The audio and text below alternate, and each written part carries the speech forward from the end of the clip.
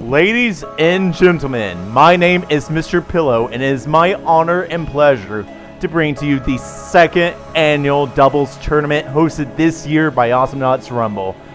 This is a large tournament, and we are in the qualifying rounds. Each team will be playing up to 4 other teams twice. You get a point for each match, and the people with the most points will go on to play our playoffs bracket next week. This is 2-on-2 Awesomenauts. It's your traditional gameplay. You're tackling droids, turrets, base, buying upgrades. And you will only have one teammate, no third, no bot. Casting these wonderful games with me today is the legendary Uberancy. Uberancy, how you doing, sir? I don't know if I'm that legendary, but we'll roll with it. Oh, it is nice to get back into casting. I've had plenty of technical issues over the months, including last time I was about to cast, I had a power supply failure, but everything is fixed, back into casting. First time casting a doubles tournament too, so that's going to be pretty fun. But either way, thank you for having me. It's my pleasure.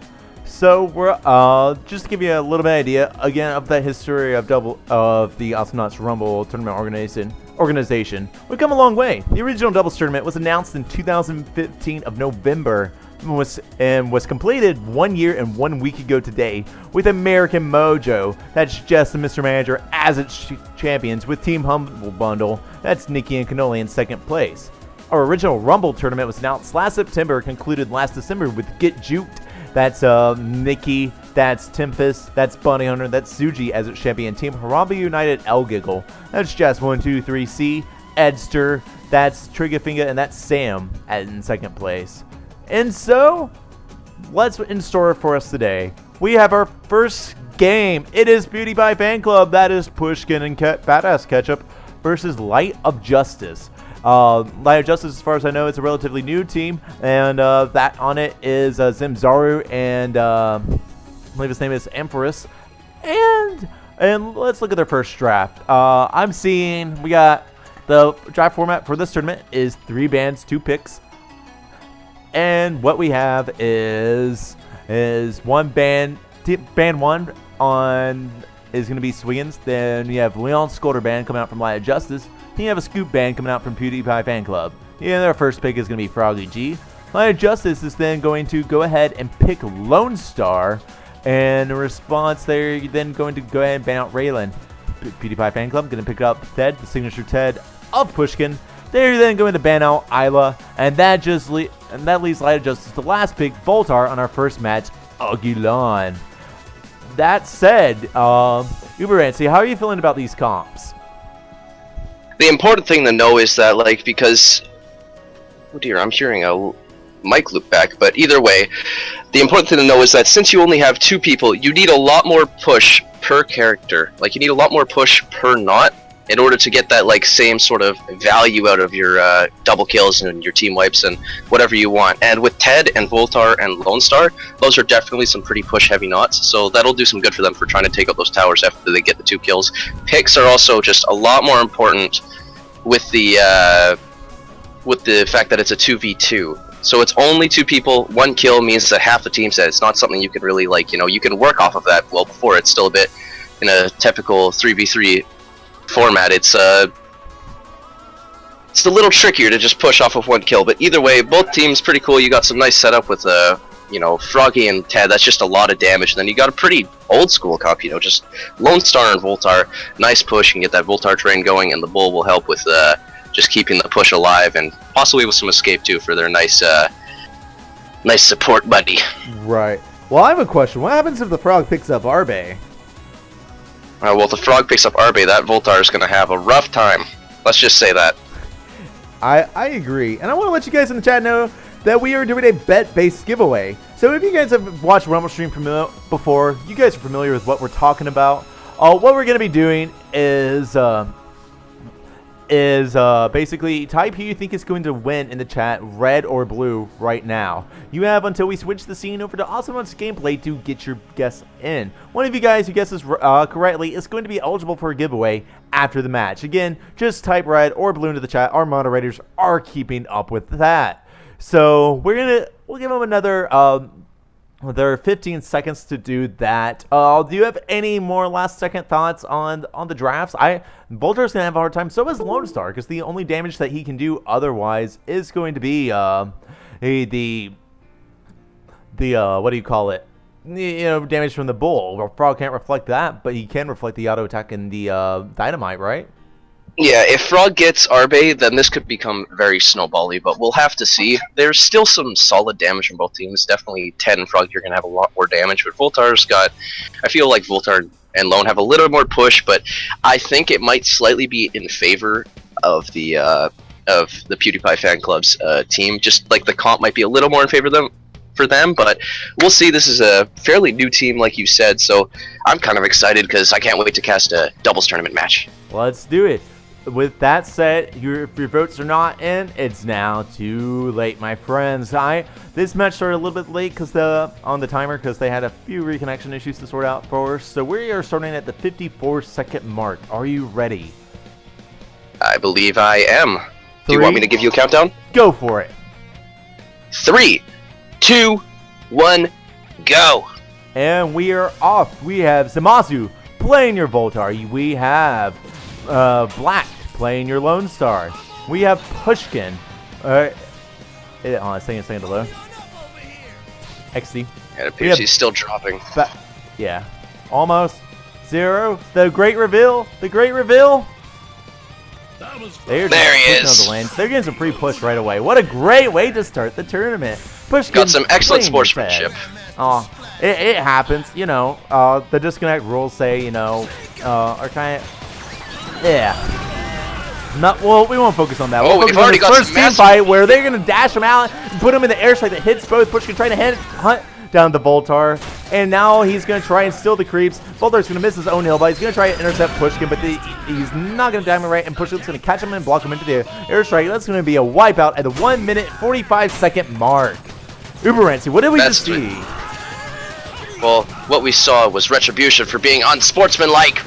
But actually what we saw was just a nice initiation from Frog and just the insane damage from Tornado and just Ted in general, because Ted is nuts. Ted has some crazy damage, especially when you get into some of his sort of alternative damage upgrades. Like you've got Airstrike DOT, you've got grenades on Shotgun, you've got Tedris, and then you've got Stimpack. You've got so many ways to buff his damage, along with him already having really solid damage numbers as is. So it's just too much damage to survive if you get a nice initiation. Right. Well, right now, Voltar and Lone Star, they're going to hill up. They're going to try and push up that top lane. Badass Ketchup, we're going to see coming for the plane. Here they come. Here comes the play. They're going to get the Tornado first. There's the airstrike. It's going to be landing on the Lone Star, and there's the airstrike, and they're going to try and let them down. They're looking for that last auto attack hit. That's all they need, but it looks like they're not going to find it. Never mind. The Bull is not going to disengage Frog. He's going to go in, hunt him down, and he's to splash dash Voltar as he tries to get away from Pushkin right in front of the turret. That is going to be a second wipe right there at the 2 minute 50-second mark. So when I said that this was going to be a snowbally game, I kind of wasn't expecting 2 wipes before 3 minute mark, That's a little nuts. That might be a little over what I predicted, but now they've got 4 druids here. They've got Ted pushing. Blue team is just dropping back now. Black's going to get the nice dynamite and the bull. Badass Ketchup very, very hurt, but Pushkin's just challenging him because he's Ted. Ted can totally do that. If you know what you're doing as Ted, you can do some serious damage in those 1v1s. Great brawler, but it looks like he might actually go down, and Pushkin's going to go down to the Voltar auto attack. Badass Ketchup's got like no health though. The taunt coming out from Lone Star, getting that salt in. Oh my goodness, going in, but he gets killed by the Voltar. Oh, I tried to go so deep for that. We've had 3 team fights by the 3 minute and 30-second mark, and each one has been a 2-for-0, a complete wipe in favor of one team. This is insane. Like, you don't see the gameplay like this. Now they have a Lone Star and a Voltar, and the Hillbot is keeping the droids up. We just see a turret get erased. That is something that we kind of neglected to mention. We did talk about the bush, but like, you have a Voltar and a Lone Star completely uncontested in a turret. That is a turret guaranteed. Like, what a, it just erases the turret. It melts it. Now we're going to see he's going to clear out the droids with his Tornado, and now Pushkin is flipping on a bit. He's waiting for Badass Ketchup to be ready to go in. Now they're together. There's going to be their strike. There's going to be the splash dash. It's not going to hit either. Black looking to get some counter initiation going. He's going to get the bull in, but he's taking a lot of damage. Will he be able to touch the Hillbot? He will. There's the splash dash. Badass Ketchup in a kind of bad spot. He's going to pick up the enemy creeps. Now Pushkin, he's full HP, ready to go in, but the airstrike is going to be a whip. But there's the splash dash. He catches them on the interception. That's going to be a double kill as he cleans them up during that stun. And now we have our 4th wipe by the 4 minute and 30-second mark.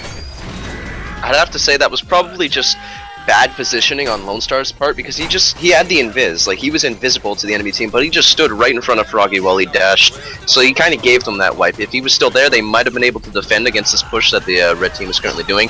Pushkin pushing top here. Zamasu's going in with the heal bot, but he doesn't have anything like heal mine, but he's just trying to get in there, you know, soak up some damage, protect that turret a little more, and wait for his teammate to come in. Black clearing bottom as well, doing a little bit of damage. Airstrike doesn't hit anything, but Zamasu's going to get destroyed by Froggy getting the dash and tornado combo, but with Ted getting the last hit. Now it's just Black here to defend this top turret here. Not much of a push going though, just trying to clear these droids.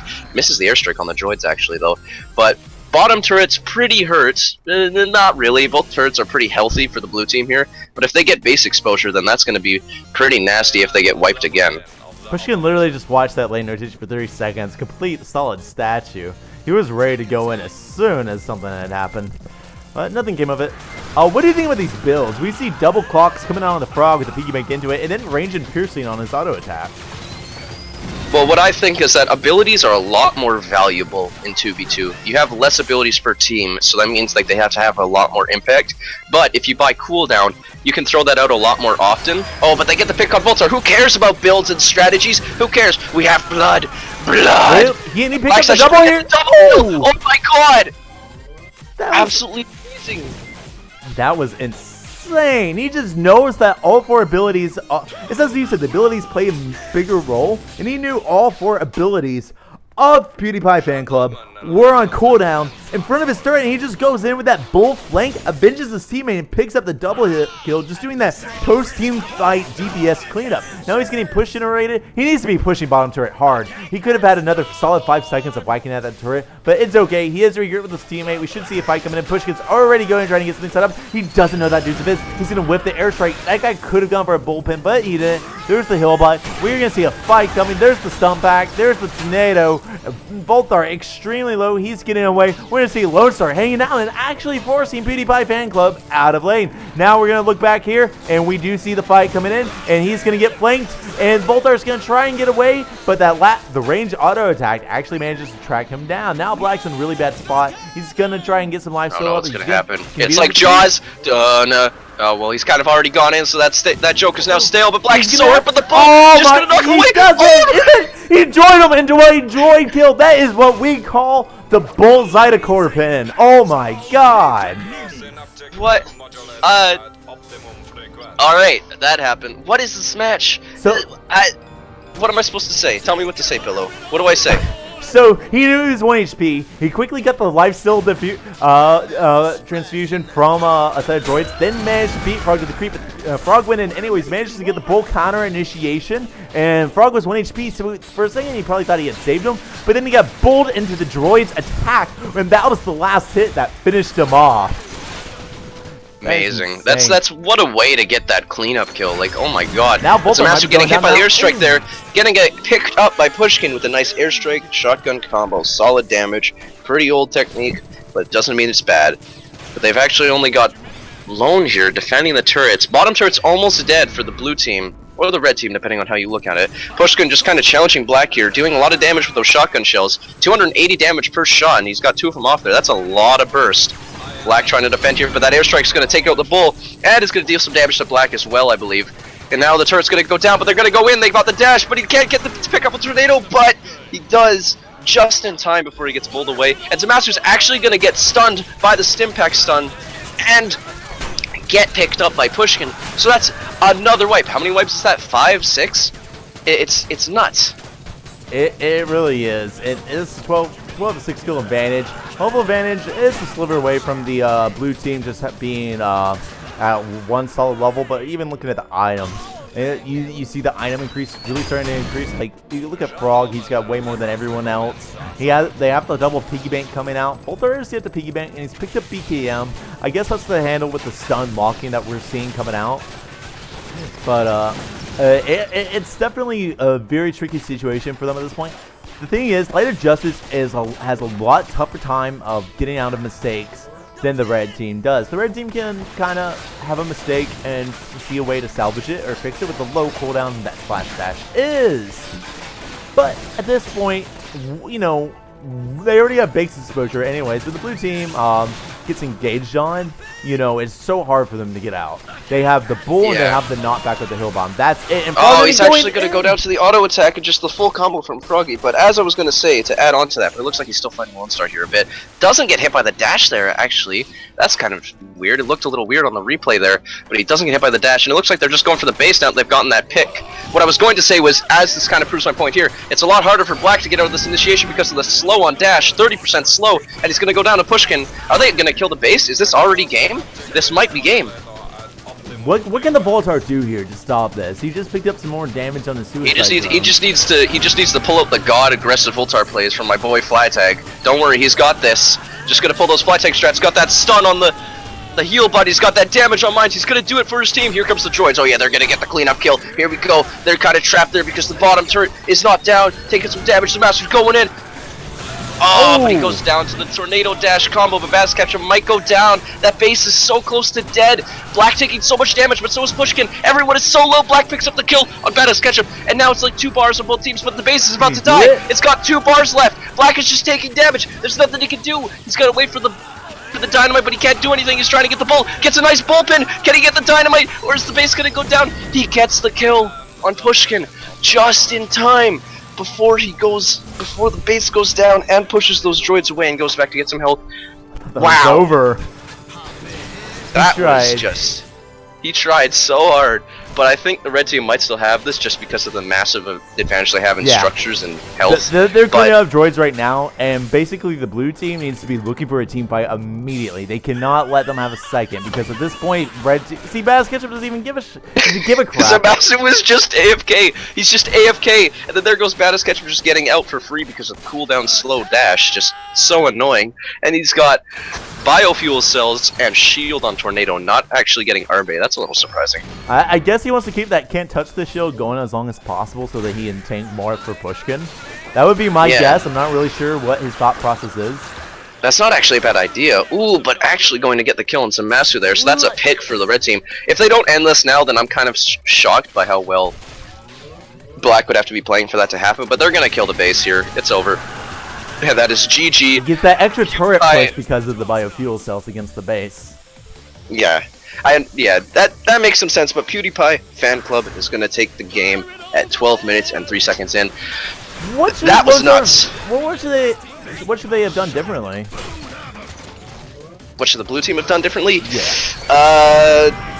Not die as much. Really, it was just a very snowbally game, and like if Froggy had say gotten like Arbe earlier, or just like it was just snowbally. I kind of thought it would be really snowbally, and just because of the 2v2 system, they don't have as much of escape against Team PewDiePie Fan Club. And that slow dash, once he bought that, and they've got the stun on Ted with this AoE stun, very large AoE, cooldown on dash. It's so hard for Team LJ. I forget what their actual team name is. Short-term memory loss. Woo. But blue team here. Light of Justice. Light of Justice. Light of Justice. Just they had so much trouble getting out of these initiations once PewDiePie Fan Club just jumped in on them, because like you got slow, you got dash, you've got cooldown upgrades on dash, you got an AoE stun on Ted, and then you've got so much damage. There's not much you can do against that with 2 squishy knots unless you get a really nice bull or a really nice knockback on heal bot. And they were fun in those really nice bulls, especially, but it just wasn't enough. You know, he probably found a good 3 to 4 times. You know, he didn't find a good 8 to 9 times. Oh, absolutely. Like the Lone Star, he played pretty damn well. I have to give props to him. He played a pretty good Lone Star against a team like that. But Voltar died a lot. It was pretty snowbally, and like just had the huge solar and item advantage in order to get like the nice push on these bases. And just look at the tower advantage / turret advantage for the team. Bottom turret's almost dead, and they didn't even need to kill it. They just killed the base. So, but still, good game. And that was just nuts with the amount of team wipes. But like, what do you think about that? Do you have any final thoughts, or should we get ready to move on to the next bits of this tourney? Honestly, I think you about nailed it. It's just a little bit about more positional awareness, kiting a little bit harder than you normally would. You know, most people, because the matchmaking works really well now, are probably used to facing 50 ping, 100 ping players. And in an international tournament like this, you just have to realize you have to put an extra half step into your kiting, basically. So, with that said, I'm good. We're going to be right back with our second match. We are going to do a giveaway in the chat, and the person who won the bet system for this match will be whispered shortly. So that said, don't go anywhere. We will be right back, my friends.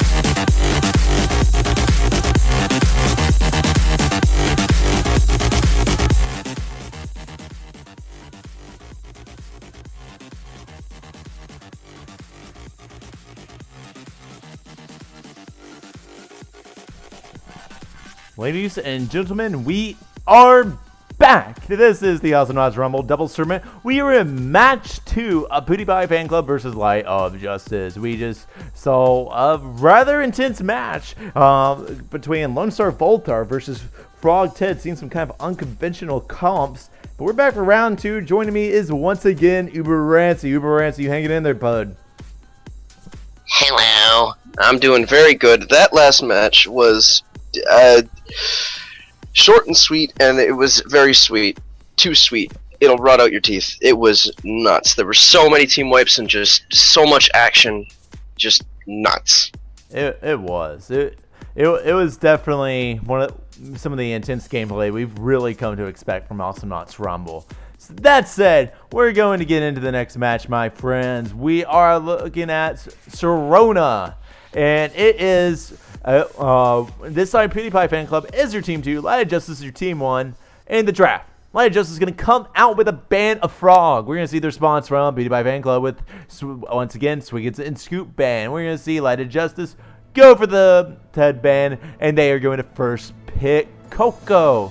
PewDiePie Fan Club is going to then pick out Leon, ban Raylan. Light of Justice is going to pick up Benny as their last pick, ban out Durple. Excuse me. The Light of Justice picks up Clunk as their last pick and bans out Durple. Then PewDiePie Fan Club is going to be picking up Benny. So your comps are Leon, Benny versus Coco, Clunk. Now, I want to give you guys a reminder. You have until the end of the match to go ahead and get your bet in on who you think is going to win. All you have to do is type red or blue into the chat. Your top team is red, your bottom team is blue. If you guess correctly, you will be eligible for a giveaway after the match. We also have another giveaway we're doing. At any point in the match, if someone gets a double kill, so it actually says such and such player has scored a double kill, the first person in the chat to say doubles into the chat will be receiving a piece of DLC. And it has to be a double kill. Can't be he set up a double kill or pushed 2 people into the turret and the turret killed 2 people. He has to get a double kill, and the first person in the chat will get that prize. Uber Rancy, how do you feel about these comps, sir? Well, it's Serona, so you've got a lot more height and a much bigger mid.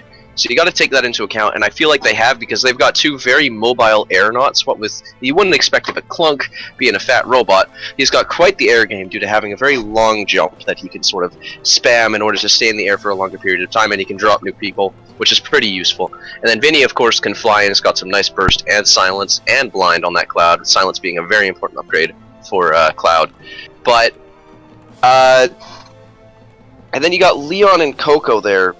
And it just, got some good initiation with the Leon, and then you can go initiate into the Spike Dive, and just get a lot of burst going. And Leon also has some decent push if you want to buy clones, but he's also just got some good auto attack damage as is. And then Coco's got some nice harassing, and he's even got a really insane 3-second long blind on the lightning ball, but it's also got some decent push if you upgrade your auto attack, but I don't think that's the plan. It's just more the harassing and to help assist the Clunk maybe with knockback ball and some extra damage and DOT and slow and all that juicy stuff. Indeed. And there's not going to... If they get tongued into Vinny, the Clunk can survive it, the Coco can't. So it's going to be really a matter of the game and that Clunk just taking for it. That said, I don't really have that much else to add. Are you ready to get into this, my friend? I have one thing to add. Something you should note is that they're going to have some pretty strong auto attacks. So if that Clunk does tank the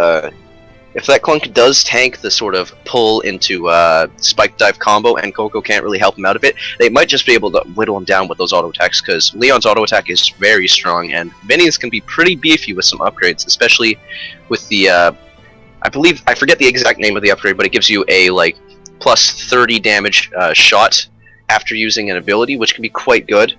But either way, I don't have much to add. We'll just have to see once we jump. Is the 12-second mark on this replay correct? Yes, sir, it is. This is your last chance to get your bets in. And 5, 4, 3, 2, 1. Now we can do the real countdown. I am at the 12-second mark, sir. Would you like to give us the countdown to start the game? So we are all absolutely, indubitably, yes. 3, 2, 1, go. We are off, my friends. And we have Black playing your Clunk. We have Zamasu playing your Coco. He's still dropping. We have Badass Ketchup playing your Vinny and Bushkin playing your Leon. They're going to go off. We're immediately seeing Tongue and Backstab coming off the Pushkin. We are seeing Spike Dive and Antique Machine Gun. That is the silence for Spike Dive coming out on Vinny. And we are seeing base abilities on the blue team. How do you think the first blood's going to occur? Yeah, and it seems that I've made a very silly mistake of forgetting that the silence for Vinny was actually changed dramatically. But either way, it doesn't matter because there's the silence dive coming out onto Black. Black taking tons of damage. They actually opted for Backstab Blade as well, or maybe Black Stab Blade because they're going to be using it on Black a lot. But either way, Zamasu taking a lot of damage here, gets the pull, and takes some nasty auto attack damage from Leon, so they're very hurt. Blue team's actually pretty hurt here, having to be a little more careful. If Badass Ketchup gets a nice dive in, actually misses Zamasu, but mostly uses it to escape, I believe. Black trying to get that nuke, gets the nuke on Pushkin. Pushkin is so hurt, almost dies from the Leon, but Black's actually going to go down while I was focusing on Leon there. Going to go down to Badass Ketchup with a nice spike dive. Badass Ketchup trying to get that spike dive on Coco, might die from the DOT, survives with 0 health. He had 0 health on that health bar. It said 0, but he still lived. Just down to the fractions of a number. But Zamasu's actually in a bunch of trouble here too. Stuck in the red creep area. What's he gonna do here? Badass Ketchup doesn't hit the dive, it seems, but he's so hurt. Oh. And he's gonna get taken out by the auto attack. I was wondering if this was going to be really intense 1v1 where it's just like they were both at 1 HP and then looked like they were going for each other. Badass Ketchup got back in time, picked up that flank, and managed to set. Even though he kind of choked, the fact that he was there and positioned there meant that Pushkin won that guaranteed. And now he's going to be tracing down the Clunk, fighting him off the jump pad, going to chase him down with that back. So that's going to deal enough damage even to finish off the mighty Clunk. And now they have pushed it up. They have droids on both lanes. Coco going to be lightning ball in back. She's not really going to be able to contest. She comes back, she might just die, but despite that, Pushkin wasn't able to tongue her back in. The tongue was necessary in order to possibly turn that lane rotation into a frag. They did get the spike dive poke in, and now Coco is going on the offensive. I don't know if she should be doing that right now. Both the abilities are not going to connect to each other. She's going to take the left bouncer. She's looking around. She's kind of fortunate that Pushkin's gotten back, and now she's actually claimed mid for her team. Badass Ketchup going back to try and spike dive, and they're missing a good warm opportunity on him. It's going to be a little bit too late now. Black is in there. He's going to get tongued right here. There's the entirety, but the fight goes off, so he manages to take a bit off. He's going to hit the explode on the droids, not the players, but Pushkin's going to get low anyways. They're not going to be able to find the lightning ball, Zamasu is, before he gets taken out by that spike. Oh, the homing missile. Oh, he just kind of overcommitted about that. I don't think he had realized that homing had been picked up yet, so when he tried to juke that and kite that, he was just like, oh, crap. So... But yeah, you cannot juke homing missiles. Those things do like frickin' 720s to find their target. They will just search you to the ends of Serona, like to the ends of Ribbit to find you and murderize you. But Black actually had some trouble here, taking a lot of damage. But those homing missiles aiming for Vinny instead of the creep, but he's okay because he's able to get that creep anyways and head down to the turret and grab that health back as well. He's a little hurt, but it seems like Leon is just getting back now. Actually, AFK a little bit, but trying to get that nuke on somebody, maybe thinking that Vinny was up top, but he manages to teleport away, as does Black. And now we've got some more upgrades coming out. Speaking of which, what do you think of the upgrades? The upgrades. We see Clone finally coming out on Pushkin. I guess he just wanted that early damage. We see Explode damage coming out on the Clunk. And we see DOT damage coming out on the Coco. I think that Clunk should be building into a Snare Bite. You know, we have some squishy knots here. The Lightning Ball and the Explode as is, if they can coordinate those hits, that's enough to kill Vinny or Leon. Vinny and Leon are kind of starting to snowball. They are still within instant range. So I would be building into CC to try and make abilities easier to land instead of building into more damage, which isn't really turning the tides too much. That or Regen. Slightly questionable backstab there, but Zamasu is going to be going down. Putting the kills to 5-1. Now Black's in a bad spot. He's going to get tongued back in. But Pushkin doesn't really want to overcommit to this. There's the Explode. It's not going to hit. He's not going to hit the bite. Now he's just going to be taken down as the entirety of Red Team just completely collapses on him. Yep, and that's pretty much a wipe, one of the first wipes of the game. And regarding CC and buying for Clunk, what do you think would be better? What would you prefer in this situation? Snare Bite or Slow on Explode? Slow on Explode lets you see where Leon is. Snare Bite is going to be otherwise more helpful, I think. Yeah, at the same time, he's also has slightly trouble hitting his bites. So if he can't take care of that mechanically, Slow Explode will definitely be the easier one to capitalize on. That's my 2 cents. That Explode left Pushkin at 1 at basically 1 bar. That's what I was talking about. They need to try and get those insta-gibs in before they've had a lot of insta-gib range, which it looks like is slowly starting to happen.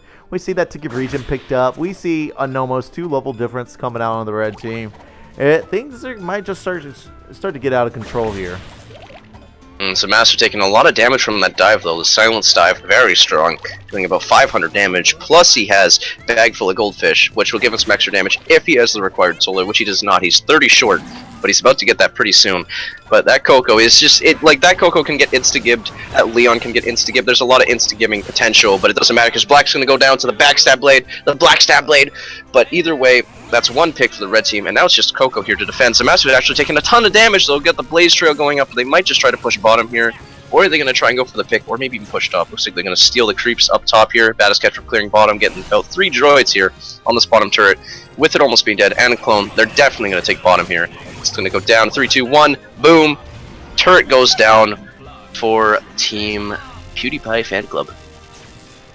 Heck yeah, and they have so much damage now. They're building so much damage. We have both tongue damages, then backstab on the Leon. We have a max spike dive already on the Vinny. That does so much damage. It's really the numbers just get it just goes in. Like look, like what could the clone could do? He just has to stay back. He had no fear against that nuke. Just went in, just like with the tribal war cry. Just went in with the spike dive and insta-gibbed. And oh my god! Brought Coco down from about, I'd say, 70% health, and they've already got another team wipe. Absolutely nuts. But yeah, they're making a bit of a push on top here. Little hurt, so if Clunk can get the drop on them. Oh, do they? Oh yeah, they do. Oh, they do. But if they manage to get another wipe here, then this could be a very early GG because of that snowballing potential. Black trying to go in here, but it looks like Leon's actually going to teleport out. I don't know if they realize that Super Droid's here. They've got a massive droid push on bottom if they just decide to try and pursue it. Oh, but it doesn't look like they're going to, and Coco's going to get there. Found it. Yeah, Coco found it, which is unfortunate. If they had seen that and noticed that, they could have had so much snowball. They could have finished the game before the 10-minute mark easily if they just gotten like 1 good pick.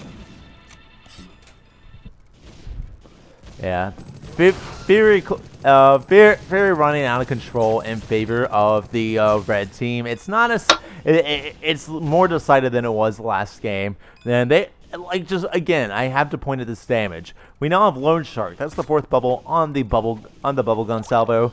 That's so much damage. Like, it's so tough, even for Clunk the tank to handle it. Like, they have to be so on point. They have to kite, they have to dodge, they have to land the bites to get the sustain they need. And at the same time, because it's really getting harder and harder to land their stuff and kill the red team, they also need to be damaged into CC. Like, so they would have to stall this game immensely in order to try and turn this around. That might just be what they need, though, as Leon tries to overcommit and ends up being picked up.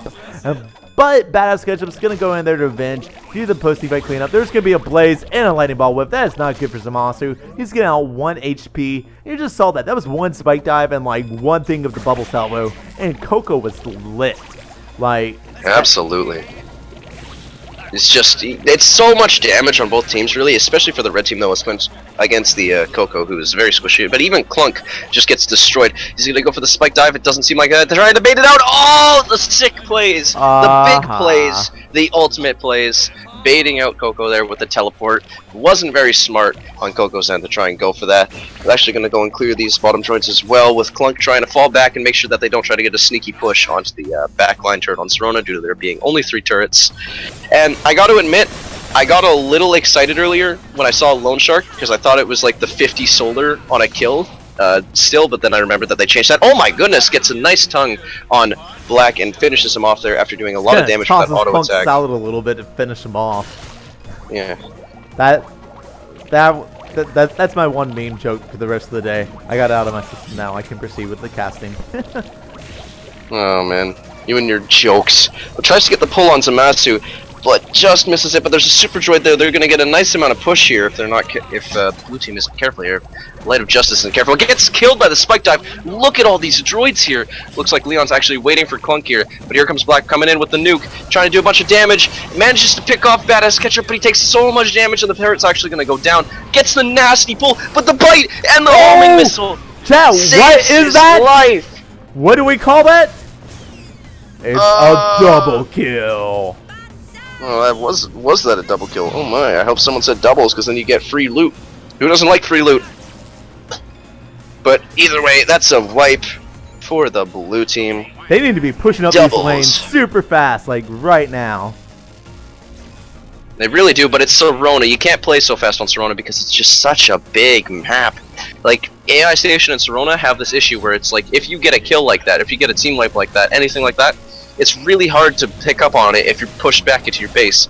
You can try to get some ground back, but you can't really make a huge push. Looks like Pushkin's going in on Coco, manages to get the pick, but he's super hurt. Black trying to go in, but he's about half health. He's going to take a dive, takes so much damage, and he goes down to the auto attack. That is base exposure for the blue team, or the red team, depending on how you look at it. I don't know how to word it, but they're going to push this base right now, do tons of damage to it. Oh, the taunts coming out, the unsportsmanlike ship from the Leon as they're making a huge push onto the base. Pushkin just standing there, not attacking the base. I don't know what the super elite metagame strat is, but I don't think it's the most optimal strat because he's not attacking the base, but there he goes. Now he's attacking the base. There's a super droid here. They finally drop down, but it looks like the base is about to go down 2 bars, 1 bar, and that is game. There it is. So this was a much more decided match than the previous one, Uberancy. What do you think should have gone differently?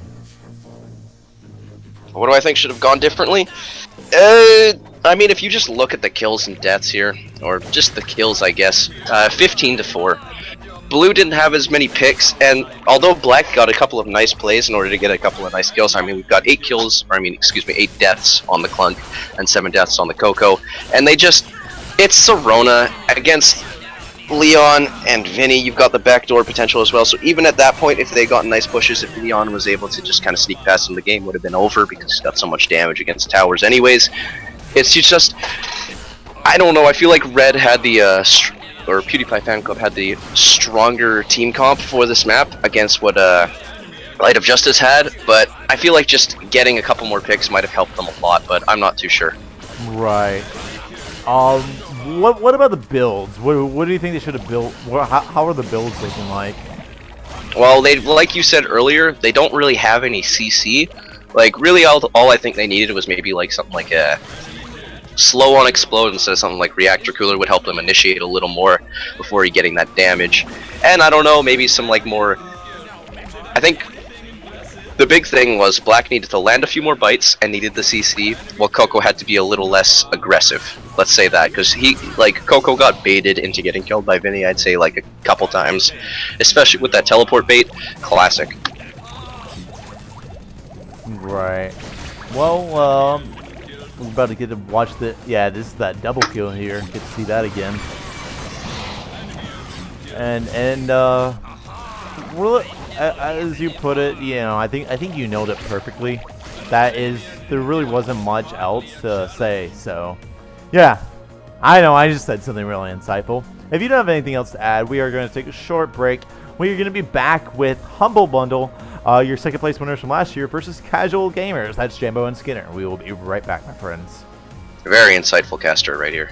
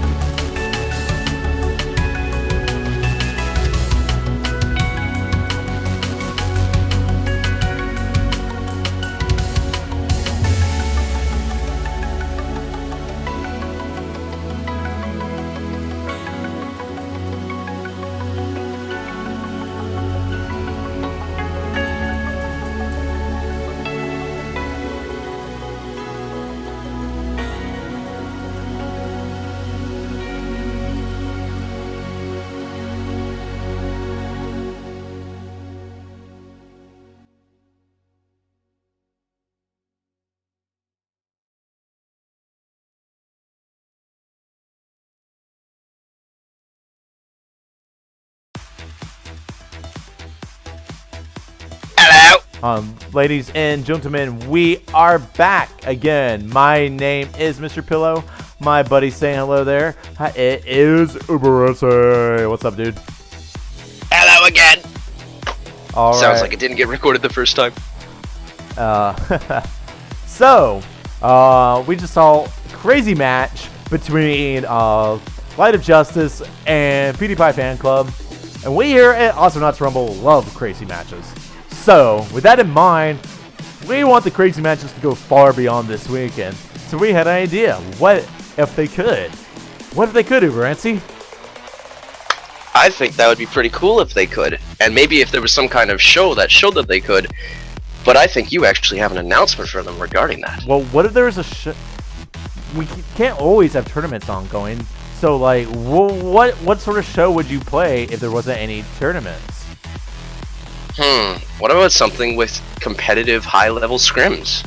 Scrims. What if we called it the Scrim Show? We are pleased to announce the return of the Awesomenauts Scrim Show. We don't know the exact details of when it will be yet, but you can pay attention to the Steam group for the information and for the frequency. But we do have that in the works, and we are proud to announce that that's going to be a reoccurring feature of the twitch.tv/Awesomenauts Rumble channel. As long as you're in our Steam group and following us on Twitch, you will always be up to date regarding that. So yeah, that's awesome. If you guys aren't familiar with it, we take scrimmages from the competitive community that aren't actual tournament matches, but still high-level gameplay with drafts and everything. And we cast them and fill them with a whole bunch of different giveaways and stuff. So it's really cool. So that's that. And y'all should be hearing more about that soon within the coming weeks. But what y'all really want to hear about right now, I think, is Casual Gamers versus Humble Bundle. So, a little bit about these teams. Casual Gamers is Jimbo and Skinner. Jimbo is the guy that's actually currently running the Awesomenauts Arena League tournament, which you should totally check out. Humble Bundle is Nikki and Cannoli, your second place winners from last year. Why don't you tell us a little bit about the competitive history of Nikki and Cannoli, Barancy?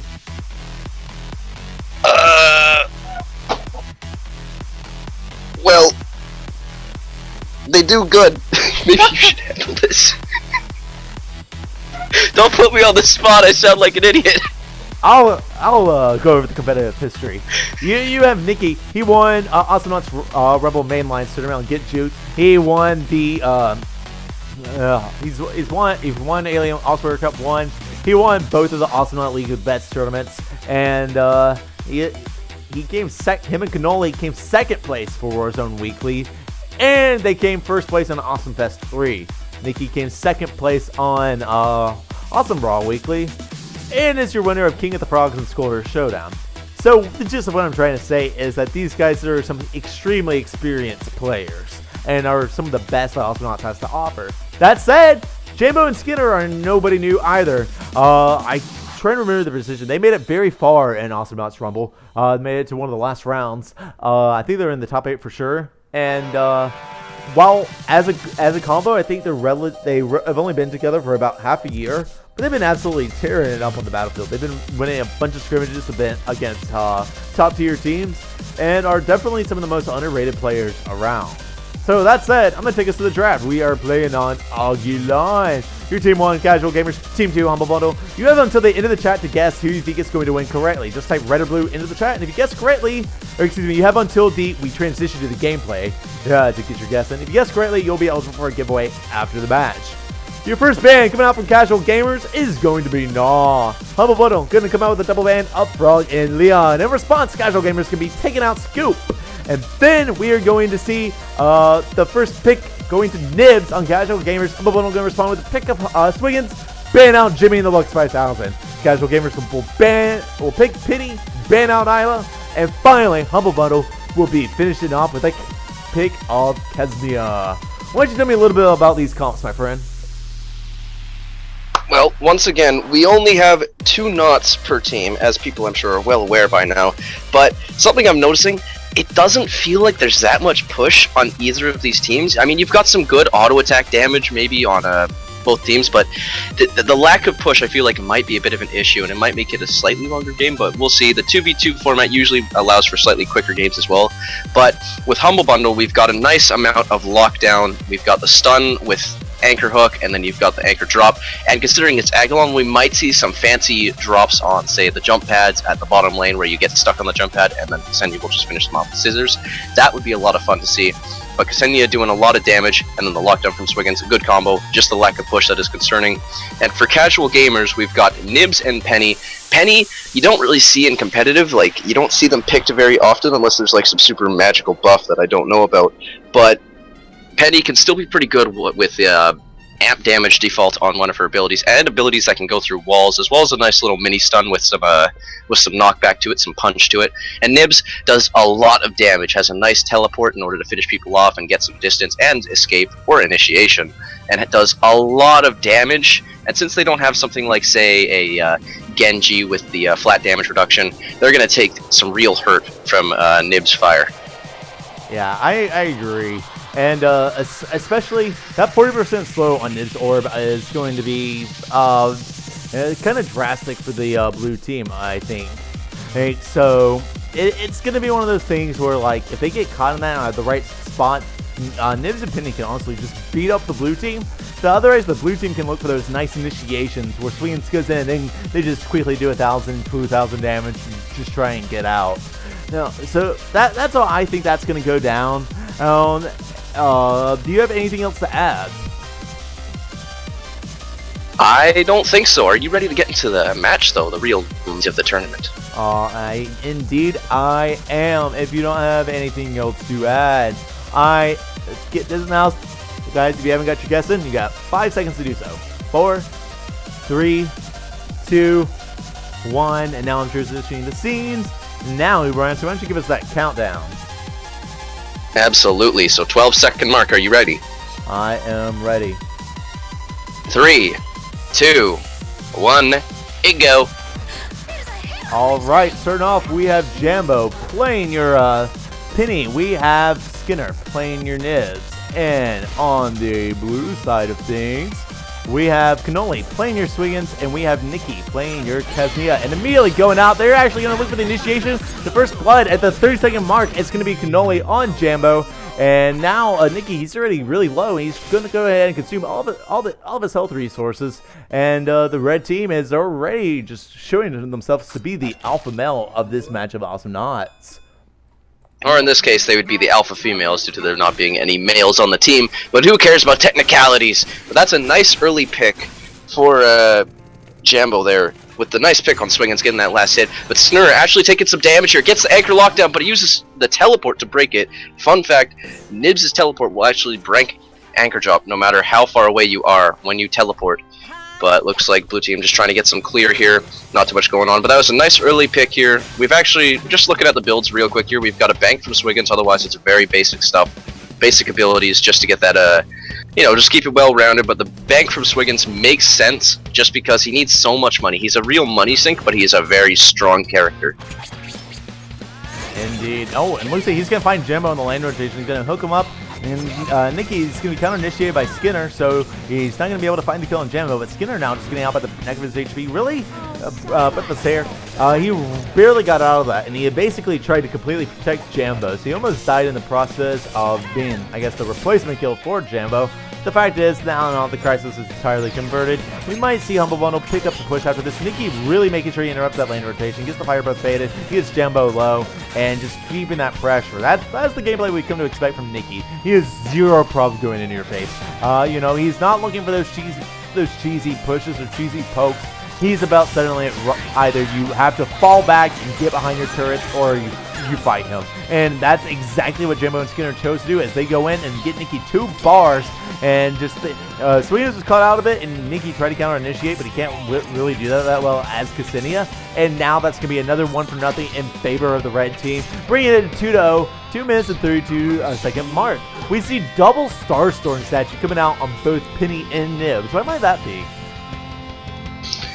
Well, extra damage on Nibs can be very strong, and Nibs definitely wants that damage. On Penny, I'm not sure. Penny does pretty moderate damage, but you need those charges, so you got to keep a lot of auto attacks coming out in order to really get a lot of damage on Penny. And she does definitely have the potential, but it's just you need to land so many successive hits on potentially very mobile characters. but the Starstorm does seem like a solid buy on Nibs. But Nibs is going to put that to work, getting a nice kill on Cannoli, and Nicky's so hurt. It's Nicky versus Jambo. Jambo gets the final hit, just barely gets away with their life as well, but it's going to make a bit of a push here on the top here, just slapping it with that pom-pom, because apparently pom-poms are very deadly against turrets and machinery.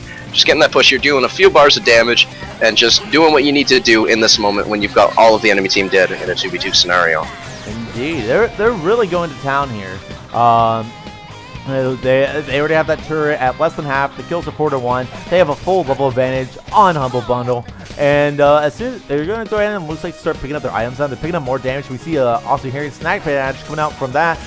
Skinner going to make this play, but Penny is not there. But she goes in. She tries to find Nikki, but not going to be there in time. Skinner just needed to wait a little bit longer for Jimbo to be in position. Now he might be going down there on the hunt. This anchor dive is going to be a miss. Jimbo could make a play there. He's not going to risk it. He is low HP in a 1v2. Understandable. But yeah, Skinner, he tried to do that flank, used the miss, and he had the right idea. He just had to wait like 2 more seconds for Jambo to be in position. That would have been a great play. Jambo going to get Nikki extremely low, but he's going to miss the last hitting pounce, and Nikki's going to begin now recuperating. They're going to push some droids up on bottom lane to give casual gamers something to do while Humble Bundle gets their act together. Now Nikki is back in lane. He might be starting to gain engagement right there. There it is. He's going to go ahead and roll through the fire, not take that much damage. Swing's going in. He's going to whip. He is in a very bad spot. He's going to be going down in a 1v2 scenario and leaving Nikki once again to defend in a 1v2 scenario. So now Cassini is not that great on defense, and considering that both the Pulse and the Fire Breath, this is something that we neglected to talk about, can reach behind the turret, it's an absolute nightmare to defend against the push here as Cassini. There's so little you need. Maybe you're not DOT, but the creep spawns just in time. Extremely close call on Nikki's part. What has Humble Bundle got to do to turn this around? Well, like I said before, both teams don't really have that much push, so I feel like even if they get wiped, they're not at that much danger unless they have an insane droid push. I mean, if they get wiped, they might still lose a tower, but it's not going to be the end of the game in this state. But just so much damage from both teams, really. There's the lockdown, the anchor drop coming down on Jambo, but nothing's going to happen because they're able to destroy that anchor. But Jambo taking a bunch of damage from Nikki Scissors, just throwing those scissors and getting tons of damage with those scissor damage upgrades, the laser blazing scissors, which is very helpful for dealing with the, for just helping secure those kills when you get the anchor drop. You don't need as many hits, and it might help with actually killing them. Because everyone here is fairly squishy except for Swiggins. He's not too squishy, but he's still not exactly tank status. And due to his lack of really solid mobility, it definitely, you know, makes him a bit easier to kill. Which is probably why he's died about 4 times. And probably why he's picked up double pills. He's picked up both stages of pills, and now he's actually getting a shield on statue. The Royal Toy Castle, whenever he's not holding his humble, he has a 10% shield. Seen that before any damage upgrades. What do you think about that? I think it's understandable, but still a little strange, because damage is very important on Swiggins, and he's just like, he's such a money sink, like I said before, that it's just so expensive to get what you want. You need auto attack damage, you want anchor damage, do you want stun, do you want AoE, do you want like more health and barrier magazine maybe, do you want shield on auto attack or something like something a little more obscure, just like to help you stay alive and do the damage you need. But if you have your team with you, it's not as required because you'll be getting fed a lot of money from your teammates getting kills, or possibly you even getting the last hits. But in 2v2s, I feel like Swiggins is going to be a little bit slower and a little bit harder to use because of that. But Nikki taking some damage, not too much, but Jambo's going in for the chase. Nikki half health, but Skinner's actually going to go in, but doesn't take that much damage. Both teams are at about half health for everybody. Just trying to wait for those creeps while red team tries to clear and get some extra ground here. Grabbing all that ground solar, killing the droids, getting the creeps, etc. Yeah, I agree. I really think that they have a lot of trouble blocking Nikki down. They use everything on Swiggins, and then Nikki comes in and gets low HP trying to clean up, but they don't manage to finish off Nikki, who usually gets out low. I really want to see that slow I talked about coming out on Skinner, because he uses that orb to try and cut Nikki off, but she's not up. Oh, they might be going in. Jimbo might be going down here. He is hooked. That's going to be kill, and that is going to be a 1-0 in favor of Cannoli as he stops the killing spree of Casual Jimbo. I want to see that 40% slow come out and keep Nikki in place. After that, Nikki is no longer able to kite around and just decide, okay, I'm low enough, I need to leave now. If they get that slow going, I think that's exactly what casual gamers needs to do to submit their win. And I would like to see them submit their win before a Humble Bundle pull something to go ahead and take the lead. Because if anyone can make a comeback on a mere 2-kill difference, it is definitely Nikki and Cannoli. No, absolutely. But Yeah, the slow would definitely be very strong against Nikki. Like, the slow is definitely, like, it's something so helpful because Nikki cannot be locked down, and they don't have the lockdown like Swiggins does. And he's poking at Jambo there with those scissors, trying to do a little bit of extra damage, and gets the silence on Snur, just doing a little bits of damage here and there, just throwing those scissors, slicing through the air and into people's bodies. But if we look at the builds here, they've actually opted for a little more damage on Energy Pulse for Penny and some sustain. They're going for lots of damage and also some defensive stuff. Like, they've got damage and shielding or like health. That's kind of their style right there. And I don't think that's a bad idea. And then Swiggin's just going for all the defensive stuff. Actually going in. Jambo taking so much damage. He's so hurt. But Nikki can't get in. Actually going for Sknur instead. Taking a lot of damage though. Nib's auto attack is nothing to trifle with. But he's still taking a lot of damage and has to back out, clearing these droids and getting back to safety, killing some creeps and whatnot. Indeed. We're really starting to see things kind of going to Awesomenauts. We've actually seen the levels nearly even out now. The amount of upgrades is actually even, except one more upgrade, the upgrade of potential with the life steal on Nikki. Here comes the attack. Here comes the anchor. It's they're going to get out. That orb is going to break it. Nikki's going to get some knives in, but the fire breath is going to kind of whittle them down now. But now we actually see that sustain from Nikki is keeping him in lane. He's full HP, so he doesn't take that much. He's got the shield and the pills, and their build orders are actually starting to come to fruition now. Something I'd like to mention, Nikki actually hasn't gotten any of the last hits for the blue team here, which is, he doesn't really need the money as much as Swiggins do, which is good actually. That's pretty good that Swiggins is getting that money instead of Nikki, at least for the blue team. But it's still something strange to note that Swiggins has gotten every last hit with a Ksenia on your team. And it really is, especially because Swiggins serves as the initiator here. He kind of goes in, uses his abilities right quick, and just kind of walks away, hopefully baiting a lot of the abilities because he is the tank of the team. And then Nikki goes in and does 1,000 damage. Yeah, I could just imagine just Swiggins throwing in his anchor hook, anchor dive, doing all like that insane lockdown. Then he just goes and pulls up a chair and sits to the side for like 30 seconds, like, right. Go get him! We'll just like sipping on some tea while Nikki's just going in. Those are those clean initiations that we had kind of talked about in the pregame drop. We're not really seeing that. They don't really go for that style. They've really been going for the kills that both of them are really good to commit to. And the ones where they tried that strategy is the ones that ended up in Cannoli dying. If basically, I think they win if Swiggins is able to commit to it also. If only Nikki is, then that's when we have a situation like the one we have there, where Nikki 1v2s manages to give them both the half, but because Swiggins ain't there to back him up, you know, if he continues and commits to that, he dies. And now they're going to find Jambo in the lane rotation. He's not going to take that much damage. He is, well, not that much. He's going to go half and go back, but he's not going to die. And now we're going to see Nikki pushing up the top lane. We are going to see Swiggins pushing up the bottom lane. You did mention the lack of push on these comps. How does that factor into Humble Bundle right now? Because they have barely pushed at all. This is actually one of their first pushes of the game. This is what I was worried about. If we look at it here, it might, like, we're seeing more Footsiesnauts now. Now it's past the like early game. It's a very slow push game from both teams. This is why I kind of think you need the push, but it doesn't matter. Who cares about pushing? Because Nikki's actually going to go down to Jambo, and then there's the anchor drop. Can only just running away. Got that shield to really help him, basically taking no damage from all of that abuse, and he's already like almost full health. But back to what I was talking about, iframes coming out on Ksenia also, good thing to note. But they don't have the push. Yeah, sorry. Yeah, pretty much. But the important thing is, this is why you need the push in the 2v2, because you just don't have the third body to help you with push if you don't have a very good push team once you get that wipe. Even if you wipe, it's like, it's a 2v2, so if you don't have any push on your team, you're going to have a lot of issues actually securing those turret kills. So it's like, even if we look at like red team here is at a pretty big advantage, and they've taken down a tower, but bottom tower is pretty much full health, top tower is pretty much full health, and like blue team here just hasn't done much. Like, it's a little bit of damage on both towers, but only one is even cracked on the minimap. So it's going to be a bit of a longer game, I think, even if it becomes like a very wipe heavy game.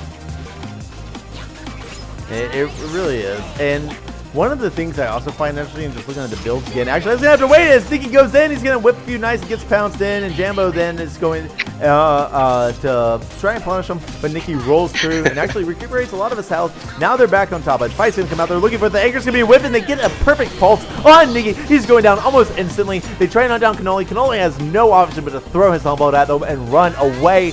Now we probably see a split push coming out. Skinner cleaning up the bottom lane. We see Jambo picking up the top lane. Canoli looks like he's about to go ahead and contest them. They're both going to miss their abilities. Top tier players, folks. Both missing abilities right at each other's face. And I thought we were. Wait, are we watching a League 9 match now? I'm confused. Maybe. They just passed the controller to their cousins for a little bit. It's okay. We'll let that one slide. And now they're cousins. Now they are pushing down there. Nikki gonna go in, try and push Jambo out. Jambo gets scared pretty quickly, gets out, even though he did way more damage to Nikki than Nikki did to him. And they are pushing up that top lane. Now Skinner's in Biz. What are some of the things that an Biz Nibs can do to really capitalize on that stealth? Well, you don't have the slow yet. Like, if you don't have the slow on teleport, you can't really initiate by yourself. Probably just waiting for Penny to come in, but there, the Invis is actually going to burn out in a terrible spot, too. Nikki's going to do a bunch of damage to him. He's actually have to get out with that teleport, leaving Jambo all by his lonesome, but he's going to get behind the tower and teleport away. Kind of punishments with Skurs now is going to be by himself for a bit, but it doesn't look like the blue team can actually make a push. They're clearing right now, but they can't just body the turret and get some free push or anything like that. Snur is just going to do a little bit of free damage to them. Nikki caught out by both of them, but he misses their abilities, misses the pulse, and cannot get a pounce or any auto attack swings on Nikki. So Nikki's okay, taking some lifesteal and takes a pounce there, as well as a bit of a combo there. Jambo taking a lot of damage and gets hit by the anchor, but Nikki is so hurt. DOT doing tons of damage. Virtual Girl's kind of helping keeping him alive, but he's going to get those creeps and has the lifesteal to keep him alive. But still, not that much going on, but bottom turret for blue team is actually almost dead. Got one bar, half a bar now. Penny could just body it and kill it probably, just because all the abilities are burned for the blue team. But Nikki's actually going to have to get out because of low health. Indeed, and they look like they might be taking down that bottom turret now. Indeed, they are. They're not going to try to defend it. They know it's full Aaron, but they're going to catch Skinner on the jump pad. Perfect prediction coming out from them. They knew how he was going to react. Jambo didn't take the bait, yeah, that's gonna be a very free 1-for-0 in favor of Humble Bundle. That's what you don't do. You don't screw up like that.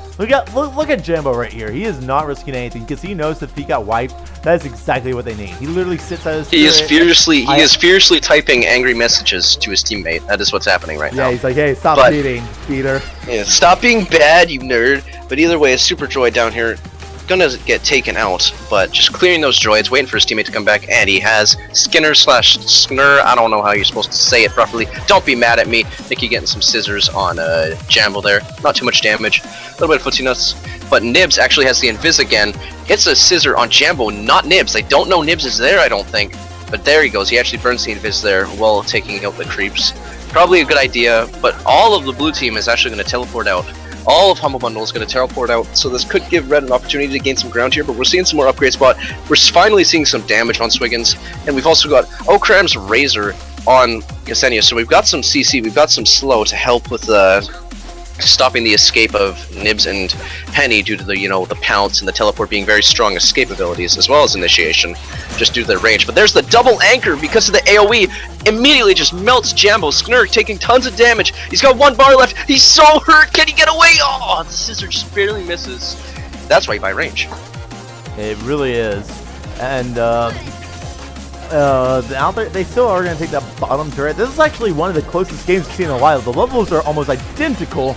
Just a little bit further ahead of the blue team, enough to push them over to the edge into level 10, and we have the kill difference of 7-5 in favor of the red team. We have 2 turrets on the blue team and only one red taken out, but they are pushing that remaining front turret that Casual is trying to protect, and they are going to get the pounce of the fire breath out. Nikki's just going to run away. He's going to 2/3 HP. He's waiting for Virtual Girl to come back. He's going to get Pulse, very cheeky one, enough to kind of give him a little jump. Now he's going to go punch Skinner. They're going to try and take him out for pulling those shenanigans. He's actually going to get out, and now we see Jambo on the hunt, trying to see what he can find, but he doesn't have any charges. He can't pounce. That is unfortunate. He's just going to have to clear out that Super Droid now. Casual Skinner, and be protecting the top turret.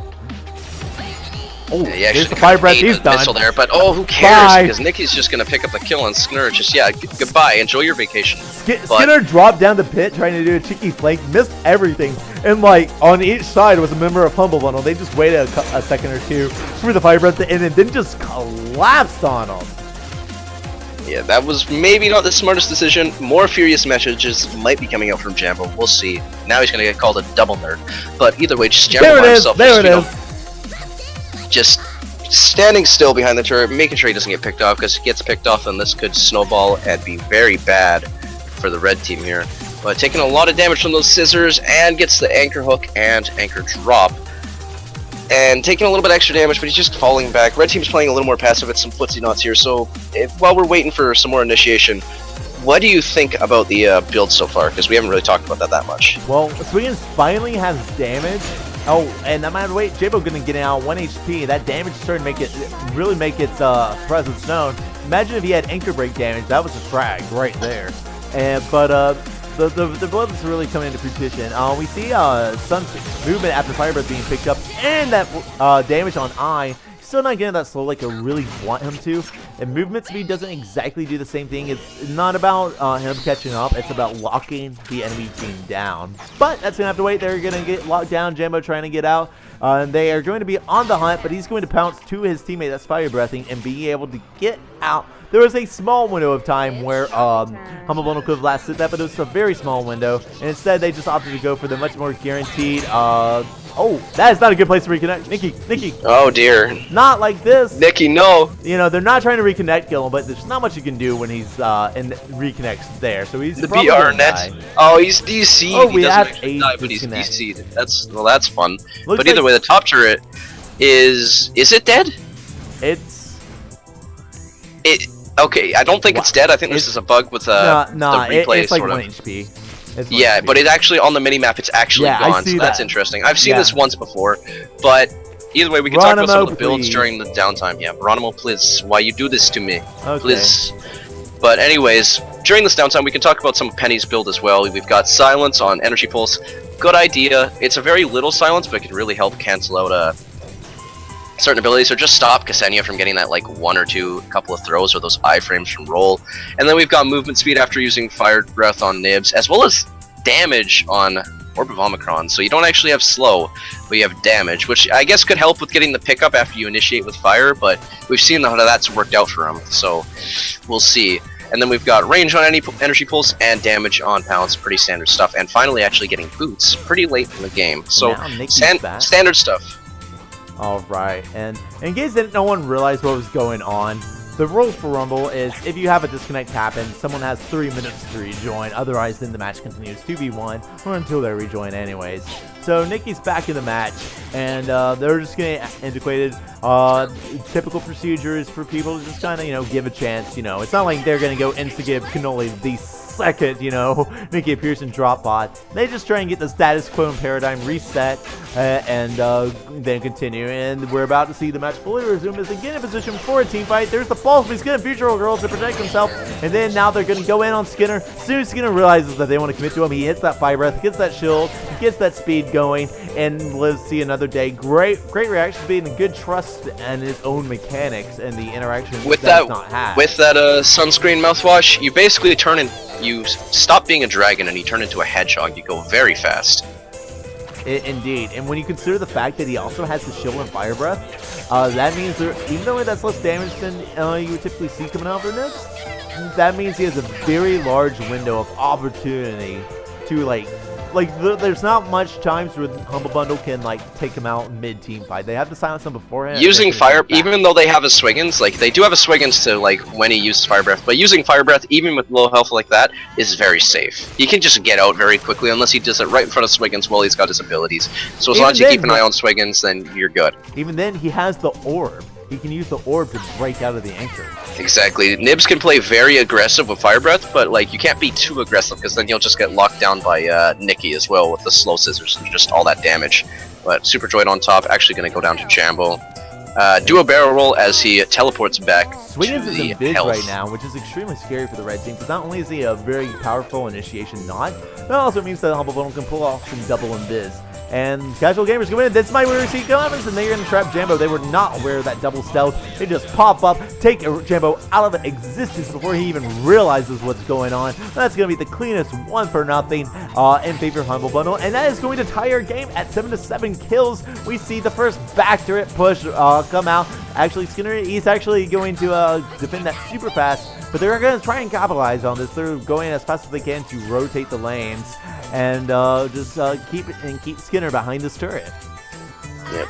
But it seems as though it's sort of evened up a bit. We've got even kills, pretty similar levels, a little advantage for the blue team for Team Humble Bundle, but this is a bit of a slower game, like I said, because of the lack of push, but now the blue team's got most of the ground here and most of the clear going, so they can, if they get a wipe, then they can probably push the base a bit too. But Jambo actually taking a bunch of damage from Nikki while he's trying to chase Nikki, but Skner just turning into a freaking hedgehog, just chasing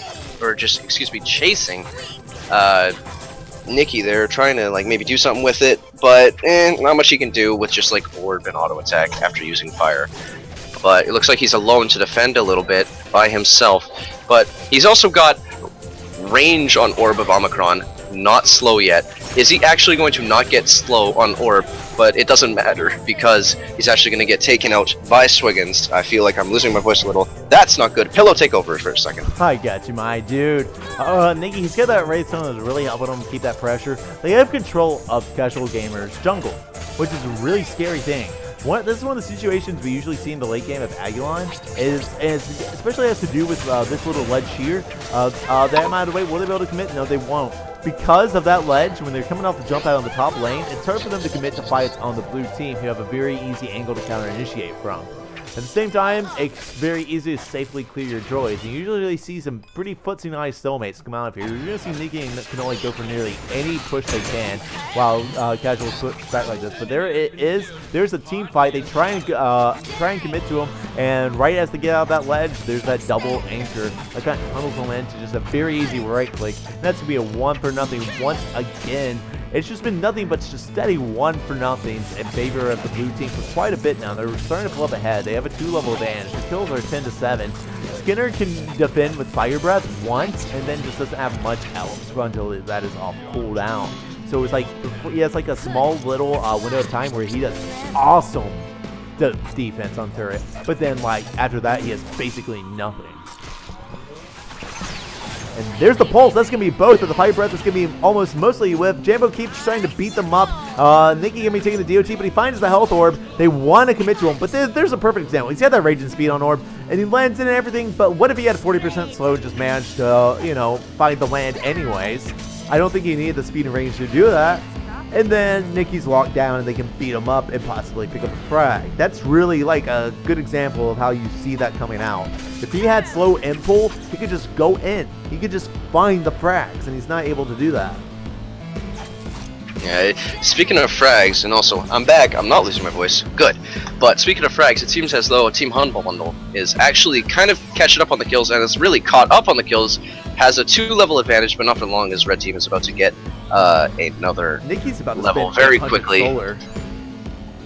That is not what we need. Let's see what those items are going to be. They're taking quite a little bit of time. Oh dear, yeah. Well, let's see. We've got extra duration on stealth. We've got range on scissors. Being a smart gamer, I like that. Not pause. They are going full cheeky. They still didn't pick it up anyways. Imagine if Skinner had slow. They were so perfectly still, I actually thought they were pausing. Yeah, but either way, we've got some auto attack damage and the extra stun on Swiggins. Very good upgrades. Even if you get them this late in the game, they are just so nice. That was some weird anchor shenanigans there. But either way, Jambo taking a lot of damage, as is Skinner, or Skner. But they're going to have to fall back a little bit here. Can only just clearing those droids. Everybody's clear those droids. Everybody likes clearing droids. Clearing droids is a good old family activity. But Jambo going to clear these droids up top. Dodge those scissors so very skillfully from Nikki there. Get a pounce in, just be like, get off of my land. And Skner doing some damage, gets hit by the anchor drop, but can break it with teleport, but decides to just use her teeth and claws. And Nikki just jumping around, but a little bit slower again, but the bottom turret will probably go down if a kill happens on the from casual gamers. Like, if casual gamers get killed at all, like either one of them, that bottom turret will probably go down, but can only actually getting chased here, as is Nikki, but Jambo's going to regret that decision. He's going to take a bunch of damage and get hit by the anchor hook. Skner actually going to get chased by Nikki, just taking some damage in the silence and whatnot, but Swiggins is invis.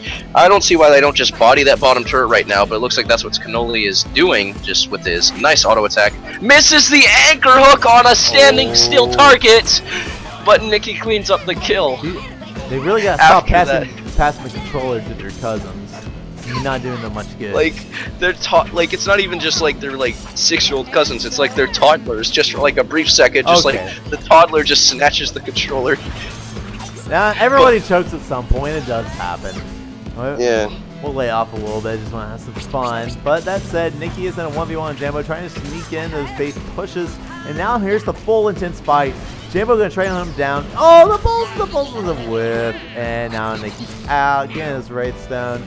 Just gonna chill. He's gonna find some push on top. Gonna quickly pick up some bars on that. Uh-oh, Nikki's in a bad spot here, taking so much damage. Catches up to him. That was that was too greedy of a push. And now that's a 1 for nothing. Oh dear. Really staying way back. He does not want to give this back to casual gamers after they make this much of a comeback.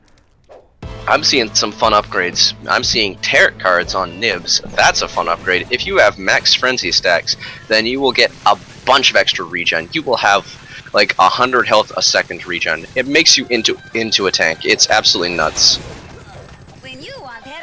Indeed, and we see Nibs on the bottom lane trying to push that up. They're starting to get some real push now going on. We're going to see the team swap. We're going to see some very intense Awesomenauts coming out. Shimmer going to go back, spend one last set of 200 solar.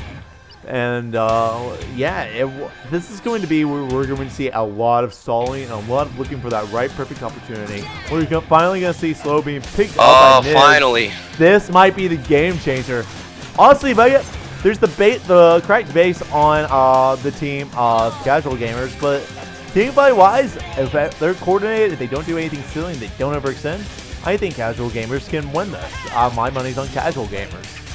Well, I mean, like, Slow is very powerful, and they've got the movement speed on.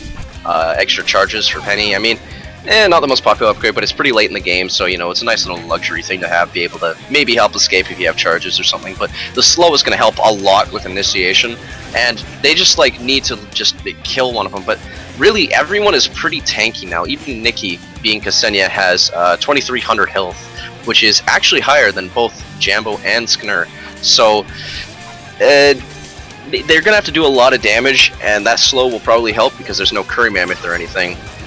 But Jambo taking a lot of damage from those auto attack hits and the scissors. There comes the fire breath, but it gets pretty whiffed, not doing really much of anything with that one. But Cannoli just like getting away, not taking much damage. Jambo's taking a lot of damage from Nikki, but it doesn't matter. He's pretty beefy right now, using those scissors to just poke.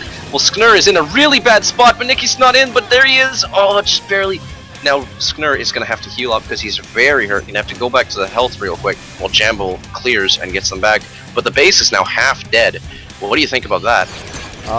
It's a very tricky situation. They might be going down here. Skinner is going to get taken out. They find the hunt. Jambo has to win on 1v2 here or die. Cannoli's going to get 1 HP, but he's going to fight the bounce. Oh, he gets Cannoli. Jambo versus Nikki. Can he do it? There's the knife out of stealth. Is going to get missed. He's going to pick up the thing in the creep. Going to get the raise zone. Pulse is going to be with Nikki going on the offensive. There's the pounce back. Still back for time. He's going to pick up the health. Here is where they can the pulse. And now Nikki's going to be going down. But he's going to have to rush there. Skinner actually might be back in time, but he's going to have a lot of droids. The first thing Skinner will have to do is fire breath the base, and that's probably going to spin him. He should now be passing the shop in just a couple seconds. I don't think there's anything he can do. This might just be a good game, and he gets the fire breath out. He's trying to duke him out. He's got the droids cleared. He might be able to do this. Penny will be back in about 10 seconds. Nikki's getting the life steal off the droids. He's ready to go again. Now you got Skinner. He's full HP. He's ready to go, and there it is. He's trying to finish it off, and the fire breath might just hit the droids. He's got to get the droids down. He's got to get the droids down. And now we have Jambo back in the arena, but Swingin's coming in from the other side. He's going down. He's trying to finish it. Now Cannoli's in bad spot. They know they have to go now, and Skinner's already on it. Jambo's just making sure none of the droids are chasing. They do have that super droid coming up on the top lane, but Skinner is not letting Cannoli go. He's trying to fight him though. Cannoli is invincible. He might just go back to back door bridge. Oh, the droids! The base! No! And that your round 1 of Casual Gamers versus Humble Bundle is going to be Humble Bundle taking the lead at 31 minutes and 53 seconds. What a match! What a match! The real MVP, those Saw Blade droids, man. Just look at them. They're just dying. Like, they're getting chopped up by those red ones, but they did their job. They did their duty, and they won it for Team Humble Bundle. absolutely amazing, and a very long match too. One of the longest of the tournament so far. Yeah, like you don't usually see that in 2v2. What should casual gamers have done differently in order to make their win work here? Slow orb earlier, maybe pick something aside from Penny, something with a bit more push, and I guess that's really all I have. That's what I think just in general. Those are the two big things. Slow orb earlier, get a little more CC earlier on to help with initiation, and maybe not have had a Penny pick. I don't know who they would have picked instead, but there's a couple of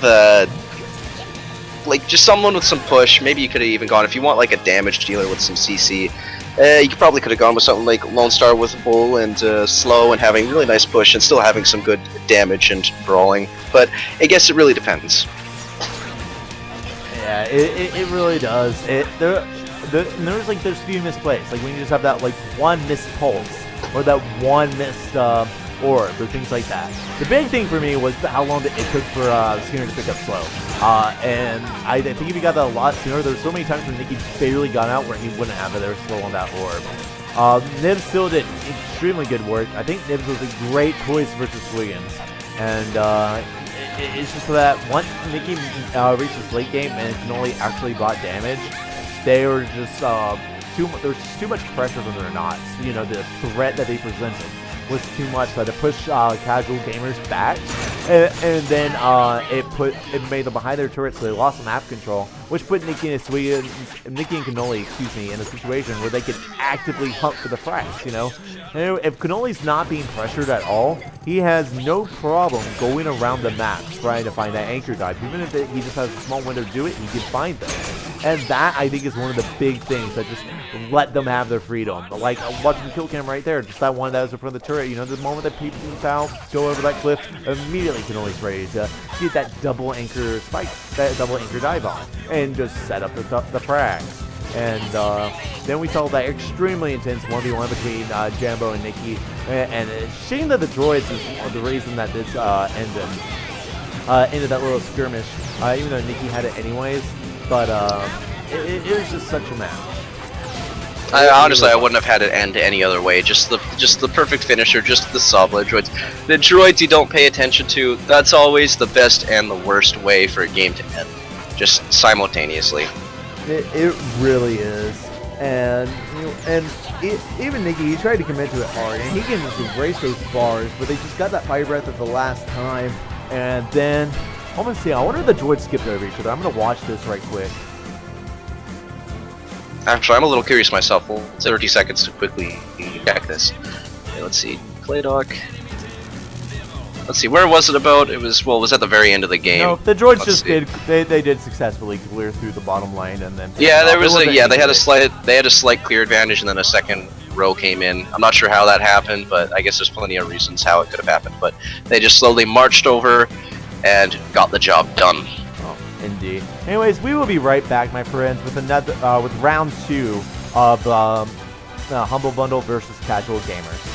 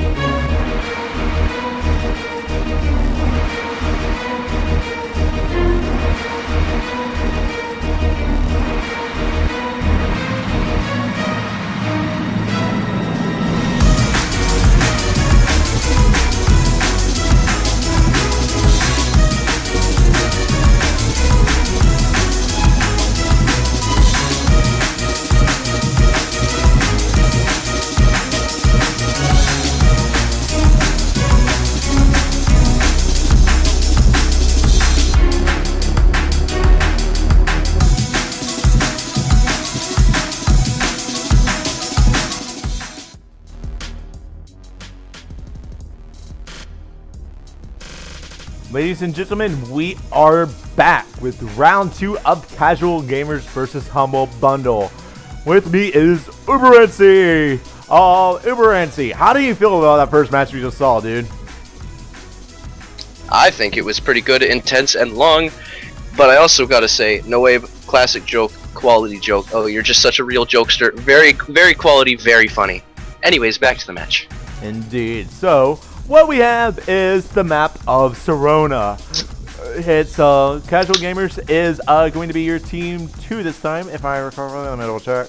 Yes, they are team 2, and your team 1 is Humble Bundle. And Humble Bundle is going to be starting off with a band of Leon Le Chameleon. And in response, Casual Gamers is going to be doing a double band of Na Kesnia. I'm going to stop right here. I'm going to remind you guys, you have until the end of our draft analysis where we transition to gameplay to make your bets. Type red or blue into the chat and who you think is going to win. After the match, someone who guessed correctly will be eligible for a giveaway. So that said, back to what I was saying, they're going to ban out Na and Kesnia. So Humble Bundle going to come back, ban out Scoop, and first pick Froggy G. Casual Gamers in response with a pick of Swiggins, ban out Coco. Humble Bundle going to go ahead and last pick Skoldir. And they are then going to ban out Jimmy in the Lux 5000.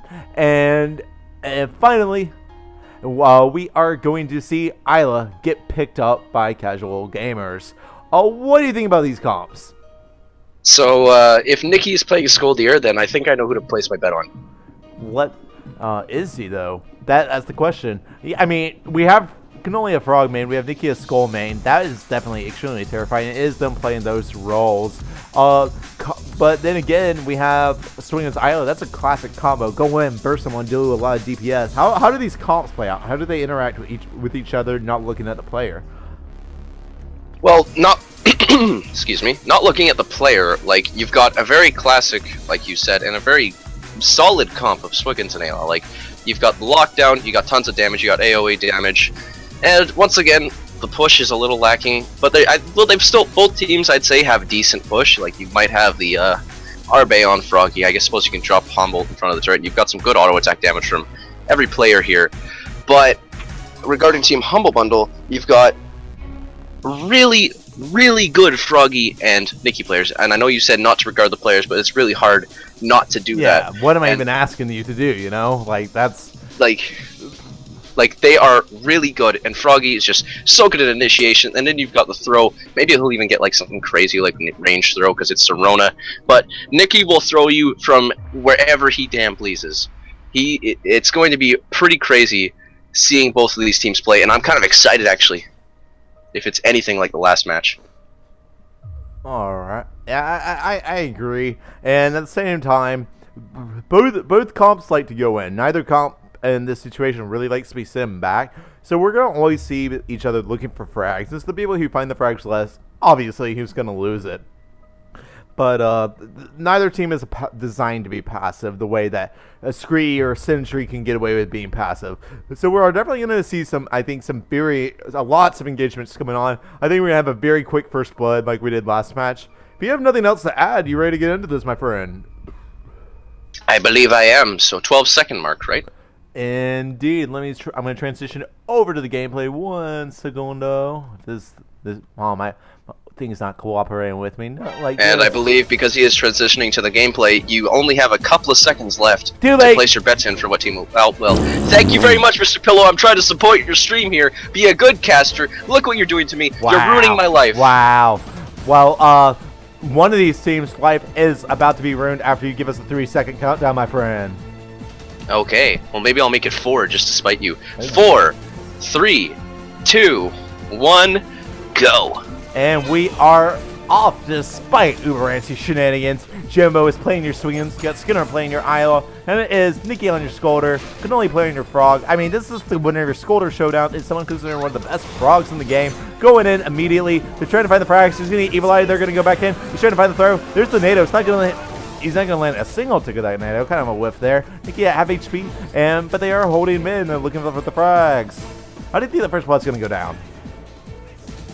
Nikki being Nikki, or it could just be some nice lockdown. Well, there's Nikki being Nikki right there. Jambo taking a lot of damage from the turret, taking the DOT as well. If a good dash goes in, but Jambo's actually going to get out with a nice anchor drop. Skinner taking a lot of damage as well. They both have to teleport out. But for first blood, it's going to be a nice throw from Nikki, or it's going to be the lockdown combo from Swiggins and Ayla. On probably Froggy after he's used his abilities, I'd say, because he can't just dash out of Anchor Drop like, say, Nibs can. Either way, Nikki taking a lot of damage. Cannoli as well, and that's what I was talking about right there. Gonna go down to the Ayla Rage just because he is so squishy and gets hit by all those abilities. Well played from Team Casual Gamers there. And indeed, and now Nikki's going back, kind of just waiting on the for his buddy to get back there. And Jambo and Skinner are good in that push setup. Yeah, sorry, I got a little bit tongue-tied. And you see a couple bars coming off. There's the Quake. It's going to tick Jambo. They're just going to fall back. They, assess the situation. And now Cannoli and Nikki, they have map control. Cannoli's going to be farming the frog. Farming the worm. The frog is farming the worm. I can't talk right now. You okay, buddy? Yeah. Yeah, dude. Okay. I just We've got very, very professional casters, but either way, I Nikki just had an taking some energy damage drink here. and like I get too excited and like all the words start coming together. Something I gotta work on. Dude, I always have caffeine when I'm casting. It helps me cast. That's why I'm usually talking fast without like stuttering too much. Right. If I'm not having caffeine, then I just get all grumpy and mad. That stun just sets up Isla for the throw, and they put it right in the turret. Oh, he stops the teleport. The third punch, and he goes down. Oh, that was Nikki! so good. Vertical dash into throw, and then they stopped the teleport where they realized, well, what was? Oh man, what a clean one for nothing. What a clean one for nothing. That's Nikki right there. That is Nikki and Cannoli just like. Cannoli was the one who set that play up. That was. Cannoli did the vertical dash. That's something that you can really do. If you're a frog and you're pushed out of mid, a way to you work your way into mid is you can come from the bottom, take the whip jump off the jump pad underneath the bottom lane, and then splash dash straight to the jump pad so no one can punish you, and you do damage and you stun them, and you wait for your team to be able to capitalize on it. Otherwise you just keep poking them, possibly baiting abilities. And that's exactly what Nikki did. He got that stun and threw him over to the turret. Yeah, that was really good, and plus Nikki managed to get that last hit in before Skner could teleport away. And he also got some nice combo punches there to pick up the kill. So that was an insane play from both of them. But there's the nice throw. Doesn't hit the jump pad, actually, when he gets thrown. And it's going to land right in front of that turret, taking a little bit of damage. But he has to waste Anchor in order to, save his teammate and get out a little more safely. But Skner going to take a throw there, but he's going to hit the wall. So he's not actually going to go anywhere, which is very lucky for him. Otherwise, he could have been in a very bad spot. But looks like Casual Gamers has the slight ground advantage here, but then there's the sick throw on Skner, but he's actually going to get thrown into the jump pad, and Cannoli's Anchor dropped, but Skner's going to take so much damage. Can he get hit? We're waiting for the Miracle Dash. We're waiting for anything. Ugh! Doesn't quite, just gets away, but he has like 1 bar left, 100 health about. But he's got that nice regen from Solar Crab Burgers, and he's also got base lifesteal on Chain Whack, and all that juicy stuff, all those juicy green numbers. Speaking of which, what do you think about the builds? The builds are kind of standard. We do see things like AoE coming out this way, Solar Crab Burgers, Ninja Worms, Triple J, Stun Punch builds. These are pretty much, these builds are as meta as it gets. We do have Piggy Banks coming out on everyone but Isla. Isla can, she makes her late game, she can get regen pills, and that's going to make herself a little bit more tanky to deal with the other team. So that makes sense. If you do want to be able to tank this, they are going to land their abilities. It's a matter of, kind of just calculating and health management, realizing when you can commit and when you can't. You can dodge the throw, you can dodge the splash dash, but especially if you're committing, now if you're on the defense, though, they might miss. I don't think if they go straight in, they're going to miss those. That's why they really have to be really smart about the way they build and make it so that they're winning these team fights. And there's the Evil Eye miss. He's trying to find a Cannoli, but because the Evil Eye missed, he was not able to chase him down. And we're just going to see kind of a paradigm reset of everything. And we're going to see Casual Skinner go ahead, Kemp picking up the not going to be able to find the Solar. Nikki being a little bit pushed out, not really ready to contest. Each player is a little bit too afraid of one another right there. And now we see Control go into the blue team. Really, I thought both teams would be a lot more aggressive than this. But like, one side gets defensive and the other side gets defensive. And then because I think both teams are kind of more aggressive oriented, we don't see really much happen. We're gonna see. I feel like when the, if I may interrupt, I feel like when the initiation happens, it's still going to be very aggressive. And speaking of initiation, that's a nice throw on Skner. He's going to take a ton of damage, got the lethal DOT, and is actually going to go down to that DOT instead of Froggy Tornado. But Nikki very hurt. Does he miss the throw? He misses the throw on Jambo, but that's almost kills tracking. him. He originally found that stun punch on the lane rotation to get the initial throw on Skinner, and then even then that third hit stunning on Jambo was almost enough. That was sick. It was honestly just sick. Who lets Nikki play Scolder? That's OP. Yeah, like, if you play against Nikki, it might be a good idea. If you have 3 bans and you play against Nikki, you might just want to ban Scoldier. It doesn't matter on the map. It's just, it makes sense just because it's Nikki Scoldier. I don't need to go in depth. I just need to say Nikki Scoldier, and then many people, many professional gamers will have PTSD. Like, it's absolutely nuts. Professional gamers will have PTSD.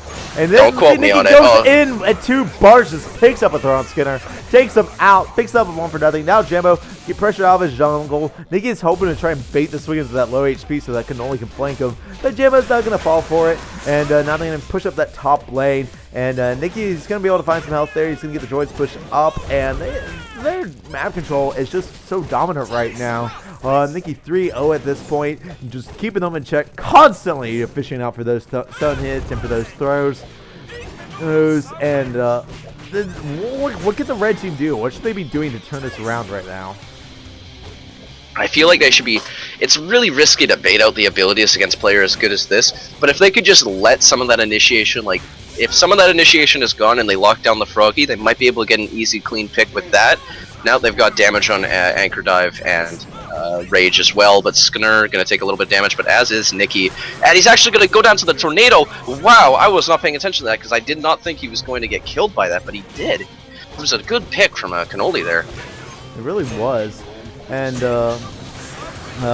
now looks like they're getting that push going on the top lane. Jambo keeps getting stuck in these defensive positions.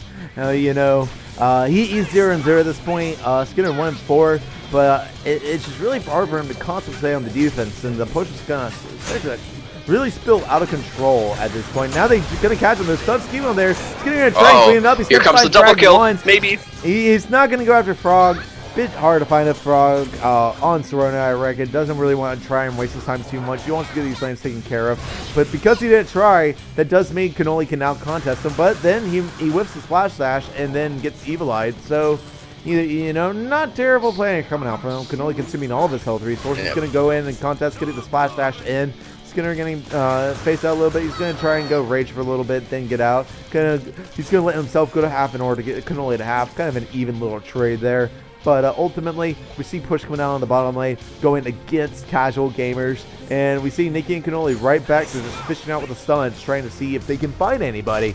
I'd really like to see Jambo go on the offensive here. I'd like to see him try and Anchor Dive in. Especially now he's got that CC immunity, which means if he can get the Anchor Dive to proc and actually register the damage, then that means he cannot be stunned and he cannot be thrown. He's going to go ahead and get thrown, though. He's going to use the Anchor Dive to keep himself from being stun locked, and he's trying to get out, but he can, even without the stuns, Nikki can still keep up with him, and he can still get that. That Evil Eye of the trajectory of the jump pad, turning that into a 1-for-1. Now it's Nikki versus Cannoli. Nikki has the advantage here, Nikki versus Skinner. He's going to melt him. Oh, and Nikki just dancing under the worm there. And he's done. That was sick. He throws the joints to get the speed boost so he can lock him in with that oily punch and stun. Those were a couple of nice plays there. That was a really nice sort of reaction, or I guess more prediction, Evil Eye from Ayla there, picking up that nice kill on Cannoli as he's hitting the jump pad, and at high speed, it's not too hard to hit like abilities like that, but he only got 1 shot, and he managed to make it count. But then Nikki getting the sick throw, and Jambo's actually going to go down. I was not paying attention to that. I was paying attention to Nikki and Ayla, but Nikki manages to get that nice throw below the worm, or I guess above it technically, but at the worm button, below the worm button, and manages to chase down Skinner with that nice throw, using the speed boost. They both use their abilities really well there, is what I'm trying to say here. Indeed. And he's pushed back so far right there, and it feels like they keep getting taken out one by one, and it's just always just so pinned back. It just seems like there's not that much that they can do unless they find that clean initiation from Swiggins. And that's something that we saw Humble Bundle last game have struggle all game trying to do, but then once they had a bunch of upgrades, they were able to do it. So you might see something similar coming out, but in the meantime, they have to try and keep the feed to a minimum. And that is something that I think Humble Bundle was kind of good about. They kept on getting picked off, but they were trying to pace it out and kind of realized that they had to wait. Sometimes it's not about being passive because you don't think you can outplay your opponent. You just want them to make a mistake to capitalize on. Sometimes you just got to wait for your build to start to pick up and turn on. And that is something that I don't really think that Skinner's doing right now. And I think if they waited and swing set the core upgrades they needed and they got a little bit more tanky, then you would see them kind of going in more. But at this moment, you see a Solar Lead really coming out. You know, they're trying to pick up health, but you know, for every health upgrade that Skinner picks up or sustain upgrade, we see 3 damage upgrades coming out on the blue team. We're going to see that Evil Eye and some range coming out. This is going to put Nikki actually extremely low, but we're going to see Cannoli trying to counter initiate. He's going to get Jambo down to his jungle, consume all the health resources. Nikki just randomly going to see if he can find a throw, but that's how that's going to play out. And Nikki going to get hooked. He's actually going to go down here. And Cannoli trying to pick them up. And he's going to get them both 1 HP, then get out himself at 1 HP. What just happened there? That was kind of crazy. Can you recap that for me? What happened is people died. But I'm surprised that both of Casual Gamers actually got out there. But it was a nice anchor hook on Nikki. And he went in. He kind of surfed after hitting the jump pad with the anchor drop on him. He did a nice little surf around, it looks like, and actually got some nice punches on them, but then he got punished for it after initiating. And then Casual Gamers, they just jumped out. I'm still surprised that they managed to get out of that. Like, I don't know what else to say. They need to be going in now. Nikki just used both of his abilities. There it is. Jambo goes out. He gets Cannoli to half. Now Cannoli uses Splash Dash. They're going to take him out. Great awareness that the abilities are used. He's going to throw both of them to the turret. And with all their abilities, he's going to actually use the speed boost to get away. Gosh, that double throw. God, Nikki Scolder so hard to play against. Now he's on the defense, but it's a 1v2 scenario. They're going to get their health. Everyone's going to go back to full. And now Nikki's seeing what he can get going. He actually throws him under the jump pad. Then he gets anchored. And now will they commit? No, they will not, because he has that stump action, that hill to cancel him in front of the turret. Now he actually is going to be taking out Jambo. And that's going to turn it into a 1-for-nothing. Technically a 1-for-1, I guess, since there was that Cannoli kill. But he gets it by himself. And now Cannoli's back in lane, and he's going to be pushing up the bottom lane. Nikki might be going down here. He's going to barely be getting out. Now they're on the hunt for Skinner. He's overstayed his welcome, and they're all going to get out the jump pad. A little bit of a splash dash whiff there. And now they will be taking out that top tower. Cannoli and Nikki just really keeping up that pressure. And you also see Snare Quake being picked up, and that just means he's going to be able to keep them that much more locked in place. Absolutely, and now they've got that map control on Serona that's just so important. Having access to the creeps from the top lane is just so nice, and they've got both towers down, both front towers. But it looks like Skinner is actually going to go down, and Jambo, that's a wipe! That's 2 kills already for a freaking Team Humble Bundle, and they're just going to be able to push this back turret here. And they've got plenty of droids here, but they got to clear these droids real quick, because there's a lot of them, because it's Serona. Oh my goodness, Nikki almost died. That would have been embarrassing. But either way, they're making a nice push on the start here. But either way, Nikki making a nice push here along with Cannoli, and there's the Super Droid coming in actually, and they're finally dropping back in. Casual Gamers finally getting back in there, but it might be a little too late. Their turret's just barely going to survive for today. Actually has to eat a missile there to stop more turret damage, but now the turret's got about 1 bar. If they get another wipe, I'd say the game is over at this point. And for the first time I've ever seen competitive, we see cooldown on Mighty Throw coming out. That's going to reduce the cooldown of the throw by 2 seconds. Why might Nikki be picking that up, do you think? Well, if they want to keep the pressure on, then being able to have more throws on those droids would help, because it gives them the attack speed bonus, as well as being able to just use it more often to get that speed bonus. Which, I noticed that that's something he really likes to do. Nikki likes to use those throws on droids and just random objects in order to get the speed in and to initiate. And because of the cooldown only being about, I believe, 6 seconds, you can just kind of go in and use it again, kind of like clocks on dash or something simple like dynamite. You can use it as more of a brawling thing rather than initiation. Indeed. So we now actually we're going to see that Brawl come out, and he actually tries to find the tweeters and doesn't manage to find anything. They're both going to be out. Jambo is so extremely low. Like, it's actually amazing just like he is able to get out of that. Very lucky that shield was still there and that they hadn't finished off the turret earlier. Now he's going to try and find the teeter bomb. Skinner's barely getting out. He's going to hook that anchor drop. He cannot commit. He might be trapped here. He's going to get screwed. He's going to see the splash dash come in. He's going to get taken out. The tweeter. I kind of feel like the tornado is on. Oh, another throw. Oh, this might be it. This might be it. Yeah, it's over. Wipeout, base exposure, good game. And now you're gonna go ahead and see them clean up the droids. He's gonna miss the tweeter bomb on the droids, but that doesn't matter. That's like 6 droids. Nikki and Cannoli go into town. That's gonna be a 2-0 versus casual gamers. Oh, so that was a. You may continue. Those droids might make a comeback. That's all I have. Yeah, those droids they're gonna put in the work just like the other game. But either way, yeah, definitely not as long as the match before, but still a good match. And we got to see Nikki Skoldier. Eddie we got to see him buy cooldown in a competitive game. Pretty interesting and definitely a good watch. But you know, they just had like Nikki Skoldier and Cannoli Frog just play so well, even with a good comp with Swiggins and Ayla on Serona. It's a big map, and Team Humble Bundle started to get that map advantage. They got both the front towers down, back tower took too much damage, and by that point it was pretty much decided. But it was still a good watch, but it was definitely in the bag pretty early on for Team Humble Bundle. Indeed. What do you think that casual gamers could have done differently? I feel like there was a nice play before where Jambo baited out pretty much all the initiation from Team Humble Bundle, and he almost got away.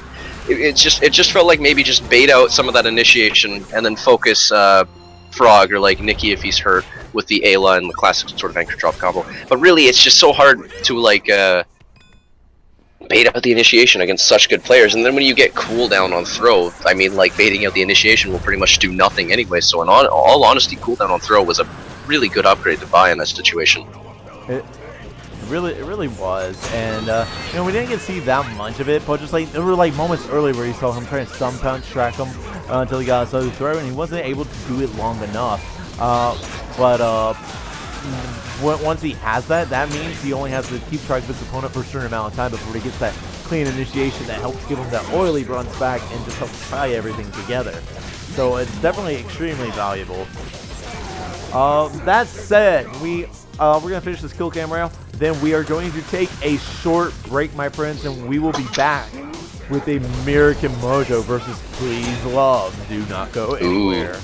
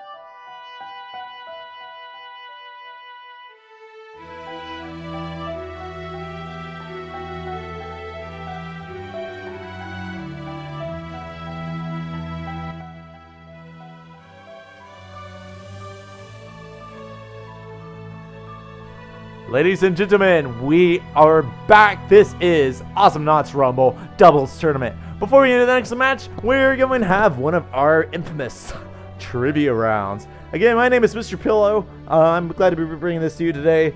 With the trivia rounds are pretty simple. This is your chance to win a piece of Awesomenauts swag. In the makings of today, need to double check with the prizes. We are going to be handing out some Awesomenauts DLC to the first person to answer correctly this question. And the question is, it's going to be 2 giveaway codes. So 2 random pieces of Knots DLC. The question is, where is that? Zurian mechanics are stored using what apparatus? The first person in the chat to answer correctly will be given a piece of Awesomenauts DLC. 2 pieces.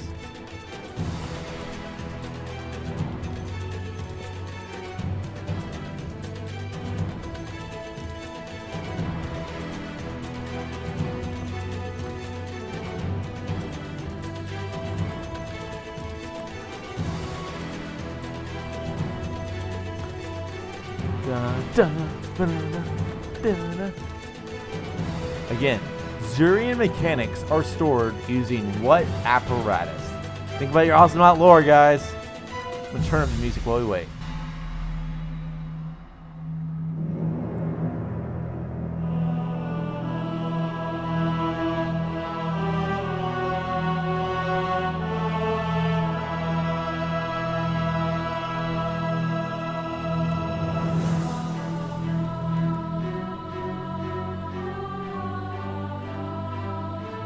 Think about your Awesomenaut lore, guys.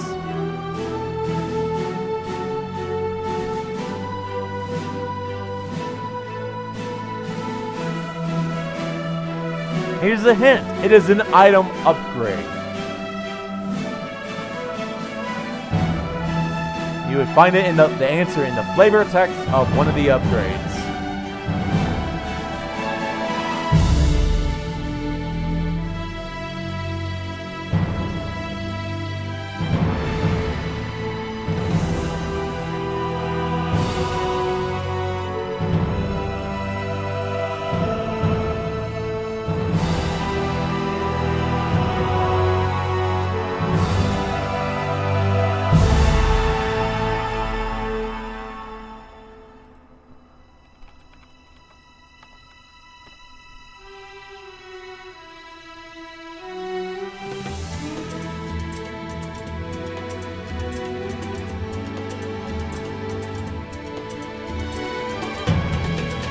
And your answer is answer is Tactical Vest. Random strategy wins the giveaway. The Tactical Vest. I'll show y'all a picture right quick. Their in-game item description reads, room for all your tools, oil, and Zurian mechanics. Even as little Zurian mechanics just chilling in the little pocket right there. So he will be winning an Ultimate Overdrive code that contains both the Star Storm and the Overdrive DLC, plus an Awesomenaut skin code. So with that out of the way, we're going to get into our next game. It's American Mojo versus Please Love. With me is my teammate on Team Kesnia, Nick Licksenel. How you doing, dude? Hello. I'm okay. That's what I like to hear. So, and go easy on this guy. It was his first time casting. So Nick, so thanks again for casting with me, dude. I'm really stoked to do it with you. Let's talk a little bit about this draft. And just a reminder to everyone in the chat, we do have, we are doing our bet system continues. So type red or blue, whoever you think is going to win, into the chat. And one person who guesses correctly will be given a piece of DLC after the match. You have until the scene transitions into the gameplay after the draft analysis to get your guesses in. Looking at the draft, our band 1 on American Mojo is going to be Yuri. Please Love is going to come out with a double ban of Coco and Kesnia. American Mojo going to ban out Scolder. First pick Scoop. Please Love going to respond with a pick a Froggy G. Ban out Leon. American Mojo going to go ahead and ban out Genji. Then pick up a Penny. And finally, Please Love closes out with a Sentry pick. Nick, how are you feeling about these comps? I feel like American Mojo just kind of they kind of want like a poke kind of comp, and then Phase Love kind of wants like a stall comp. And I feel like American Mojo just wanted to ban like Yuri Skolda or like something that can like stall for quite a bit. And then I feel like Please Love just banned a bunch of like poking knots or like knots that can poke really well. Indeed. One thing that kind of took me for surprise is this is the first time we've seen Genji picture ban all tournament, which is a complete 180 from last year's doubles tournament, where Genji was either first pick or first banned literally every single game. Of course, that was during his 2.13 height when Moon Nectar like healed more than like half the damage of the cast combined, but still, especially when you can minimize the damage dealt by the other team so much, to see Genji to even become relevant in drafts at all so much later into the qualifiers, it's kind of a shock. You know, what do you think that may be? What do you think has changed? Maybe other knots just have more potential than Genji. Maybe Genji's not that, I don't know, reliable as much, but yeah. Indeed. So, looking at the comps though, we see both knots really nasty at just setting up on each other. You know, you can see a Scoop Hammer come out and then just Penny goes to town and just beats them up. Or if, Please Love lands a nice black hole and catches them out. And then Froggy G can easily just keep them trapped in there with that stun. And they go to town with that tornado damage and possibly even a telefrag. Who do you think is going to be able to find more of those clean initiations like that? American Mojo or Please Love? I feel like maybe American Mojo. I feel like they can do more stuff. Like if they use all their stuff in fights, they can still kind of fight for a bit longer. I feel like if Please Love use all their abilities in a fight, then they kind of have to like back off for a bit. That makes sense. You do have longer cooldowns, especially on that Sentry. The Frog might be able to mitigate that if he gets clocks. Well, I don't know. We will have to see. And do you have any other thoughts to put onto this before we transition over to the gameplay, my friend? Not really. All right, give me 1 segundo. And you guys, you have 5 more seconds to get your guesses in. After the gameplay transitions, you are out of time. That's 5, 4, 3, 2, 1.5, and 1. So no more guesses. Nick, I am at the 12-second mark on the replay. Would you like to give us a countdown, my friend? Yeah, hold on a second. Okay. 3, 2, 1, go. And we are off. You have Jess playing your Scoop, Mr. Manager on the Penny, and on the blue side of things, you have Love playing the Sentry, and Game is Broken playing the Froggy G, who's going to be picking up the invis at the 23-second mark. Keep an eye on that. It's going to be back in 1 minute 23. He's already looking for a play, seeing what he can make happen. He's going to splash both of them. Not going to be able to follow up, as Love did not have the black hole ready. The hammer's going to go out. It's a small little trade. It's just Scoop. He's not really going to care that he got poked once and then left alone. We're going to look for the black hole lane rotation. The black hole. Oh, he gets a pounce. Oh, I'll do it. That hammer caught him out and on the dash. First blood. Not cancel, just stuns. Indeed. So that's your first blood already. How should a Game is Broken have played that differently? Maybe he could have like saved his dash. I feel like he didn't expect Jess to throw like later, so he dashed a little early. Yeah, and once he and got then caught by that dash, so he couldn't move. Yeah, and once he got caught by that hammer, that was kind of like it for him. They committed to a Scoop, which can be something you really, really got to be sure of. Committing to Scoop can be one of the most dangerous things you can do. And then Manager and Jess were just in a position to punch after all those abilities were blown and you got snared in place. They went to town. But now we see another Invis coming out, and Sentry's Invis, the halfway decent black hole. That can be very dangerous. They do manage to find the hammer, but there it is. They're trying to go to town. They're finding. And will he be going down here? And, he missed the falls. Oh, that hammer. And that's going to be the second death of Game is Broken at the 1 minute 48 mark. Just a little bit of feed going on. Using the binds to clear that. Sentry is going to have an easier time on the defense than the Froggy G is. What are some of the ways that we can see Game is Broken's team, Please Love, picking up some frags? I think they just need to like wait until they can get more upgrades, so they could probably like have a much better time securing kills. Which is what I think they're trying to do. They're just trying to like farm. But then, like, if they seek an opportunity, they'll certainly, like, I don't know, go for it. Yeah, I agree. Like This right might now. be it right here. They're going to go in. Finnegan, extremely low. Scoop here to help. There's the tornado. That's not going to be quite enough. Now Scoop is ready to kind of brawl it out with him. But Game is Broken is going to beat him to the invis. He might go down there. There's the binding. He's still going to hit him. Game is Broken is way too long. He was kind of looking for like the perfect moment, and that actually kind of worked more to his disadvantage than it did his advantage, in my opinion. And now he's going to go back, consume up his health resources. American Mojo taking control of mid once again. About to hit a level advantage. Oh, Skinner dash. Ooh, uh-oh. Not a good situation. Manager just walking away. You know, he sees he has no reason to be there. Oh, he's got a nice hammer. Nice body block. Ooh, and now Manager's just going to go pick up the pulse. Jess was like, hey, Manager, you want a free kill? And Manager's like, yeah, sure. And goes ahead, picks it up, 3-0. It is worth mentioning, we neglected to mention this in draft analysis, American Mojo won last year. They were your doubles tournament champion, and the only people to even take a match against Nikki and Cannoli. So this is like, you know, high stakes match, I guess, for Broken in Love. You know, they're up against the champion team from last year. There's going to be a whip dash right there. Gets punched with a hammer, but they're going to by scooping the black hole. It's not going to be enough damage. Neither team has bought any upgrades yet. We really need to see them going back and picking up more damage. I think yeah. Scoop could go get Hillhammer right now, and I think just cause nothing but chaos for the blue team because they just wouldn't be able to do anything to punish them after that.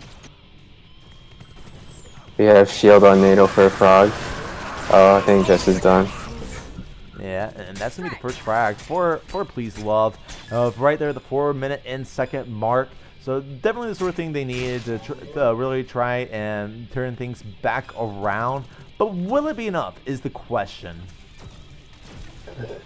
Yeah, I think it'll be enough. It just takes time.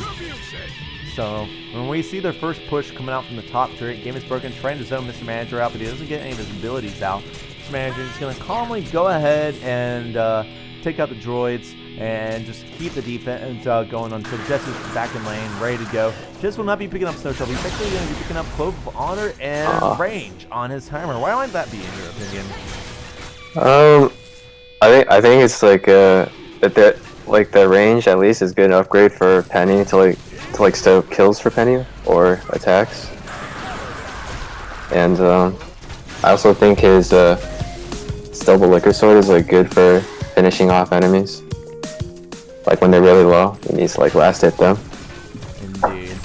And we see them, they stick together really well. They're not really being caught out of position. They're just kind of having a few faulty team fights go through. Using abilities very liberally on droids. It's something that Uberancy had said earlier about, you know, abilities mattering that much more. With a long ability like Tornado being used in the droids, I really think that they should really think twice about it.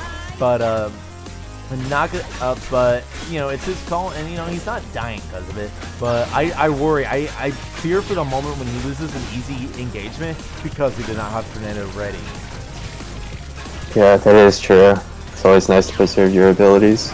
There's a pounce and then a... That pounce was a big whiff, but Jess was in there to tank a bit of it, yeah. You know. So,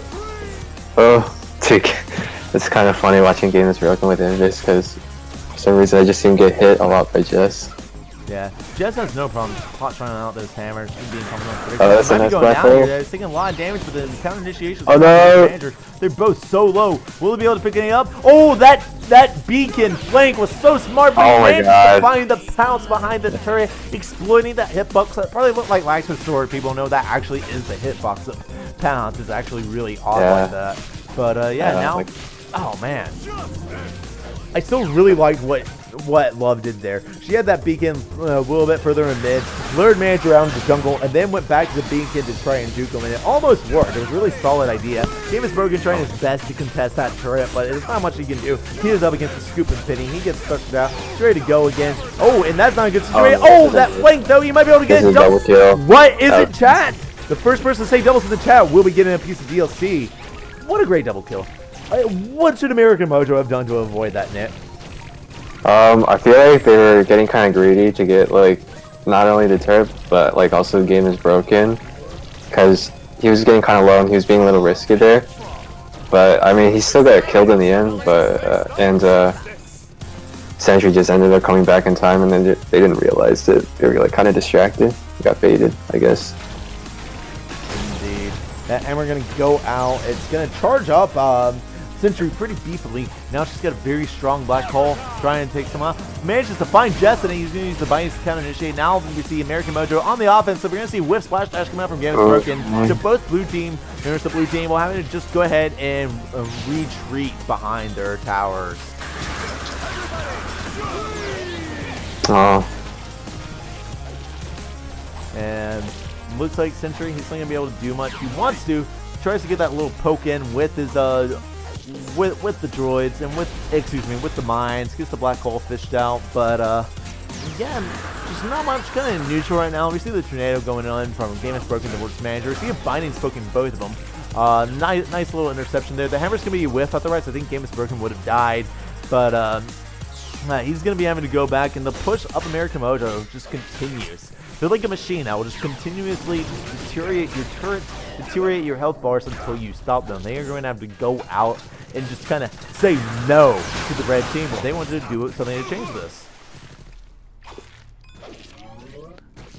Yeah. I think they just have to, like, I don't know, wait it out. I don't think there's really anything Game is Broken can kind of do right now, except, like, just wait for one of them to make a mistake like that. Ooh. Barely gets out by the skin of his teeth. Now Police Love is really trying to commit to Jess, but it's really hard to chase people with Sentry if you don't have Night Vision Spy Watch ready, the speed boost on the black hole charge. And so Jess is going to get away. He's going to heal up in his turret. He's got in his jungle. He's got the shield on his fighting charge, plus that self-fill that's on base. So it's very difficult for them to find those windows to punish him. I really want to see him pick up Snow Shovel, because if he does, he's going to be so incredibly difficult to kill. Yeah, Scoop has a lot of sustain. How do you think we should see the Sentry building? Should she be going into Black Hole, Auto Attack, or Telefrag? I mean, usually I just like going Teleburst because that's always fun. But, I mean, I feel like maybe Black Hole would be actually my thing. Teleburst might be better because, like, there's no, like, DOT or anything like that to, you know, mess up your Teleburst or your teleport thing. And plus, I feel like if you Black Holes, either Manager or Jess, Manager can most likely just pounce out of it, and then Jess can kind of, like, tank a bunch of damage. Yeah. He also lost the turret. Indeed, so that's really important on defense. That Super Droid is going to spawn for American Mojo on the bottom lane, and they're about to take the top on. It's going to keep, like, Game is Broken and Please Love pressured back to have to clear that, or get snowballed against, and then for the next couple minutes or so. And they're going to be aware of that. They are trying to keep everything clear. I think American Mojo, they're actually going to be looking for the frag. They're going to get the hammer and the bindings. It's not going to be that much. Manager ready to Belgel steps out. They could have made that a little bit cleaner. If they had picked up a frag there, that could have been significant, because they really would have taken off from there, in my opinion. And now those droids are going to go ahead and chip the top turret for them. No last hitting required while they engage. Manager caught back out on that black hole, but this doesn't look too good for both teams. Jess has his abilities back. He can start to look for a play, but the hammer's going to be a whiff. He's going to find a way to get his findings in. And now I think we're about to see a status quo reset. You're going to see some people just chill, wait for people to come back in, and find their next full team fight. Yeah. How do you feel about the builds that we're seeing on everyone else? We talked a little bit about Sentry. How do you feel about the way that Frog King and Scoop is building? I don't know. He has like one stage of tweeters. I feel like maybe he should have gotten like a second stage at least. But I mean, I guess like he can just wait. I mean, he got Ninja Worms instead. He got like one stage of tweeters and then Ninja Worms. I feel like maybe 2 stages would be more efficient or beneficial. Yeah. But like at least like if you're setting up kills with Sentry. Indeed. And if he can find that tweeter bomb, that does so much damage. Like he does there, Manager just melts and then gets the Ninja Worm to finish him off. Scoop now in a bad place. They're looking for the black hole. They're not going to try to catch him. Oh, but that dash is slowed down. He tried to read.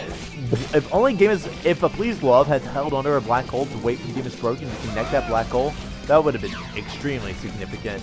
But now Jess is going to be happy defending the turret. Game is Broken, getting a nice, good, chunky push on top. He's getting chunked down. He's going to hammer throw or heal hammer. No, he doesn't have that yet. That's just Oh, that wait. immense Oh, healing yeah. DPS I just from realized that. the life Whoops. steal auto attack. Yeah. He's 1v2ing them, and he can do that because Yeah. he's scoop. Now Penny's That's ready to kinda clean up. scary. It is. Yeah, he comes back in time. That's a double or a wipe. That was indeed the double kill. Again, that first person to say doubles in the chat will win a piece of DLC. It cannot be someone that has already won a piece of DLC previously. So, if they have the choice right now, should they be trying to get rid of top tier or bottom tier? It looks like they're picking top. How do you feel about that? Yeah. We're splitting it, actually. Yeah, I think split push is like easier. Like once team plays low comes back, it'll be like easier for like other pushes like after fights like later on in the game. Ooh, he actually And, managed to pick oh, up wow, his he actually broken gets here. a kill off, Gets yeah. the black hole into the Twitter bomb back. He's going to finish off Mr. Manager. But before he can do anything, that just knows that he can make this a 1-for-1. Now he's battling it out against the Sentry, and the black hole is going to be fishing out for him. Not much going to come of it though. Not taking any damage at all from the Sentry. He's being completely pushed back, really threatening. He's going to go in and try and charge the black hole, but Jess is full health. Very little Sentry can do right now. She has the one big black hole, but that's not going to be near enough punch to take out the scoop. She doesn't have much other damage. She has a DPS build running on her auto attack. We really need to see all that auto attack damage coming out. Excuse me, not auto attack. We need to see that teleport damage coming out, in my opinion. They can shut down those abilities. There's the black hole. Going to be caught. There's the binding. There's the counter initiation. There's the tornado. What a nice Twitter bomb coming out from Game is Broken. But just not much else that they can do because that's their primary source of damage at this point, you know? Yeah, kind of is. I feel like they just need more solar to like buy more upgrades, but I mean, there's not really much they can do right now, so they just kind of, you know, not do anything really, except for like clear droids, I guess, and then maybe like poke. Yeah, I agree. We see Jess has finally come back. He's going to be picking up triple the banner swords, whereas Mr. Manager likes to call it the spinning swords. He's going to be picking up some more auto attack damage. He's going to be picking up both ranks of pills. He's going to be making them harder and harder to kill and finish off. They're all going in, and then you see the push coming up on the top lane. Game is Broken is trying to kind of initiate, get the bindings, but then he just, well, look at this stuff, just melt. And he tries to see if he can do any chasing at all, and he just gets hammered and stuck. And he's going to have to go back. Please love setting up her black hole, and they're going to try him, and just knows not to overextend on that push. He knows that black hole is waiting for him from underneath where the creep is, and now they are going to just be chilling back, falling back, and Mr. Manager is actually stealth, so if he can get them to come out, he knows that they're chilling, waiting to, yeah, he knows he's not going to find the frag.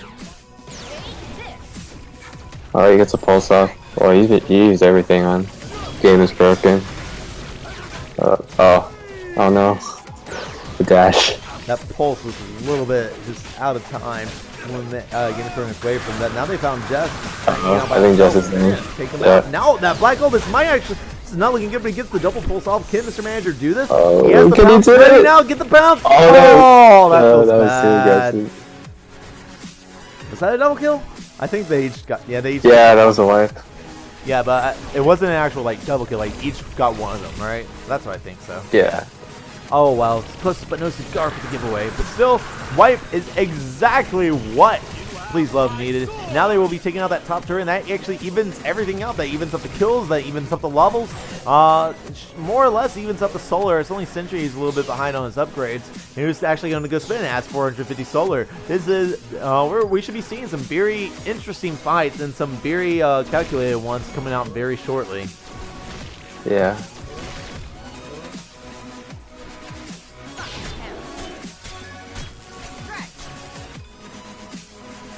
And looks like Manager, he's going to go ahead and just try and clear up that top lane. They know they got to get rid of that super droid. That's something that Manager's always good at. My times I've played with him, he's always good about like just making sure, hey, let's not even risk doing about the super droid. Let's just not do anything until we clear it. So you see him using his abilities on that, consume, reset the paradigm, and wait for their next opportunity perhaps to have an engagement. Yeah, it's always nice to clear the super droid because I think it's pretty useful for like the enemy team. It's a nice hammer again. And the manager. He's going to be taking their creeps to pick up some charges. He's going to then go ahead and clear up the top lane. Jets just hanging out in their jungle, making sure they feel completely pressured. That's what American Mojo is really known for. Both of them and Humble Bundle do it, where they just don't like people to even be able to come out from their structure. They like them to feel so pressured like they can't do anything. And they've been running this playstyle a very long time. They know exactly how to do it. And they want the engagement to really start as soon as the blue team starts poking their heads out and daring to try and make a play. And there's the hammer. He gets not much really going to happen of it. Can't really just go and collapse on a hammer on a full HP Sentry with a nearly full black hole. They looking for the play. The black hole's going to be a whip. Did not wait for the splash after that, but still they are both very low. That's not good. Oh, and by both I do mean this is over. They're done. Yeah, that's I think we can. Yeah, that's a life.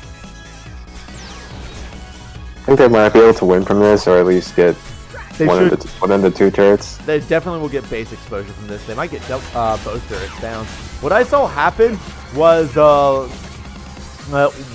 they went for the splash dash and the black hole at the same time. And I saw them make this mistake earlier where if Love had just waited a second, there's two for Damus Perkins to connect his splash dash, then she can use that stun and the slow cubes to just really set it up and not really have to worry about landing it.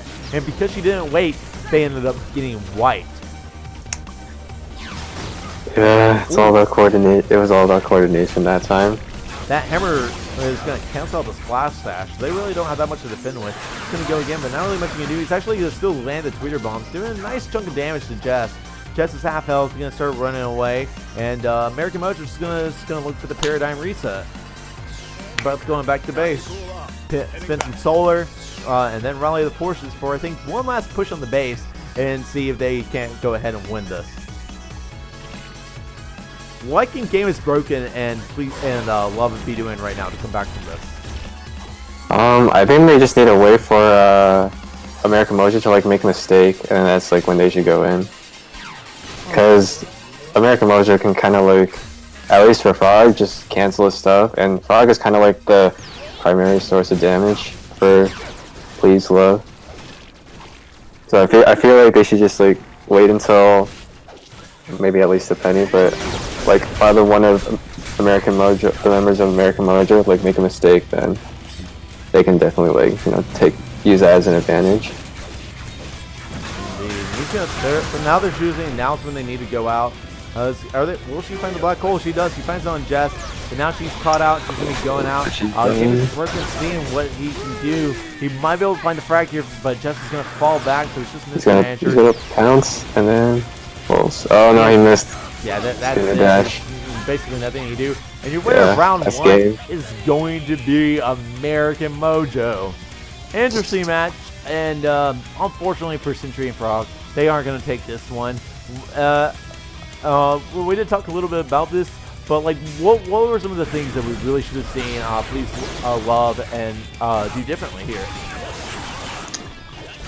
I mean, I kind of don't know really. I feel like I think it was all, they just need to be like really coordinated, and like they just kind of need to know like when they should take advantage of like mistakes from Team American Mojo, really.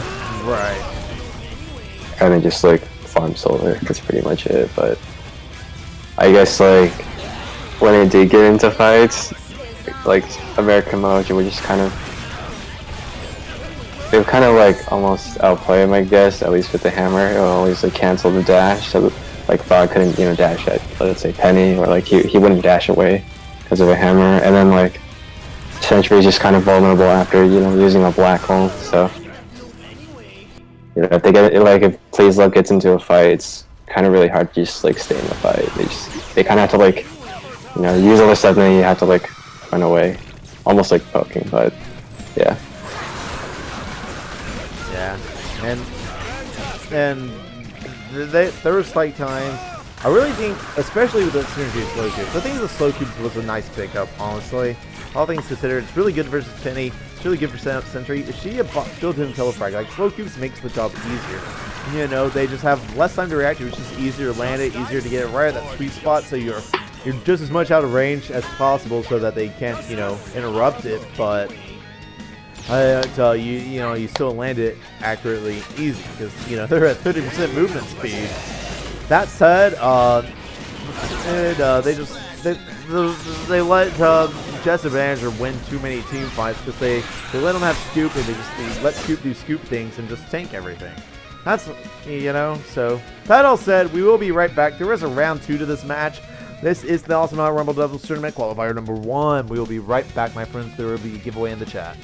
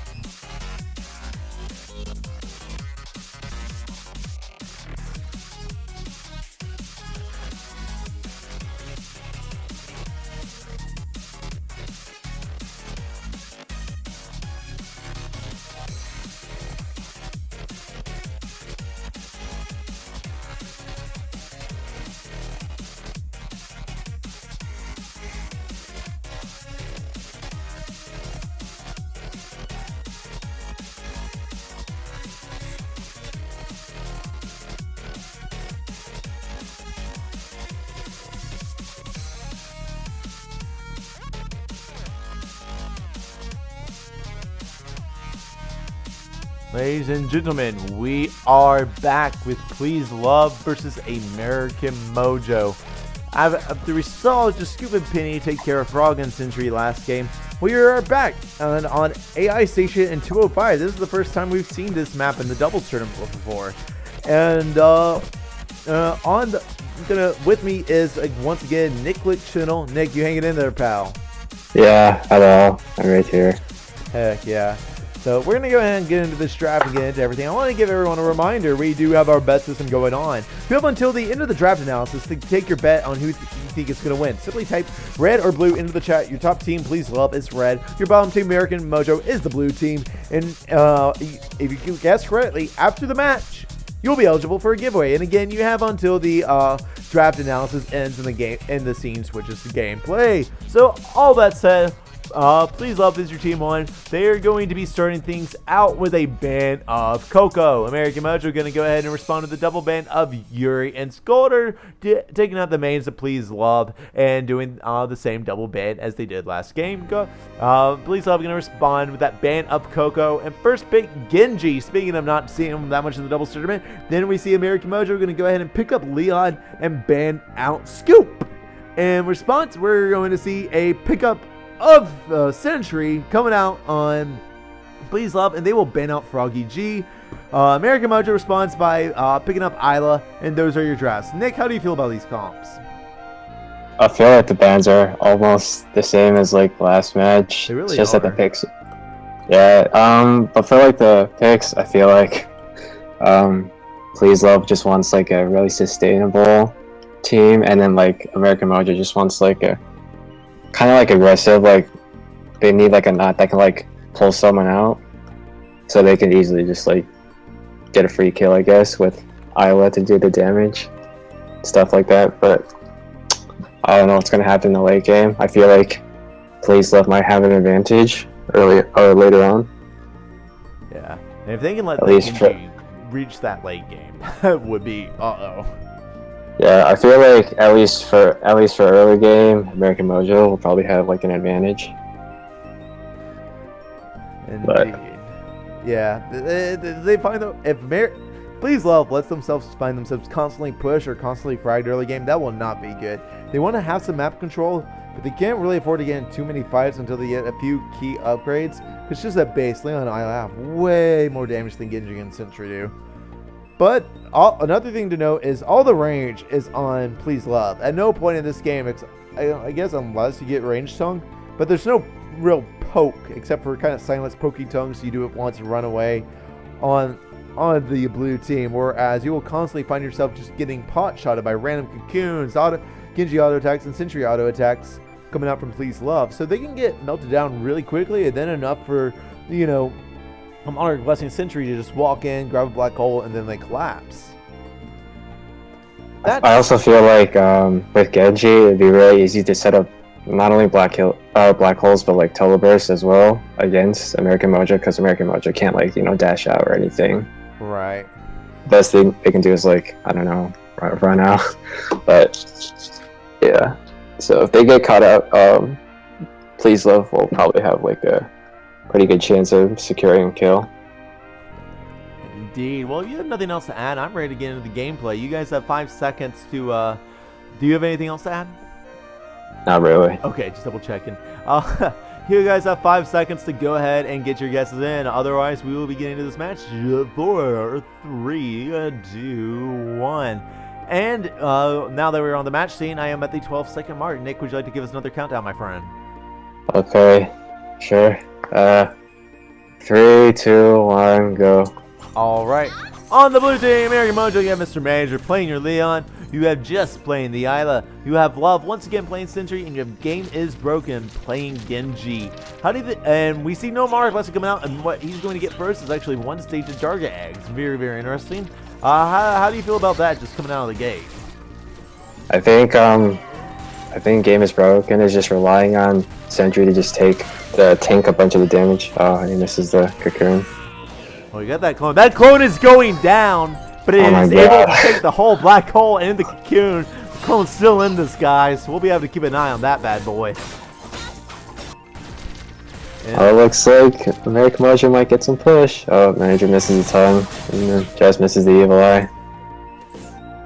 And they just kind of sit the joints opposite, leave each other each to the corner of the bar. There's going to be a black hole, the first initiation of the game coming out from black, oh my black God. hole onto them. And second missed tongue. Jess is going to get cocoon. There's the counter initiation. And there's not much that you can do. Like, they hit initiations, and like, you know, what else are they going to do, you know? I mean, maybe just like wait for a couple of upgrades. Jess is like going in and not caring because he knows he can do it. Like, he knows he gets initiated on. Any damage dealer and Jess is dead. And definitely, they will have to play the long, and I mean long game here. Oh, it's always great to hear. It's sort of.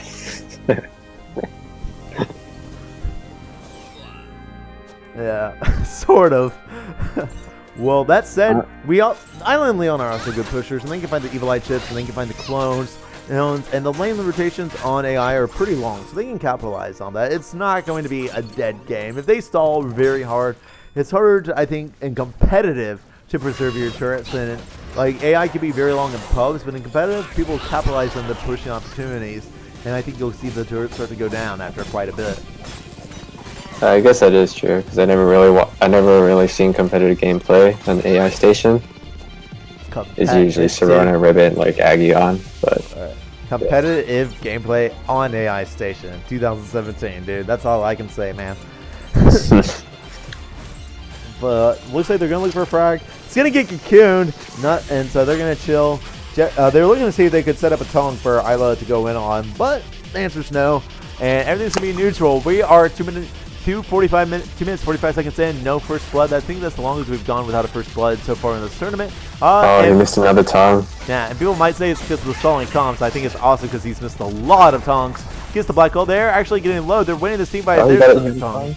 Not much that they can do there without Jess, though. Jess is going to find love on the top lane, push her back behind the turret. And yeah. Another tongue. Game is broken. Then push back again. And just waiting to see if there's anything he can do to help Please Love out. He burns the black hole. Oh, there's nothing going to come with that cocoon. And yeah. Semi-decent black hole. Probably won't see that much come out of it either. And just manager just keeping up with the pressure up. I would like to see, you know what I'd like to see Love do? I'd like to see her build damage on Teleport, but not get the full thing, like the one where she has to put both parts of it next to her. I'd like to see her get in Fizz Beacon. Put that in mid, so when they're defending those turrets like this, she can get the flank on them. And that is the sort of setup I think they would need, because they would get all that damage in. They would always hit them by surprise, and would make manager and just very hesitant about pushing turrets. Yeah, well, she almost got cut out of like right there, but I guess the speed upgrade on Black Hole kind of saved her. Ooh. Manager probably needs to pick up range stung, I think. That's one of the things I think would help him out a lot. And there's that cocoon, but the Black Hole is just clearing out droids in mid instead of focusing on the cocoon. And now we're going to see American Mouse on the top lane. We're going to see Please Love on the bottom lane of things. I actually think it'd be easier just for Sentry to get like pure damage on Televerse, because like at least if Genji gets the cocoon, because then Sentry can just like plop like a teleport beacon like right on top of the cocoon, and then once like one of the members of American Mojo like gets out of the cocoon, it's just like a clunk explode basically, unless the Sentry gets hit. So, like right there. There's the first blood right there of the game at 4 minutes and 50-second mark. Sentry and Genji will be picking out American Mojo 1-0. Now they're starting to get the push up. Oh, will he be going down? That's a whip cocoon, but Love is there. That cocoon scared the poop out of me. Yeah, I just realized manager got lifesteal. Keep him in lane longer. That's what he needs on these long-paced games. I think he knows that like if he tries to like poke it, or he tries to go for a kill against Please Love, then like they won't really, I don't know, they'll just like try to like go right at him, so he can't really backstab or whatever. I think he just he's like thinking he needs like sustain or something. Oh, that was a nice tongue.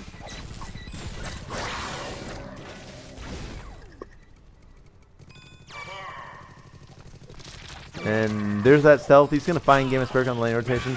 Gamesberg is good at fishing out the cocoons, but when he gets initiated on, he's kind of always misses them when he uses it as that counter initiation. Something he's really got to watch out for. Yeah, it is true. They're getting those evil eye pokes on the top turret. Slowly, but surely making progress. The turrets don't get back. Please let them might go down. Not a. Oh, that's not good. There's that combo again. That's gonna bring it 2-0. Just starting to get his speed grooving. There he goes. Oh, never mind. Manager's fine. Well, it's not. You know, he's already got Cocoon off. You know, Genji, not much Genji can do to punish that. Smacked with the paddle a couple of times.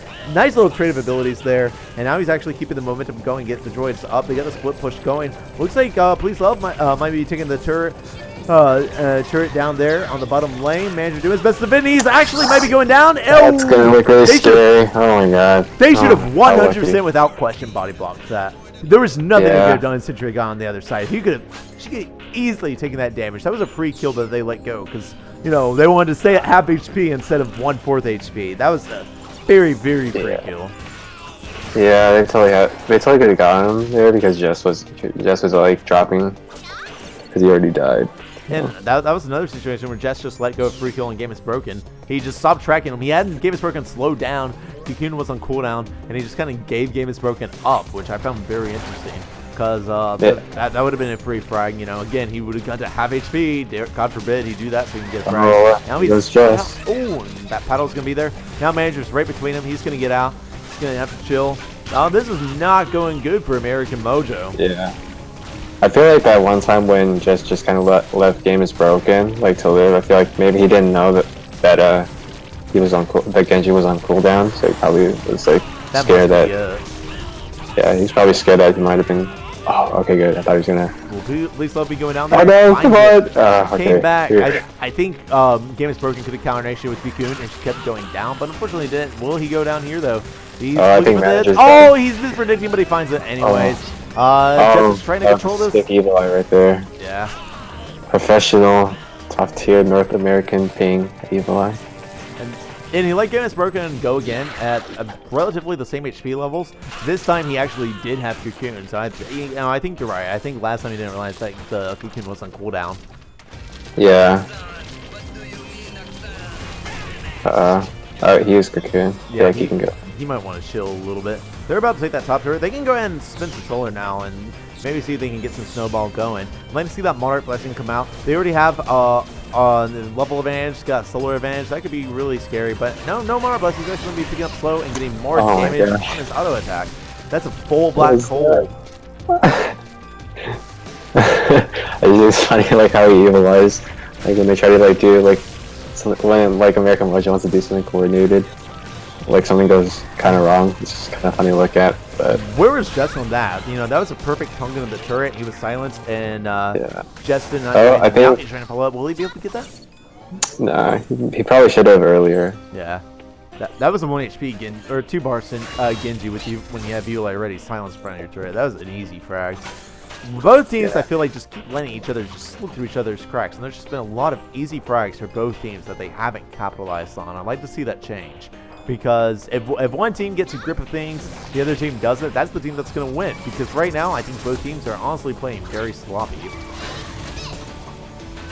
Maybe they're just not used to these kind of comps. At least maybe in a 2v2 tournament.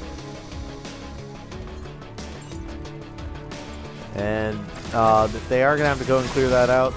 I have a joke on with Jess and Manager. We always call when you have the 5 droids on the bottom, we call that the 5-piece. I don't know if there's not called capable. I used to be like, hey, there's a 5-piece down there, and they'd be like, yeah, there's like a burger and fries down there.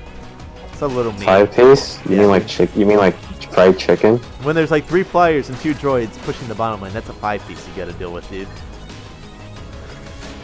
That sounds kind of appetizing for some reason.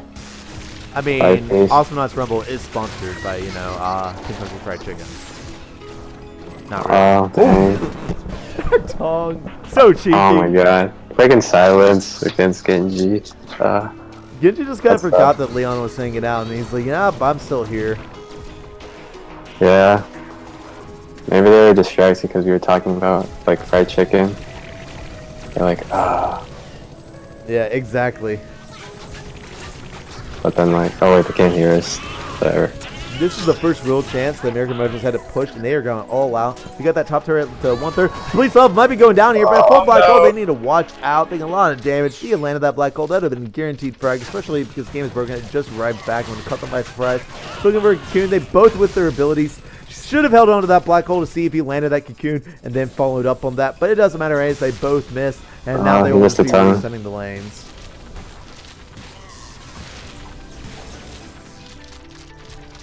Jess is trying to get the century, but oh, he might be able to take it on this. Yeah. Yep. What are you doing, Jess? And now they're going to continue that push. They get a Genji snowballing. The kills are at 5-2. You do not let Genji snowball. You just don't. That is the worst thing you can do. Like, oh my gosh, it's so scary. I feel like Jess was getting like impatient or something, or he didn't know whether or not he should have gone in. Oh no. Did he cancel out the black hole damage? I think so. I'm not sure. Yeah.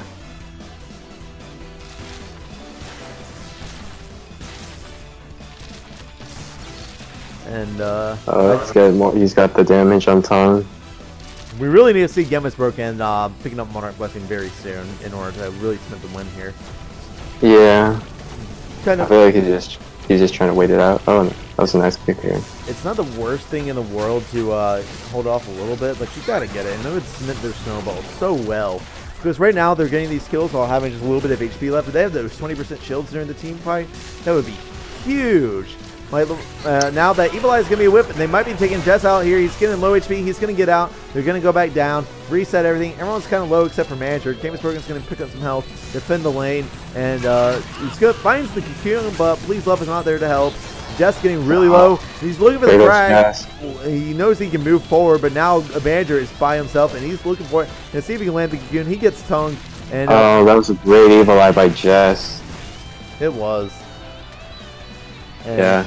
Camus Bergen going to be going back to spend 277 solar. He's got to be picking up Monarch Blessing now. He's just got to. There it is. Okay.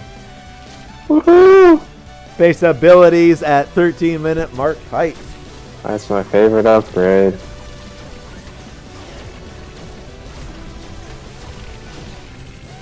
And could be a whiff tongue coming up for Manager. Trying to bring them out. And now Jess is in a bad situation. Gets some teleport again. Very low HP, barely getting out. Oh wow, he actually lived. Yeah, for real. She landed that telefrag. Like, I think what you were saying about the telefrag helped the cocoon is right. Yeah. Oh no. Oh, he's dead. Oh my god. Trying to juke forever. I feel like he just should get like speed up on Rage. Lord, he's already got BKM too. Yeah. But I feel like once he leaves the black hole, he still needs like a way out.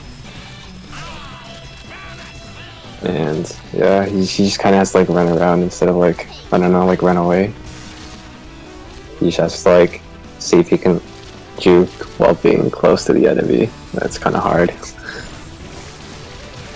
Oh, he got range.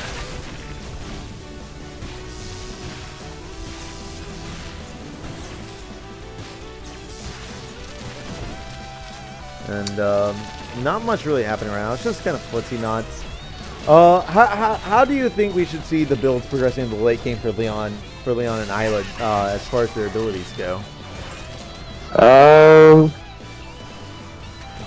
don't know about Leon, like, but maybe like for Isla, I feel like Isla should just kind of go for like, I don't know, something like sustainable, I guess, but to like kind of, you know, deal with the black hole cocoon setups, because that's mainly what Jess is like that's like one of the reasons why it just keeps dying. It's just because that setup.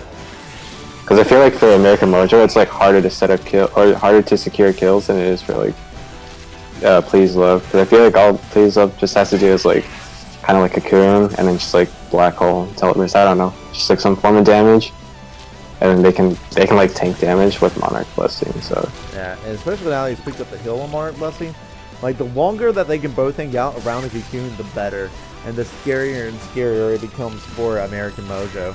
And they are just completely pushed back right now. The kills at this point are only 6-2, and just really not much they can do. And they decided to just wait for them to break up. And now they're going on the offensive. They get the cocoon there. Black Hole's just going to be a little bit late. Please Love should have been out there sooner. This is American Mojo's chance. They are going to go down. But no, actually, they're going to pick up the double kill. The auto attack off the jump pad. Boomerangs into Manager. That's going to be a white pipe. They are going to go to town on this turret. They will be creating base exposure. It wasn't even like a 2-for-1.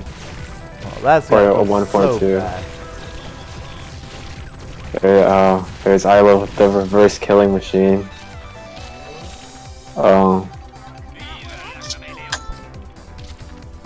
And now that they're going to take that, and then they're just going to reset. They're going to go ahead and go back, spin some solar, and hopefully find one nice more team fight. If the game is broken, keeps on building into Mario Blessing here. Yeah, he's going to pick up the other hero, and he's going to pick up a second slow. This is not looking good for American Mojo. They are going to have to be very patient, be very careful, find the frags in order to come back from this.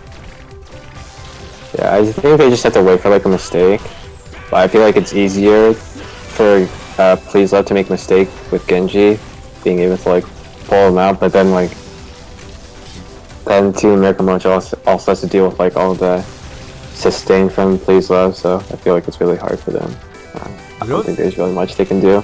And we don't see telefrag damage coming out on the Sentry, but we do see a Mustache, which means that the Black Hole will be doing more damage, which is very scary. They're going ahead and mounting a push on base. They got a 5-piece. They got a Super Droid, and they've supersized their 5-piece order. That is not good for American Mojo. They're there to defend it. They got Black Holes. They got cocoons for days.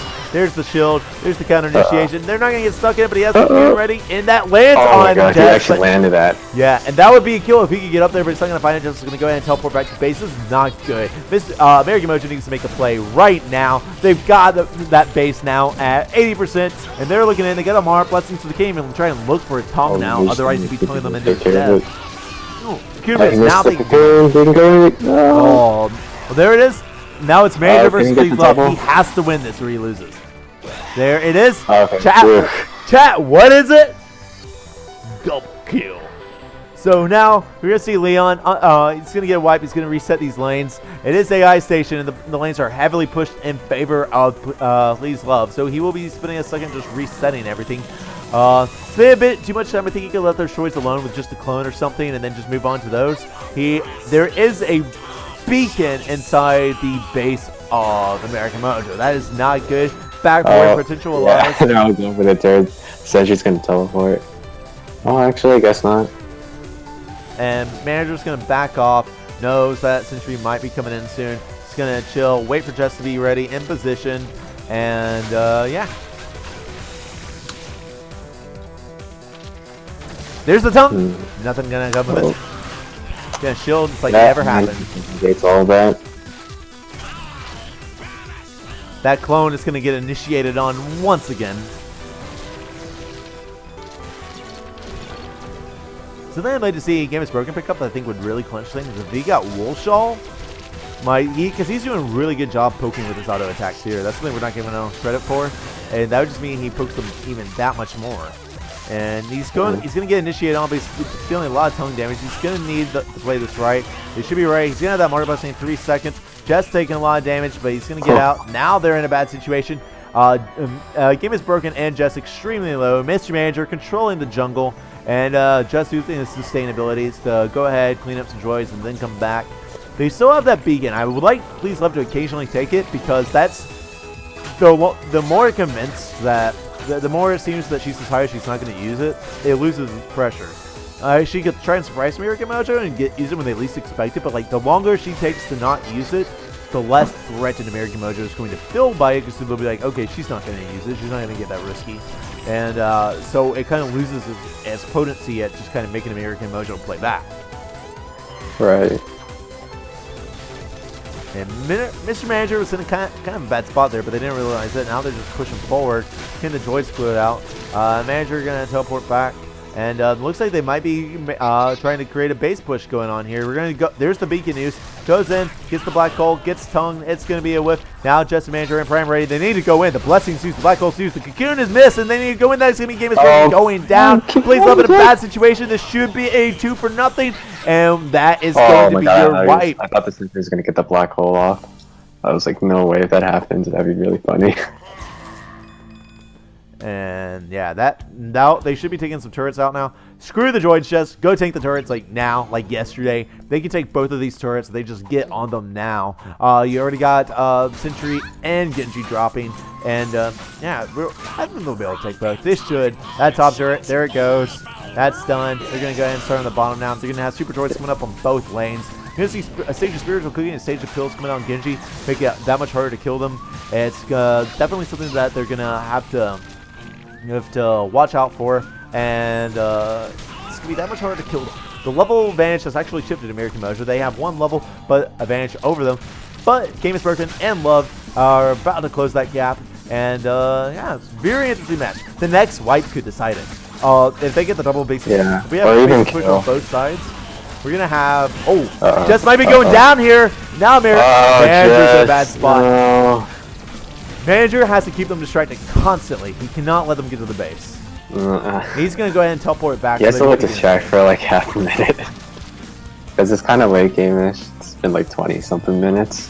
They have built auto attacks too. And he's trying his best. Yeah. He knows to go on the left side. They're going in. Draw them off.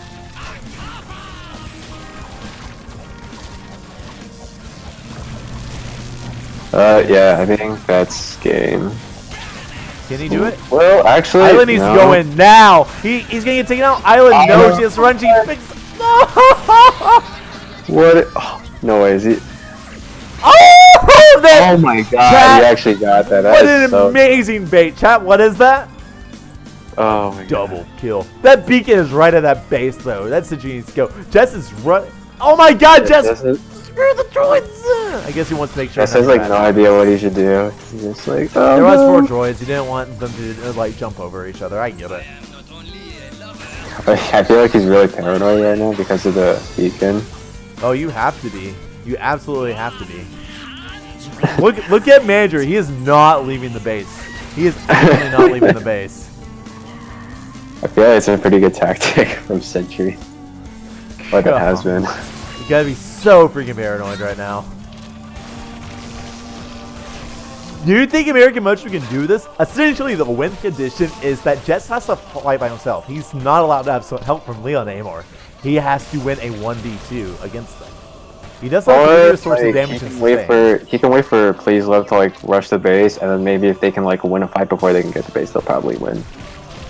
It's possible. Yeah. Oh, I'm really scared to watch this. Oh man. I think Game's broken. This might be the fight that decides everything. Just might be going down here. Here goes DBS. This is gonna be a second wipe. There's that island clear. Oh no! Not like this!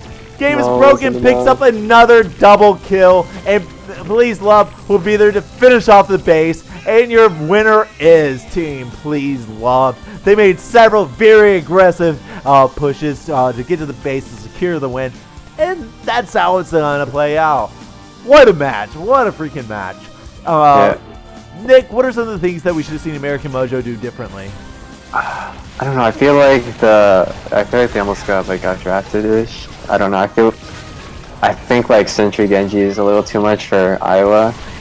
And I feel like Leon can't really secure a kill by like, tonguing one of the like either Sentry or Genji to him. But I almost thought Team American Mojo had a chance here because when Jess got cocooned, the black hole detonated like before he got out of it. So I thought he was gonna stay in long enough, but I guess he didn't. And that was such a good matchup. I didn't even realize for a second that they had both that. I thought they had picked up that double kill when that Sentry lived at 1 HP. I thought they were like, because I was getting all that damage done. I was like, oh, they actually picked up another double kill. They're actually going to get these consecutive wipes that they need and actually come back from this.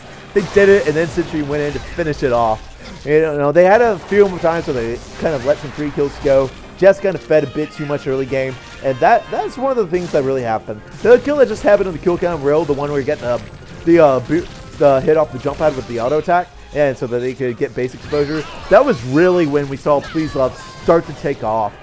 The way they're making this work here, it's just they were really coordinated. You saw Please Love and really just kind of play more strategically. I think like a lot of times Jess goes in and is like, I'm freaking Jess, I can 1v2 these guys, and he messes up. And you're a great player, but you're not able to just constantly 1v2 as much as you want. And that's some of the parts that really cause the downfall, I think, for American Mojo. And he gets like the idle cleanups when he needs to, but sometimes it's just not enough. But we're gonna let this cool come real, and we will be right back. And we're actually gonna be back with an interview with American Mojo. Don't go anywhere, my friends.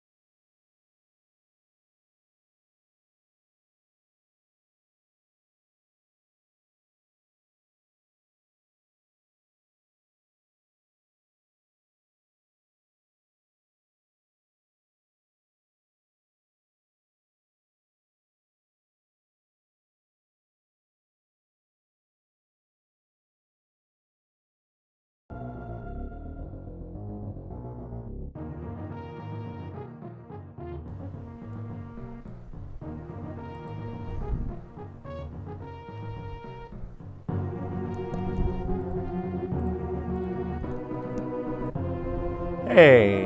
What? Hey, I'm here with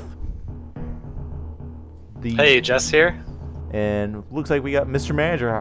Jess, Mr. Manager, how y'all doing? Doing good. How are you, Pillow? I'm doing good. Thanks for agreeing to do this with me. I know this is kind of a new thing. I wanted to start doing player interviews for the first time, and so give the community a chance to kind of meet some of the some of the guys who are doing high performance. So yeah, you guys have been playing competitive. I think both of you guys have been around since the APL days. Is that correct? Jess hasn't.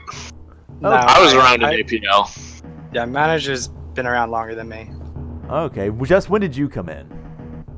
I started playing during the Awesome Cup, the first Awesome Cup, the Alienware Awesome Cup. Ah. So that's like 2 years ago, I think. Okay. And how long have you guys been on a team together? Well, we were on. I think we started. I subbed for Jess's team in Awesome Cup 2, and then we started a team for Warzone, and then the doubles tournament as well. Yeah. And then we were on a team since then. But Jess took a break, so Now he's back. on and off relationship.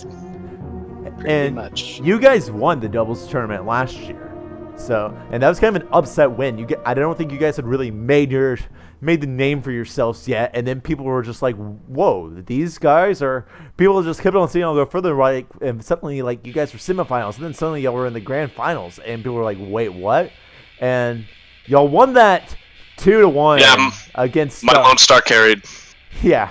Very obvious carry. I want to talk about that match in a second, but you guys had won that 2-1. I remember in the chat then, when you guys won y'all's first match against Humble Bundle, because they had won round 1, I believe. Yeah, they won the first game. They started to, the chat started to be like, "Whoa, Nikki and Cannoli actually lost the game." Then you guys won, and people were just like, lost game 1, maybe. Yeah, we lost game 1.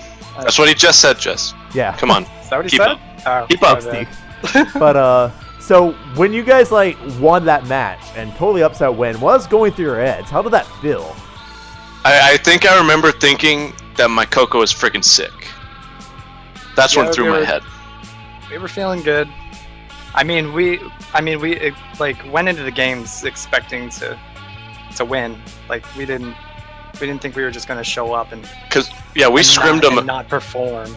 We scrimmed them a shit ton previously, and we were doing pretty good against them. So yeah, I thought overall it was a pretty even matchup. They were fun games. Okay, so going into this round, do you think you guys can win the doubles tournament again? hopefully, I think so. Jess steps it up. Okay.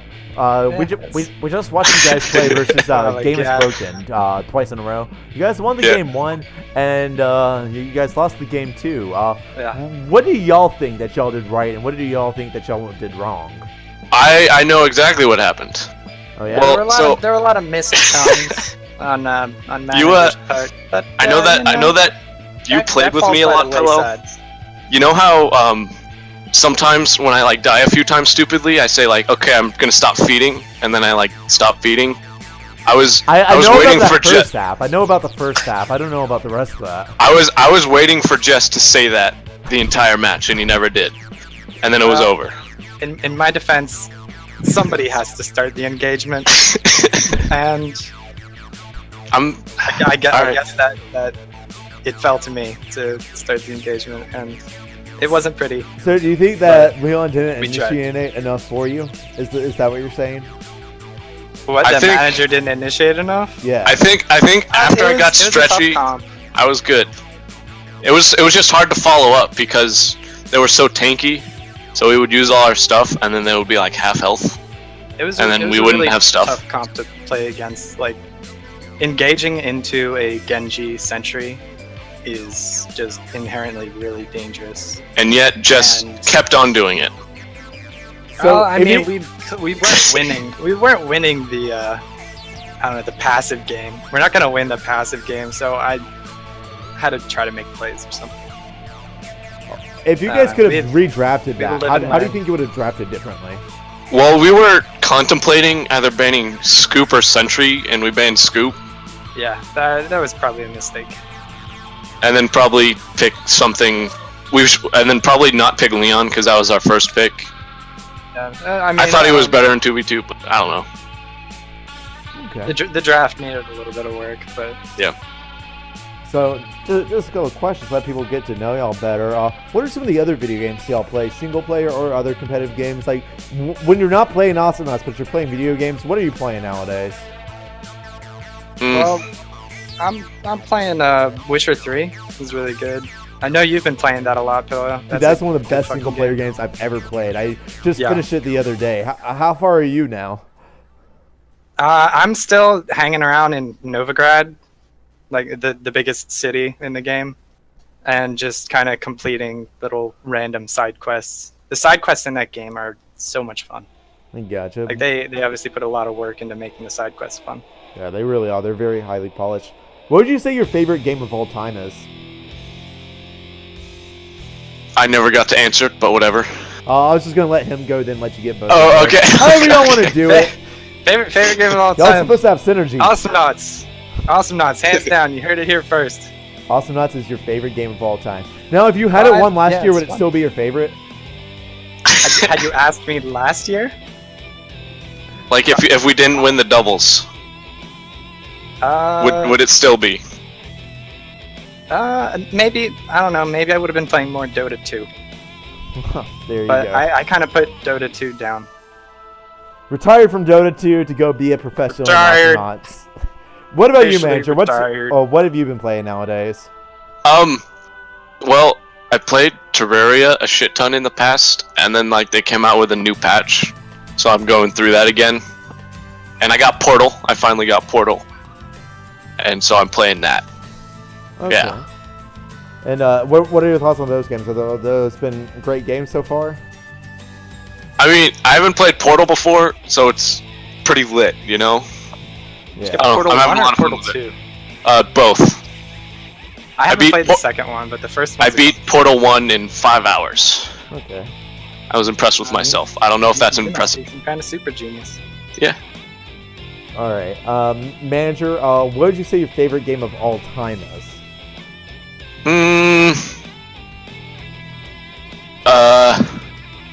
I'd have to go with Melee. I don't know, because I played that a lot when I was younger, and then I picked it up again. And it's still really good. I'd have to go with Melee. Okay. Interesting choice. Pretty popular one. And It is. one of the have two more questions for y'all. One, Jess really wanted me to ask for this for some reason. What's your favorite sandwich? Oh, My favorite sandwich. Jess begged me to answer this. Better yeah, be a good because answer. I kept like asking him like what Pillow was gonna ask, and he said, I don't know, stupid shit. Like, what's your favorite sandwich? So. I mean, I'm a diehard fan of the buffalo chicken cheesesteak.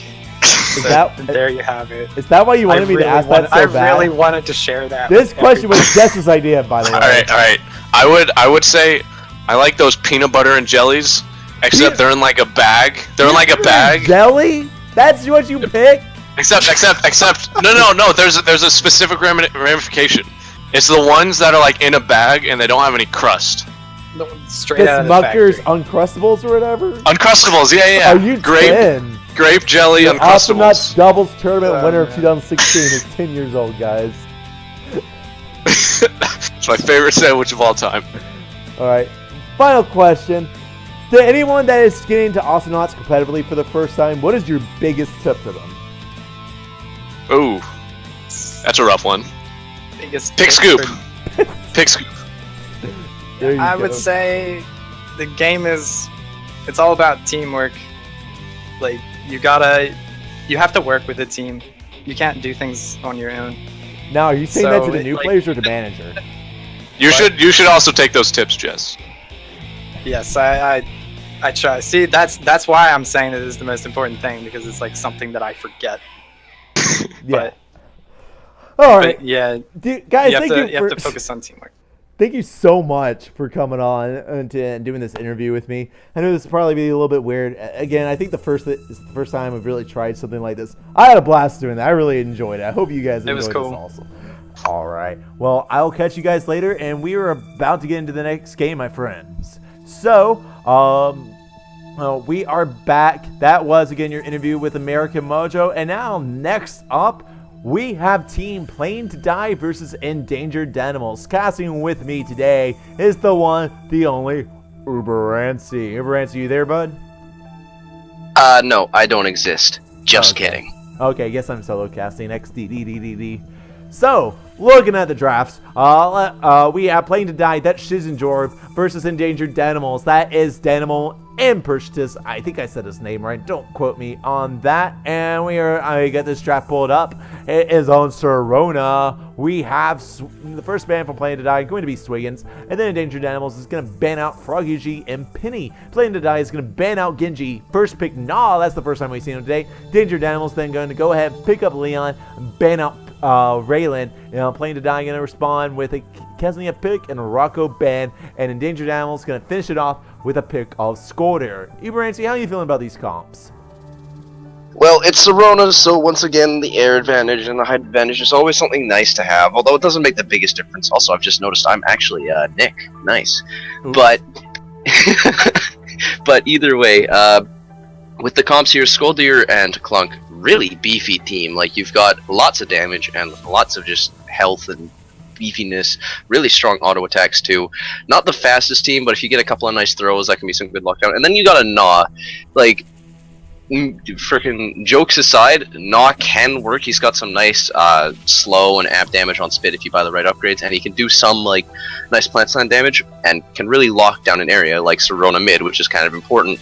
But against such a beefy team, and especially one that could really take care of weedlings quite easily, like say with just those strong auto attacks and the nuke, it's kind of a debatable pick, but it was like the first pick, so I guess the other team kind of played around that. And then you've got Ksenia, really good damage, and can definitely like melt some tanks pretty quickly, just because of the strong auto attack. But you got to be careful of getting in close against Clunk if he goes for Snare Bite or really strong slow, like gets that 40% slow early on. But I'd say that honestly,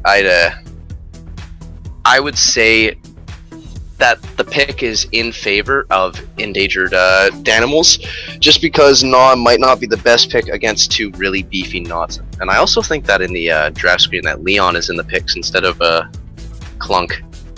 Oh, you're right. That's my bad. I looked at the draft wrong. That is actually, I'm messing up all over the place. Sorry, guys. I got so excited with that super lit interview that I. Yeah. Super lit interview, yeah, just talking about sandwiches. Got them Uncrustables. Yeah. Very professional. Hey, can you stop hating? Thank you. That's oh, sorry. Very on-gamer-like of you. He's gonna ban me if I hate on him. I'm so already reporting you to Geronimo, dude. Oh crap! I'm gonna get an in-game ban for a week. Nobody else has had that happen to them, right? No one that I can think of. But yeah, either way, I'd say the draft is in favor of Endangered Danimals, but we'll see how the Gnaw works. I'm kind of interested. Interested. I'm interested too. So let's go ahead and get into this, my friend. I am at the 12-second mark. Would you like to give us a countdown? Yes. 3, 2, 1, go. All right, on the blue team, we have Danimal playing your Clunk, Pershtis playing your Skolder. On the red side, we have Shiz playing her Kesnia as she moonwalks in the Kesnia way. And Jorv is going to be playing your Gnaw. Uberancy, how do you think the first blood's going to go down? How do I think the first blood is going to go down? Probably a good throw on Gnaw, or some bait from Ksenia, baiting out the abilities and whatnot, and then getting the pick on Clunk while he's low or has no abilities. Everyone's in I think that's what it's going to come down to, but actually, I'm completely wrong. Shiz is taking a bunch of damage from Skoldir and going to go down to the DOT after taking a couple of quick punches there. So, completely wrong. Don't listen to me for gaming advice, but Jorv taking a lot of punches here, very hurt, but manages to get that health back and slip away. And the nice thing about Gnaw is he can place some weedlings behind the turret here and just do a little bit of extra damage, discourage sort of just bodying the turret. Although Clunk and Skoldir are both pretty good at dealing with Gnaw weedlings, he's not seen very much in competitive, so some people might just not be used to him. It depends, but I'm still really just curious to see how it turns out and see if it turns into a stomp or if not actually ends up kind of working out for them. Well, at that first blood, she's made a really bad decision. I don't know if you noticed, but Perseus actually landed a nice explode on Jor at their lane and like completely set that up kill. Like Jor was completely caught out and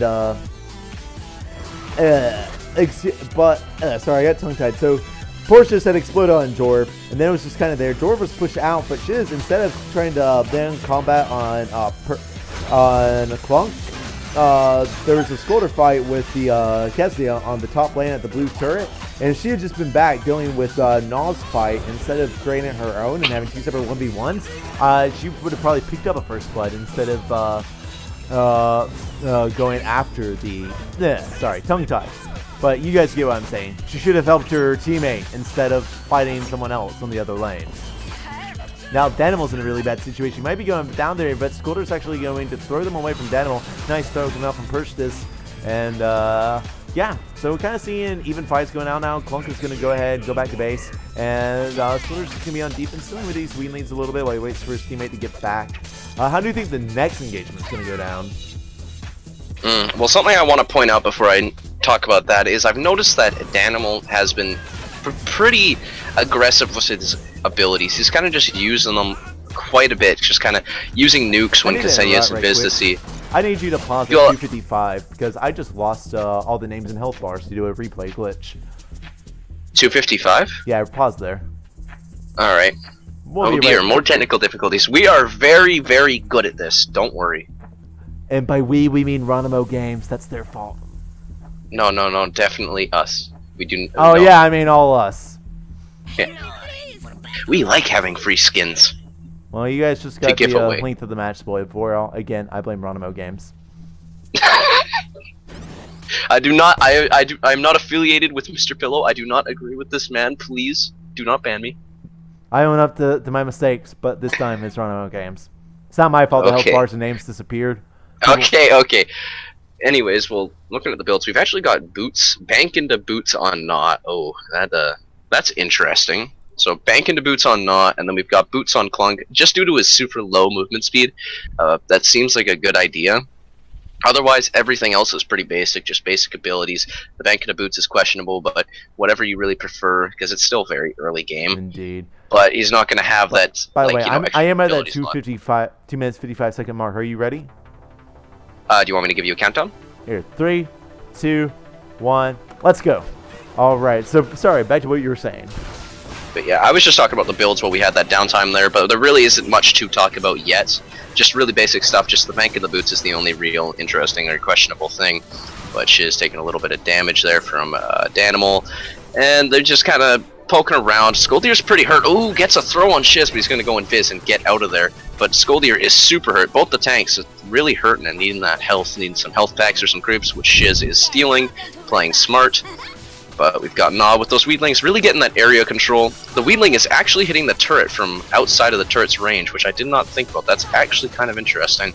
It's able to hit the turret from that far. But either way, they're making a bit of a push on bottom here. Scoldier's super hurt. It's got all that DOT on him, with only one stage of regen, as well as Stun Punch, which is very useful. Very important upgrade for Scoldier. It's like core to every build. But just some clear coming up from the red team. The area denial with the Weedlings is really just buying them time against these big pushes against Clunk. Really, what I'm thinking is that Gnaw might not actually be too bad in a 2v2 scenario. Ooh, Shiz is just going to eat that nuke though. But not too bad in a 2v2 scenario just because the Weedlings buy a lot more time for you against the enemy team. Just because they have to kill them unless they want to constantly take, like, 100 damage from every shot. Especially later on if he decides to amp them up with some extra damage, or possibly the upgrade that lets you fertilize them for extra damage. Indeed. And especially if he also gets those weed slams, and I think the amp also. Like, Nog can be so annoying. The only thing he has to watch out for is that he doesn't get thrown. And, if they can keep him locked down enough with all the CC that Scolder has to offer, that will not be good for him. But otherwise, he can actually keep them super pressured. And, yeah, don't think I didn't notice that. Say what? Nothing. Anyways, so Shiz gonna get thrown here, but he's gonna be able to hit that jump pad and get back out.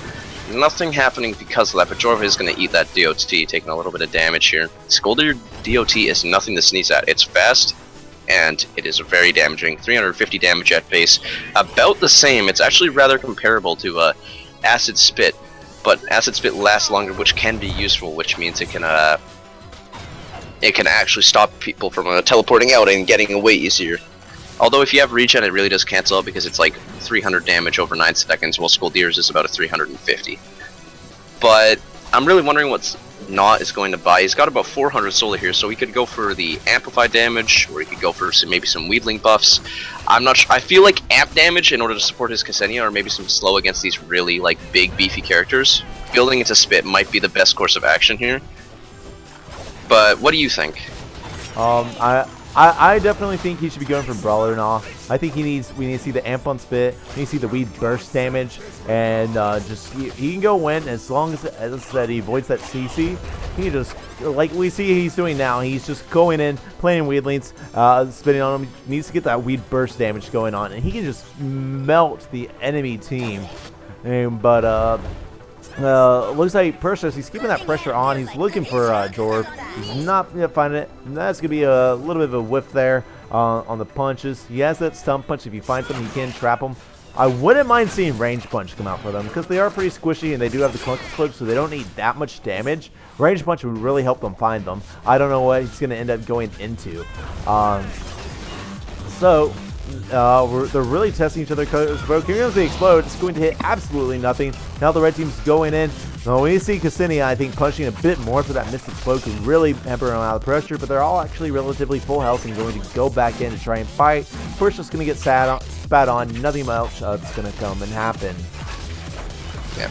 The problem with, there's a couple of things to note about Gnaw is, first of all, Plant Slam, do not underestimate it. It does a lot of damage. If you get the amp and then Plant Slam with like both damage upgrades for Weedling Burst, you can do like a solid 500 or something damage.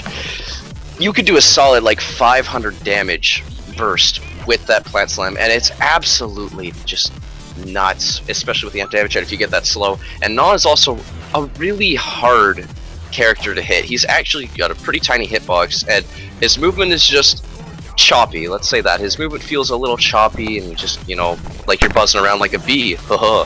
But either way, we got Danimal here trying to initiate with the bite, but doesn't actually hit anybody. Hits the droid instead. The tank's just taking a little bit of damage, clearing those droids. Bottom turret is almost dead for the blue team here, as Jorv is just kind of baiting them out, just trying to go in. Actually baits out the bite there a little too early. There's Ksenia initiating. Shiz going in with the silent scissors, but Danimal's just gonna get out of there and try to maybe teleport away, or maybe just wait for the health. But Skoldir's actually super hurt and is gonna go down to a scissor from Shiz. So that's a nice pick. First kill, actually, for playing to die. So that will probably give them the momentum they need to maybe take down this bottom turret, because Clunk is actually teleported out. Maybe a bad time to do that, but I don't know if he had a choice. I wasn't really paying attention to his health, but he's going to be able to get the drop on him if they're not careful. Oh, there's the nuke coming in. It hits Shiz, but it only does about 572 damage, but he's taking all that damage from the turret. Bottom turret is still alive, but Gnaw is going to be in a really bad spot, but he doesn't seem to have Snare Bite or anything in order to lock him in place there.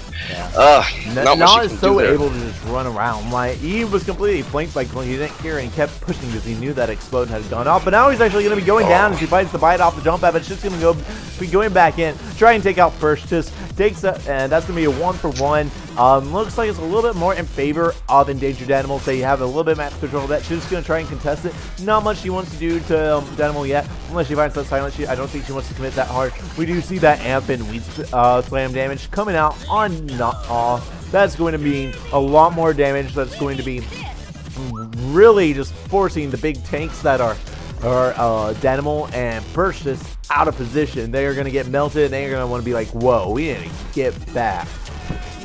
Yeah, we've got it. It seems that Team Playing to Die, or just Team Red, whatever you want to say, has a slight solar advantage, and it's just, they're the squishier team, but they're the more agile, and Ksenia can really melt tanks, but we actually got some auto attack upgrades coming out from Clunk here, getting the fragmenting shells, which has been recently nerfed, but is still very strong for clearing as long as you can hit those droids. You can't use it as sort of a really good poking tool or anything, or outrange turrets like it used to be able to. But you've also got that fourth stronger missile that does double damage compared to the first missile, and it's really nuts. But look, it's actually going to be really helpful for clearing these Weedlings. I never thought about that, but look at all those Weedlings, just trying to stack them there with a spit, giving them a bunch of health, so it's just going to slowly chip those tanks away. those beefy characters, it doesn't matter because all that DOT and the wheedling damage, little by little, it's gonna start whittling their health down, so they have to go and get these creeps. And Shiz is actually gonna do a lot of damage, tries to get the kill on Skoldir, but he's gonna be able to teleport away for a little bit. It looks like Clunk's actually kind of here stuck in the open. The bottom turret is almost dead. It still hasn't really been pushed the way it needs to be. They can probably just go in and kill it with a couple of plant slams or something. Shiz taking a lot of damage, takes a missile to the face too, but it's actually going to get out of there in Viz as he loses it right there. Really, we don't have any CC coming out from Clunk either. And I feel like that would be a smart thing to do, is to buy some slow or something. Even with Skoldir, you want that CC on Clunk. It just makes life so much easier. Especially really if you have trouble landing your bites. I don't know if you noticed, like, he actually just landed a multi-bite too, and actually got both of them as bite and got a crap load of health from it. Just like, imagine if he had double snare, like the instant wipe that would be. Keeping like those two guys just completely locked in place for a second. Just Skoldir following up. So if he can land multi-bites like that, then I'm gonna have to agree with you, dude. I want to see this the snare coming out on him pretty soon. Yeah. Even if you're not confident in your bites, you should definitely try to get slow or something, just because it's so useful, especially against an invis character or a character that can jump really high. Ksenia is both of those things. That would actually gonna get hit by the nuke and the bite. He has so little health. Oh, the missile, the prediction. He jumps right into it. That was a really good little missile there. It's very tiny, but it did the job. The animal kind of going in. Gets a bite, but he's taking so much damage from Gnaw. Look at all that DOT and stuff. But the bite's actually going to heal him up. You know, it's got that power converter going to help him deal with that DOT. But Jorv by himself, but they're not really making much of a push here. They got to clear. Well, now they don't have anything to clear, but they got to wait for their droid wave while they clear this next wave. But Ksenia is already back. Shiz is already back. Oh, Skoldir taking a lot of damage. He's so hurt. He's only got one stage of heal punch, so he's going to have to fall back and get those creeps or a health pack of some kind. While Danimal is just kind of camping these jump pads here, trying to stop them from like maybe trying to farm their creeps or anything. That would be an annoying situation, but it looks like he's taking a lot of damage from Ksenia here. Just going in with the auto attacks and the scissors. So much damage, doing 300 damage with those Bobcat scissors. Absolutely nuts. Indeed, and the push has been more in favor of Jorv and Shiz, even though they have half the kills. I think part of the issue also is we see no damage coming out on Danimal and Persis so far. They haven't picked up any whatsoever, and I think that means you find more situations where they get pressured out of position than Jorv and Shiz do. There's going to be a whipped explode, but Shiz in a slightly bad spot. She's in this. See if there's anything she can do. Now Jorv is there. He gets a spit on. He's going to get the weed slam on. He might be going down here, actually. He's taking a lot of damage. He's going to make it to the creep in time. No, he's not. Just as the creep blows up, he's going to die to the DOT. That's going to be a free one for nothing in favor of endangered animals. The worm almost gets first, but just he gets out just in time. Now they got a little bit of push going. Shiz gives the taunt anyway. She doesn't care. Now she's 1v2ing. See what she can do. Trying to create space while she waits for Jorv to get back in lane. Doing a good job at going in aggressively while still handling a 1v2 scenario. She knows not to ever commit right here, but to just keep them distracted. And they are wasting a lot of time trying to find a Ksenia that doesn't actually want to fight on Serona of all maps, rather than actually pushing like they should. Absolutely. And I'd like to mention that Clunk does have some extra auto attack damage as well as like the AoE and multi-bite, so he does still have a little bit of damage. It's mostly to help with the clearing. In the sort of team fight PvP scenario, he doesn't have the damage he needs. He needs like a couple stages of nuke damage or something, I do agree. But the auto attack has been helping and doing work, as we've seen. But either way, trying to go in here, getting some poke damage and then running out, just being as annoying as possible, like you said before. Really helping just distract, especially with the fact like, you know, Gnaw can just set up and like make sure they don't push the turrets, especially if they're not clearing and they're spending time, you know, chasing the Ksenia. Then it just works out for the red team more and they can get that ground back and keep it with Gnaw. But either way, Jorv making a bit of a push on these towers here. Danimal taking a little damage and the amp damage and whatnot. He actually has amp damage on Spit, good to note, as well as burst damage, so he is going for Plant Slam, Brawler Gnaw. Oh, the nice throw on Jorv, but he misses the 3-punch combo. Just mistimes it barely, so Jorv isn't going to take that much damage and doesn't get hit by the bite, so he's going to be able to get away. But Danimal is taking so much damage, but he's able to get to the creeps and stay alive, and Shiz is going to teleport out. Let's see here. Shiz has got about 500 solar, Gnaw's got a little bit as well, but he's actually going to get thrown into the turret and die. He's going to get destroyed by those 1, 2, 3 combos just before Danimal can get the last hit with the nuke. Indeed. Now she's going for it. She's been picking up a lot of damage. She's also picking up slow. She's picking up Futuro Girl. and she's just going in and seeing what sort of plays that she can make. She's not hesitant, even when she should be on the defense, and she trusts in her kiting skills, which so far she's doing a good job at the kiting, but I hope she doesn't end up getting too confident at some point, because that's an easy way. She gives them that wide ball on defense. You know, that's going to be super bad, but she kind of has to, because Ksenia cannot defend against Skolder or Klunk. You know, she's making the right call, but the skill floor to make this call is actually pretty high. Like, I can't stress enough how good it is that when she's on defense, she's not letting herself get pressured to the turret and is successfully drawing them off. Because she's ever in a situation where she just has to clear the droids right in front of her while they push on them. Like, she's going to get thrown, she's going to get attacked, she's not going to do anything about the Klunk that's just missiling the turret. And probably dead, and definitely not successful in defending. Jorvik in a very bad situation. Once again, he's using the flow on the spit to try and find time to disengage. Just trying to buy him time. He's going to get the teleport. Wow! Actually, I thought the speed from throw there with like the boots would actually get him killed there, but he just barely got away. Wow, that was close. Indeed, and one of the things, he got the slow spit off, and then Shiz just managed to keep him just distracted enough in order to actually get out. Now we're going to see the bite come out. She's trying not to die here. She's going to go ahead and get out. Endangered Animal's going to go ahead and consume the creeps. Percia's going ahead and control the lane, so using his perfumed white flowers to get some of his health back. Now, everyone but Jorv is full health. He's going to need to watch out. We need to see sustain coming out in Jorv, either Solar Crab Burgers, or he's actually got... no, that's Shiz. Shiz has PKM. He does not. He's got Piggy Bank on him boots. So he can pick up the lifesteal on his auto attack, so he can hang around a bit longer, or even get some Weedlings going inside the enemy jungle. Either way, we need to see him able to stick out around a bit more. I think Shiz, she's got the braided tentacles, and that's actually helping her, because usually she's like 2 bars, then off of one thing of droids, she's only missing 2 bars. Big difference there. She's going in, trying this combat, and Tentamel's going to take the knives for his good dude Skolder, and Skolder's just going to go heal up the droids. Tentamal going into mid, trying to keep them back. They're going to see if they can start something on Tentamal. They know he has the explode ready though, and Percius is right behind him. They're really trying to poke him down, but he's going to get the multi-bite out of the droids. He's extremely low. That multi-bite saving his life. If he only bit one droid, he'd be dead. And now his jungle's completely denied, but he finds the bite on Shiz, and he probably could have exploded on her. It was a little bit too passive. He was trying not to mess up. Oh, just dodged the nuke there. Did that miss? Managed to get that nice jump pad. I saw numbers appear. I think actually that was his auto attack, and it confused me for a second because I thought it was the explode. Yeah, Jorv really going to get out of that, kiting that just perfectly. He had done that a little bit different. He would have been in a bad situation. We need to see Jorv picking up Rabbit Tooth pretty soon now, because I think he needs that extra bit of speed to really just be able to run around them in circles.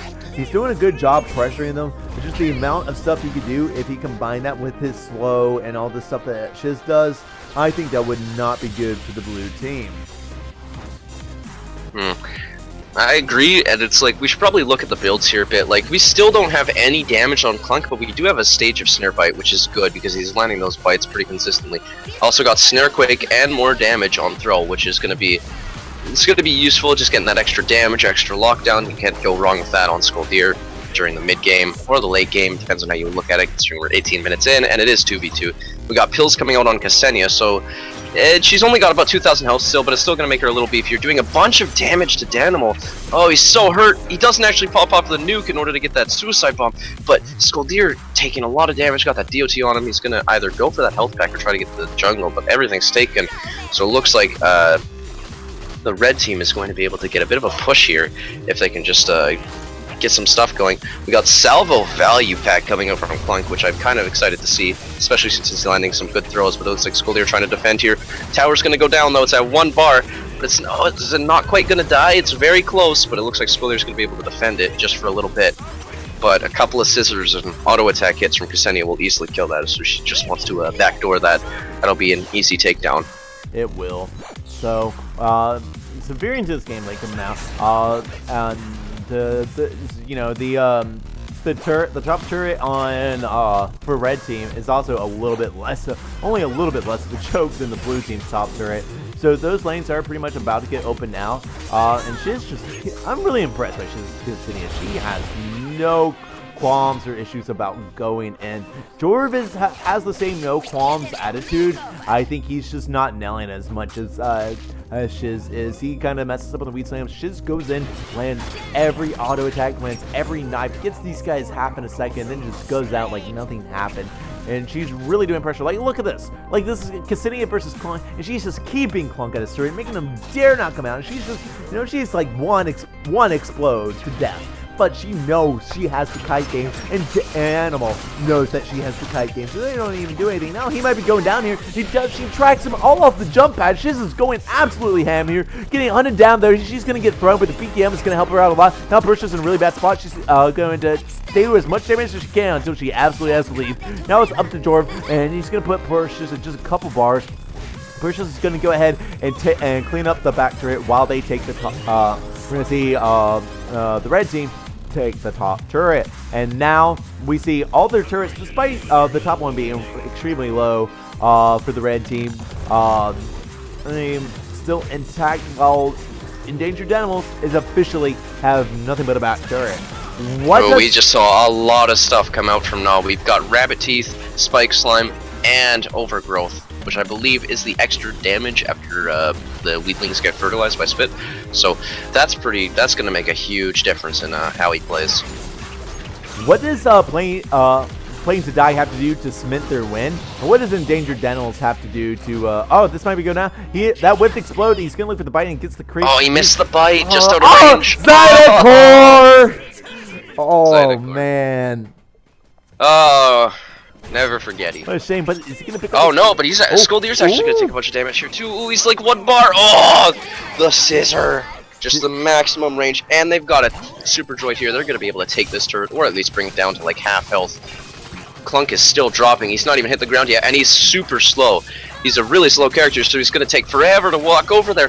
And it's only got 2 bars, 1 bar. Yeah, that's gonna go down. They might even try to go for some base damage here. Clunk finally getting back.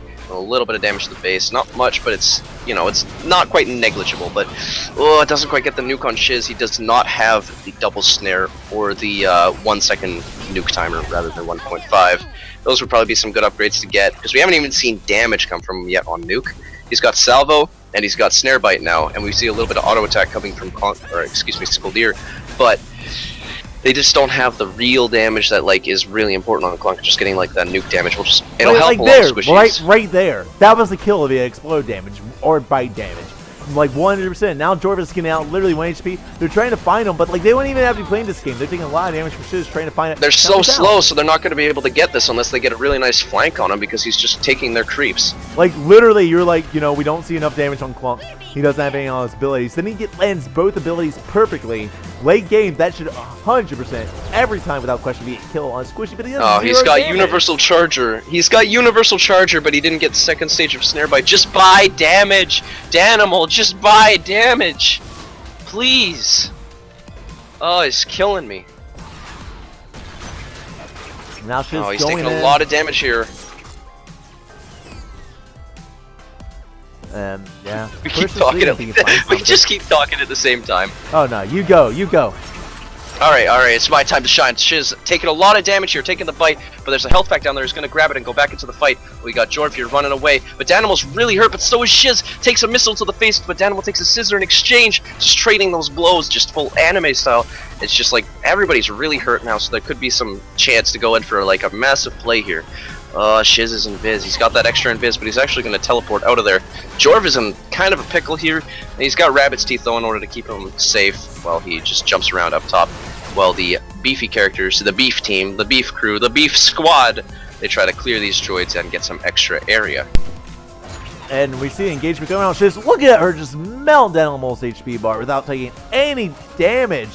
And that would have been a kill, but she mispredicted him, and she thought he was going to go off the jump pad. But I think Danimal knew that would be a bit too predictable, so he stayed low, and he's actually now full health, living to see another day. Contesting mid, he needs to get out. Perseus is not there. Perseus looks like he's going to go back, and Shiz is going to go ahead and push up the bottom lane quite a bit.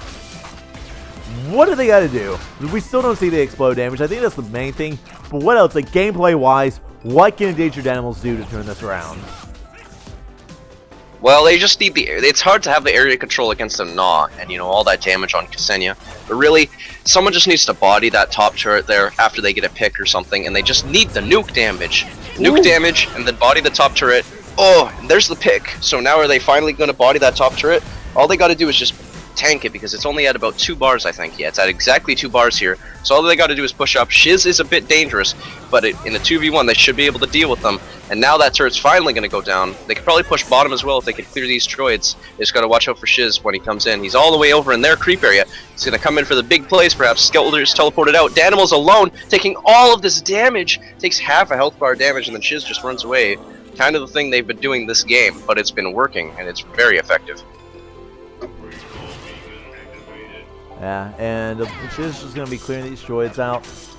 Clunk is going back to buy, and finally explode damage and pills. Oh my god, we did it! We did it! We did it, Reddit. It's over. Can we please get this on the front page of Reddit?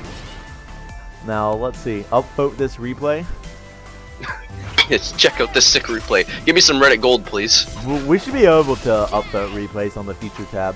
That would actually be a sick idea. No That's problem, a good idea. Ronimo. That would be a good way to. That would be a good way to have like the sort of Ronimo match of the day. Here's it. Yeah, here's an idea, Ronimo. Ronimo match of the day, something you pick or use your automatic like featuring system, whatever you use to find the match of the day, and then have a community match of the day that people That's gonna have to wait. Skolder's about to get downvoted back to his drop pod as the DOT is going to be the last pick. But Danimal trying to contest this. He sees Shiz extremely low, but Jorva's going to go ahead and go to the base. That's going to pressure Danimal off of Shiz and go to contest that. He's dealing a lot of damage to that. He's got some weaklings planted up there, and the multi-bite will clear that out fast, but it did require Danimal to do a complete fallback. She's going to give Shiz the map control to go ahead and keep Danimal pressured, and he basically is not even allowed to leave the base until Skolder is back, and even then they'll still have to wait a bit because they and try and figure out the positioning of the red team. The problem with the situation they're in right now is they're in the situation where they can't leave the base unless they wipe, because Ksenia and Nock can both backdoor pretty effectively with Rabbit Teeth and Invis, and they both have a lot of damage against structures now. So if they leave the base, you know, if they don't have at least one person on the base and either one of them is alive, there's a chance that base could just get destroyed because it's only got about 4.5 bars, already sparking and flaming and cracked and broken to high hell. It really is. And you know, even with that damage, Shiz can still future roll through the explode. But I just think about the times, like especially that one on Gnaw, where Gnaw got out like 1 HP after like getting hit by everything. You know, I just kind of have the philosophy, if you land all your abilities on a Gnaw that's by himself, he still doesn't die, you're probably not building right, but that's going to have to wait. Sporter's just going to get caught down. He's going to get caught off the jump pad. The explosion's going to be a whiff. This has got to be a good game. I don't know why Jorv is... Okay, here comes Jorv. He was about to clear, and he was like, nah, we can end this right now. They got the... Yeah, Jorv is just like, he's going to retreat, man. It's too difficult for him. Don't overextend. But it looks like we got 2 bars left. Just Danimal by himself. Skoldir dropping right now. It's going to be a couple more seconds until he gets here, and then he's got to walk back. All those scissors, he's tanking some of them, but you can't really tank scissors as a tank because of the way they work, taking off percentage health rather than flat damage. They do flat damage and percentage health, but Shiz is actually going to take that lethal DOT. Pretty sure he's going to die to it. He does! Jorv's got that DOT as well. He's just using the rabbit's teeth in order to get out of there. The question is, will Jorv go ham and try to go for the base, or is he going to fall back so that they can get one more coordinated push? We've got more silence coming out on Ksenia. Also has scissor throw, or excuse me, steel feathers for scissor throw, which will reduce the cooldown of vanish after you land some successful hits, which lets them be even more of a sort of harasser. Jorv trying to catch out Danimal here, not doing too much here, just kind of spooking them, making them scared. I think Danimal's trying to make one desperate push because like they have to take these towers and they have to try and like get base exposure or something, because there's not much they can do in this situation with so little health in the base. Skoldir has to run back to the base because Ksenia is now dropped and is just going to go for that back door. 8-second invis just going through the top lane, but Jorv is following him. Gonna break that invis. All they gotta do is throw like 3 This is the same situation that we saw last game with American Mojo versus Please Love, but Shiz is he's going running back instead of teleporting. He's running back to the base instead of teleporting. That's a terrible mistake. Well, not really. Nothing's coming from it. They really need to start a fight now. They really do. Or else they let them get to base. They didn't start that fight at the start, but they're gonna kill that. But they're not gonna be. It's not like no health, but the solid blade droids. Oh my god! It's so close. Comeback time. They have to kill like the red base within 30 seconds, otherwise they lose. And I don't think that's going to happen. This like it's not GG, because if they somehow wipe them again before they can leave their spawn, you know, if they manage to push to that back tower, then they might actually have the game themselves. So it's going to come down to this next fight. Is Ksenia just going to jump above? Are they going to have someone watch above and try to predict that? They're melting this turret here. They do have the auto attack damage. This is now actually getting a little more intense because they're doing the damage to the tower. Oh, he's teleporting back. He's not going for it. They need to catch him off the game. jump the cliff right now. Danimal's in a 1v2 situation. They're going to try and take him out right quick. And he needs to find the bite, and he's going to miss it. He's trying to buy as much time. He knows how important it is. He's going to go for the explode. He's going to kill himself. Now it's up to Persis. The iframes. Oh, yeah, that wasn't good. He's in such a bad situation right now. It's GG. Ksenia's going to get to that base. Shiz just going for it. There's going to be no contest in this coming out from Persis. Before just he get the slow walk, and then... there it is. I didn't even see the attack show up in the replay. He just danced around, and then the base to die. Victory. Lol. And that is a victory for playing to die with the gnaw pick on Sirona. Man, unexpected win. That was insane. They did on paper. I think we had a much old school scarier comp out of endangered Dynamos. But Ksenia and Gnaw are pretty good in the meta. Ksenia is really good in the 2v2 meta, and Gnaw is just a top tier pick right now in general. What are some of the things that you think that the blue team could have done differently in order to have won this? Well, damage earlier, definitely. Damage earlier and more CC earlier. Should have gotten that snare bite a little earlier, maybe instead of getting... The multi-bite was a good idea because you can definitely land those bites, but maybe instead of the auto attack damage, probably should have gone for snare and some damage, or maybe slow and some damage, depending on how confident you are. And also, Shiz was just putting in a lot of work against Clunk. Just doing half his health, half of Clunk's health, and then just running away just lol, you can't catch me, XD. And there's not much you can do about that, but it was really the thing that Danimals could have done in order to have a stronger chance, so that they could actually get those picks. So this is every 2 or 3 instances where they just didn't have the damage to kill someone, was to just buy more damage. That's pretty much it. Indeed. I really couldn't add much to that. I'm trying to think of something that you didn't just say, but honestly, you nailed it. You absolutely nailed it. And then when they messed up on the teleportations, for example, in game. Persis went back, and it was you didn't have the luxury of getting back. You either pulled a double kill out of your ass right there, or you lost. You either got wiped right there. I was really hoping that they would have a sick fight at the jump pad area, and maybe possibly get a really sick throw on Ksenia into the nuke, because he finally had double nuke damage and could kill Ksenia, because he has the universal charger, he's got the snare bite, and he had double nuke damage, even with iframes on invisibility or virtual girl. Ksenia would have died to that, and that would have given them a huge chance. They could have actually won that game in that split moment, but they decided to fall back, which was their downfall. Indeed. And Dynamo, he had the idea. He wanted to find them off that jump pad, but once he realized that Persis had come back, he was like, oh crap, he's just going to kite them.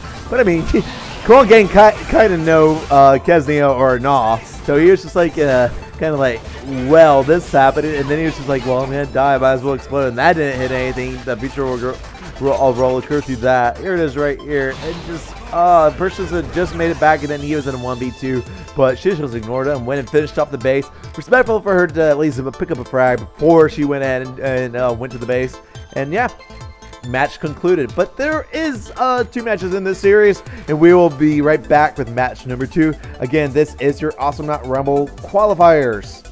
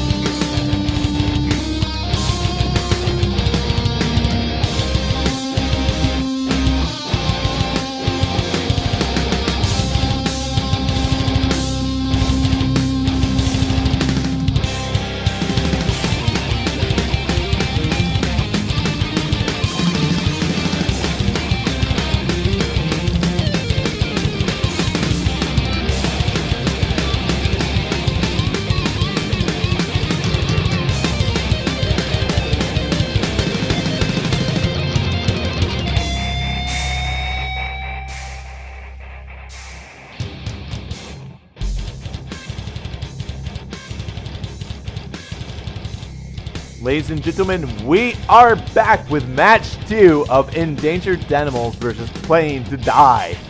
Hey, joining with me is once again my caster, Uberancy. Hello. Hello. Dude, so we have one heck of a match. Some crazy comps, dude, for our last match of the day. I'm going to go through this draft right quick. Your red team, Team 1, is going to be Endangered Animals, and your Team 2 is going to be Playing to Die.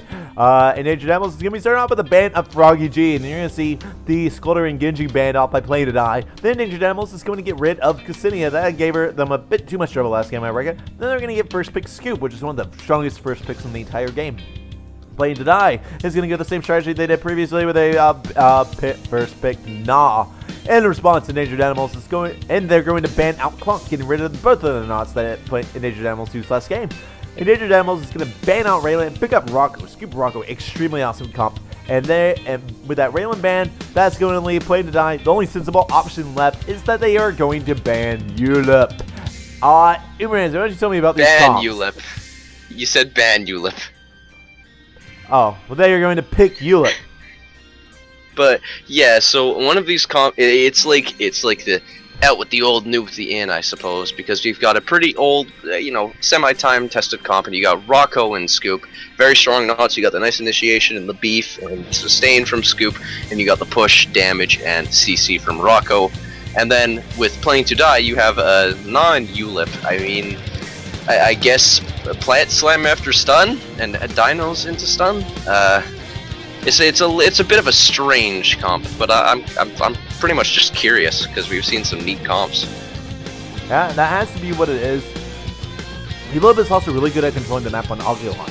You get those dinos going down the lanes and just really making people quickly move out of quit, especially on that bottom lane. You can send them through the pits, and at any time they catch someone out, even if it's Scoop, with that amp damage, and the DOT, and the damage from Gaze, and 2 quick weed slams, that's a kill, man. That is a freaking kill. At the same time, Rocco can poke these guys down so hard. They can find the hammers, they can find the arrows to just constantly melt these dudes so they're like 1 HP. Every time Ulip does that stun, he's going to have a little kick me stick it note posted to his back, and that's exactly what Endangered Animals will be doing. Do you have anything else to add, my friend, or are you ready to go ahead and get into this? I don't think I have anything else to add. I think if there's one thing, it's that a split coin and possibly AoE on Precision Shot are going to be very important upgrades. I agree. Alright, Sorry. Either way, I am at the 12-second mark. Would you like me to give you a countdown? Let's do it, dude. Last match of the day. Let's go. 3, 2, 1, go! And we are off. We have Perseus playing your Rocco, Denimal playing your Scoop. We have Jorv once again picking up Nos, and Shiz on her signature Professor Milton Ulip, doing the Ulip moonwalk straight out of base. She is ready. She is go. No one is allowed in the laboratory. What do you think the first build's going to go down, my friend? Probably just going to be either really crazy, Ulip stun in front of the turret, or it's going to be a Scoop hammer into Rocco, just murderizing everything. And, Scoop's got some decent damage and auto attack, but it's nothing too, too special. It's just Rocco's going to be there for the damage and the push, and he's really going to help with that push. He does a lot of damage to towers and to to players alike. So, I'd say that Endangered Animals definitely has a really strong comp, but Playing to Die has a really good comp for Agilion, in particular, especially with the dinos. That's going to help lock down bottom lane. But either way, Jorv and Shiz both very hurt with Rocco chasing them, using vengeance. Doesn't quite get him all. Maybe. Precision Yeah, shot kill, it in a very Brazilian style. Got the precision shot kill on Ulip. Nice arrow. Pillow will appreciate that one. But either way, we got a bit of a push going up on the top tower, but not much because, he's Scoop. Jorv's going to take a nice hammer there. He will not die to a precision shot. He's got just enough health to survive it. Ooh, but he misses it anyways on the jump pad. And I don't even know what to say. If they have to find the weed slam. There my it God! is. Signature Ulip, best Ulip in the game. Just completely melts Scoop with a great initiation and super strategic play. And now she is dominating that top lane with her dinos, completely forcing Perseus out. As they set up the push, she's killing those droids, making them push that much longer. Jorv taking over the jungle with his Ween lead. Oh, he might be going down here. He might have overcommitted. And she's going to be coming up. Needs to... she should have come off that jump pad and looked for the Gripping Gates finish up. That she could have easily saved them, minimally that was one. All in all, that was just straight up just bad minimap awareness coming out from Shiz. I just called her the best ULP in the game. I take that back. Wow, just absolutely savage there. But either way, that was an amazing ULP kill there. It was really good, well timed and everything. But Shiz is actually in a lot of trouble here. I don't know about best ULP in the game anymore. But either way, takes a ton of damage, making Rocco go on a killing spree, getting 3 last hits, tons of money, which is really nice for Rocco because he can snowball pretty hard.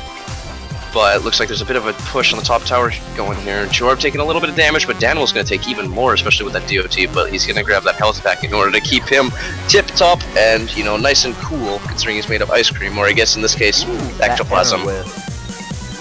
That Miss Hammer was 100% without question to kill Jorv if she had found that. Now the dinos are going to be going in. They're going to be doing some nice little residual damage to Perseus, but he's going to pick up from his jungle. Now Shiz, Daniel tries to initiate him, misses the hammer. Shiz just going to fall back. She's going to go ahead and use the dinos to defend. They've used everything. They're going to miss the gaze though. And now they're just going to be waiting back, just waiting to see if they can find that frag. Looking at the early upgrades here, we've got amp damage, pretty smart upgrade considering, you know, you have to really work with your teammate here. So the amp damage is going to help him a lot, but Jorv's going to take a lot of damage there. Just take a little bit of damage from Scoop there. I say a lot and then a little, but he's at about half health now. So just trying to go in with the dinos, kind of mistimes it, but either way, he's going to get out safely. And speaking of just Shiz in general, we've got the remote-controlled whisk, we've got the DOT on Gripping Gaze. If you can really get in close, that's a little bit of extra damage, quite useful, and can stack the DOT, you know, with Gnaw. And then we've got, you know, a little bit of damage on Scoop, a little bit of regen on Rocco, pretty standard stuff. Indeed.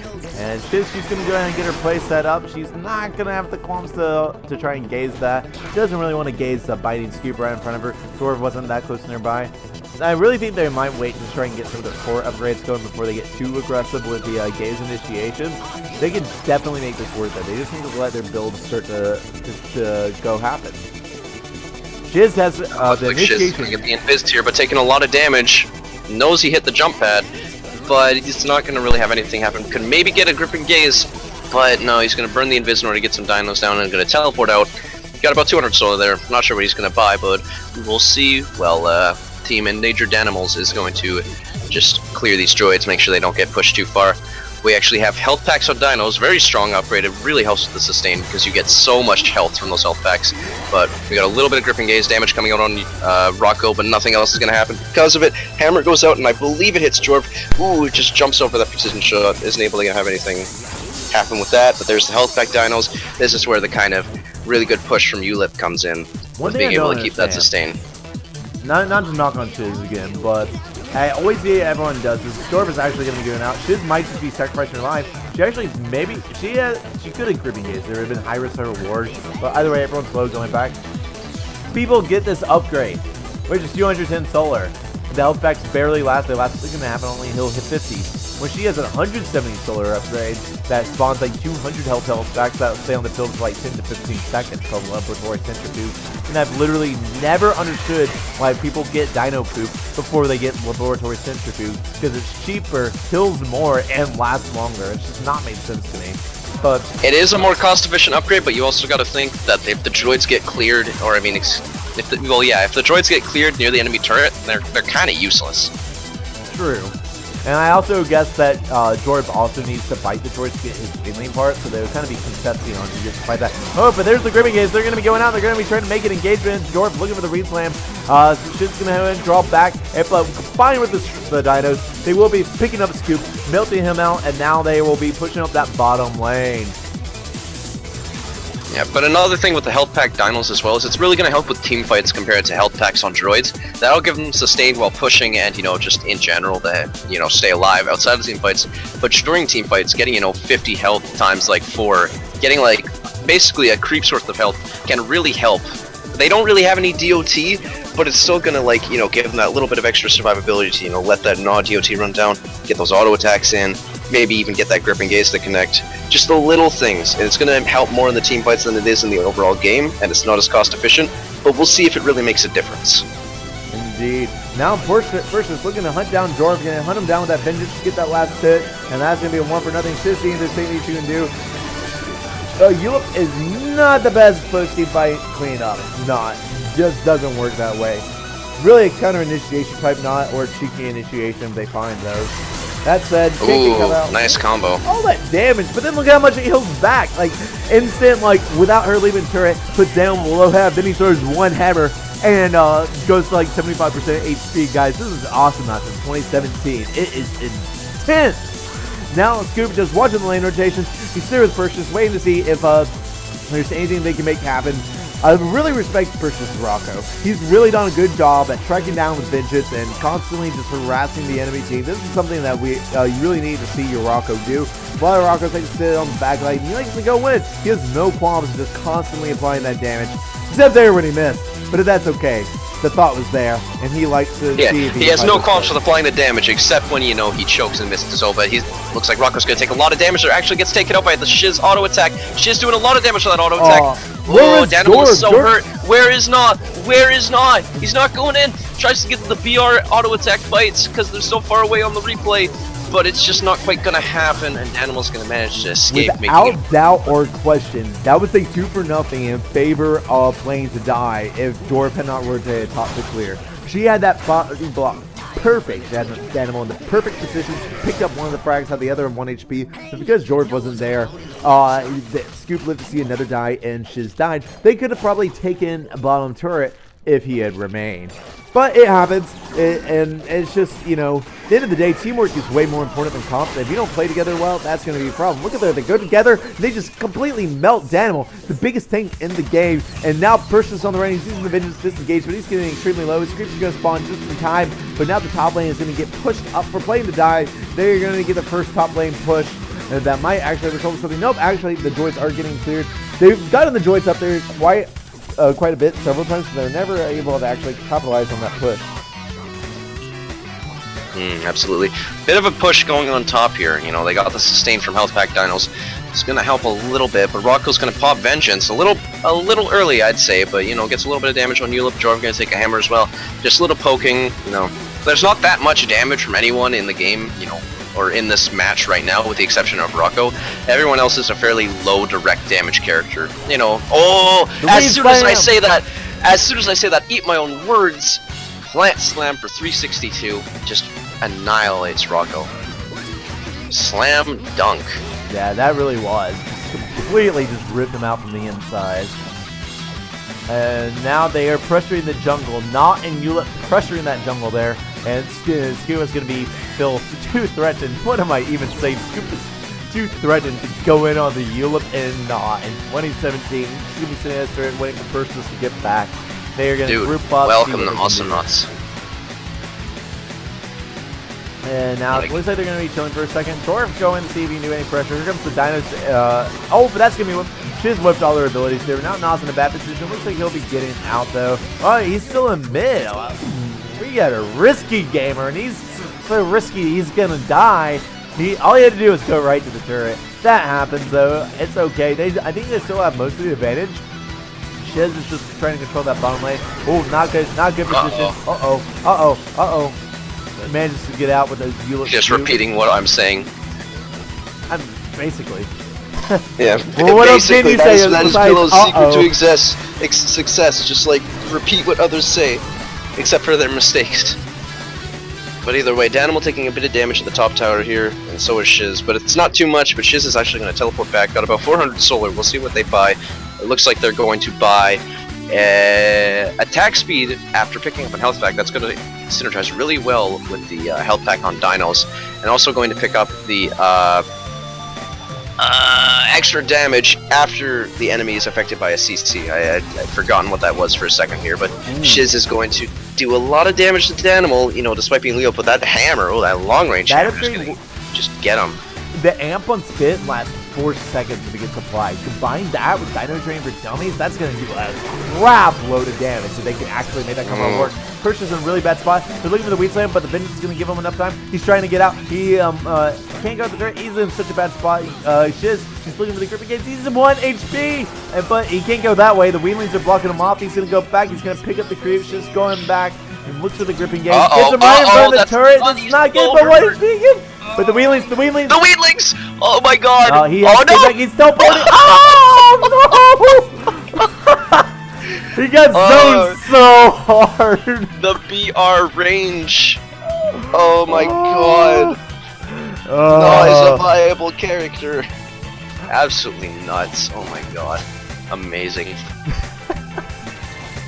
This is what you were here to see, people. This is what you were here to see. The Gnaw Ulip strats. This is really the sort of intense gameplay we've really come to expect from Awesomenauts Rumble. Here's the hammer. It's going to be a whip. It's going to go to 100%. That's one thing that Snow Shovel and the Hill Hammer, like, he can just lob it at the Weedlings to get all his health back. It looks so funny to watch. Another whip hammer. Not good. Now he's in a 1v2 scenario.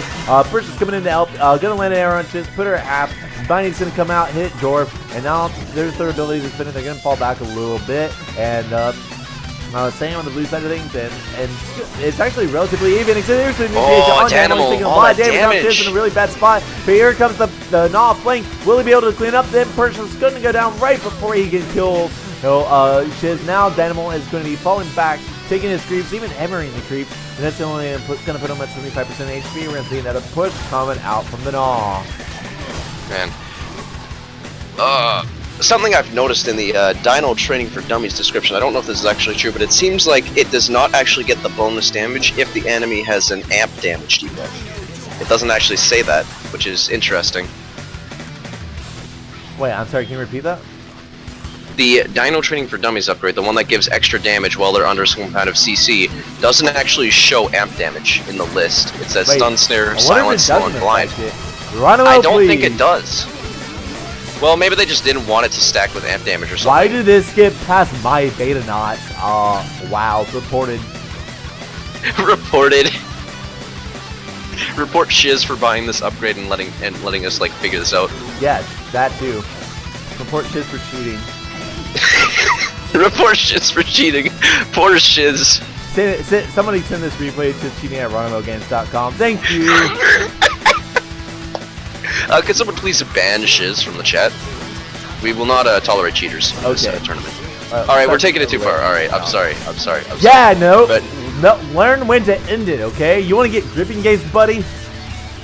Well, hey, coming from you, Mr. Pillow, as if you know when to end anything. Okay, we're getting toxic here. Here we go. Anyways, Jorv clearing these droids here, getting the plant slam on those droids. Scoop has teleported back, find some upgrades. He's got plenty of money, got about 500 solar, as does Gnaw.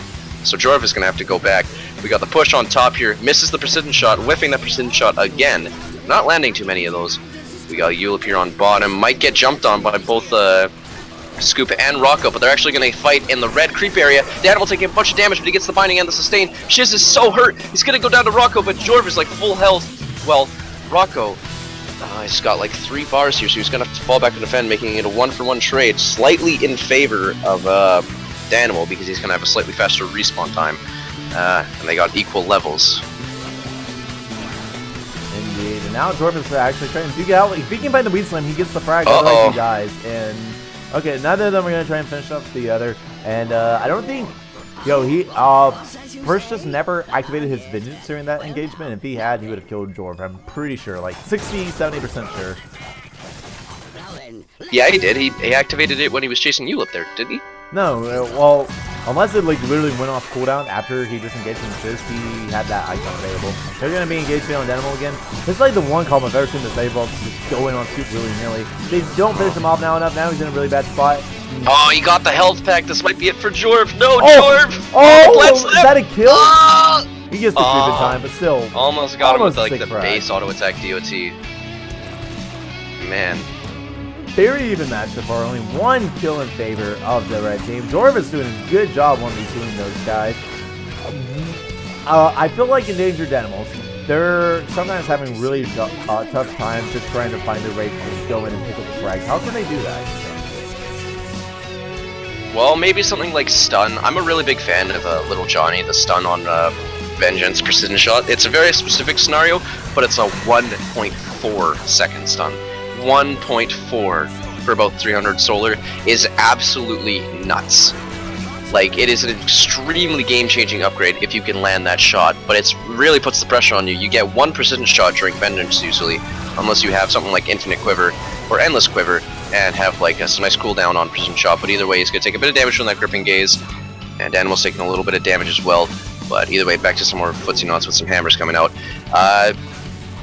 That stun on Rocco, and just like maybe some better initiation, like, you know, like just Scoop sort of coordinating his hammers more. That's what I think. That's what they need. I 100% agree. That's actually what I was thinking about too. He got that Little Johnny, and he managed to find the double stun. He can easily wipe every time. Especially he has all that damage coming out. He's got the excuse me.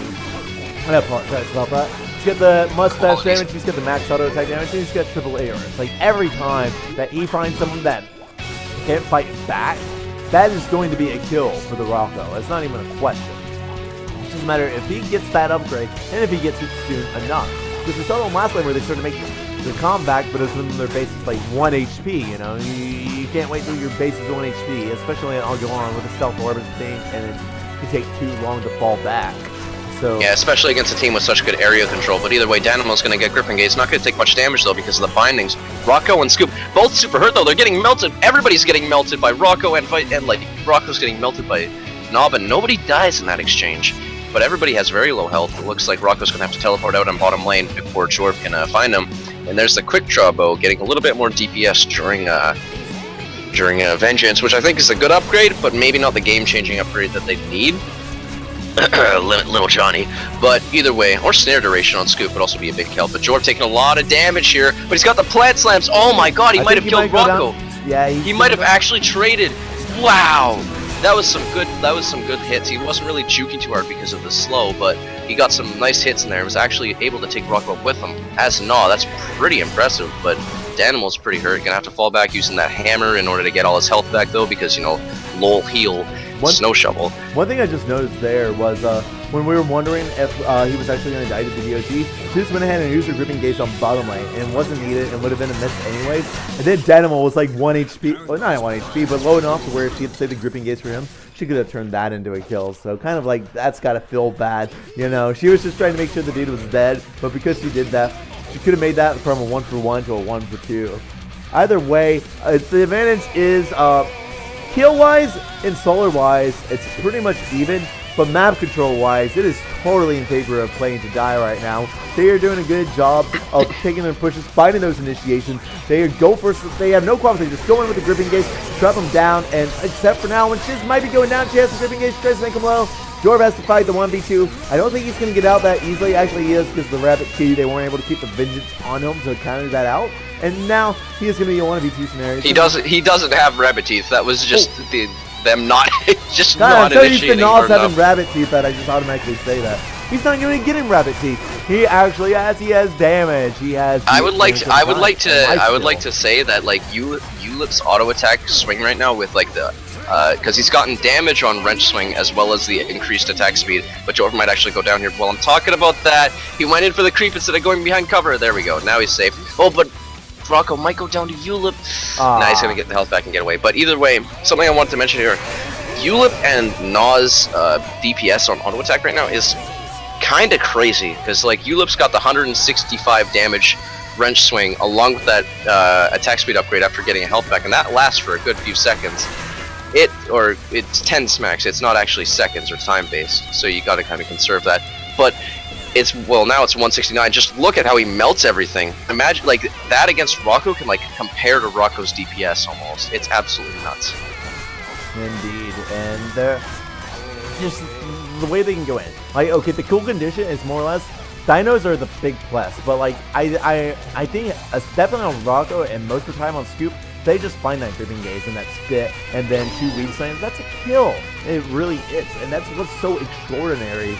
Because if they can keep that during that stun, the abilities don't go off, and if they can keep the sensation around Scoop, then that's like that's where his whole thing goes from. Because his thinking abilities, he has a big base HP, but his actual like recuperation comes entirely out of his 2 abilities. if he doesn't get the sustain off those, he's actually kind of easy to kill. Absolutely. But Shiz taking a little bit spot. damage.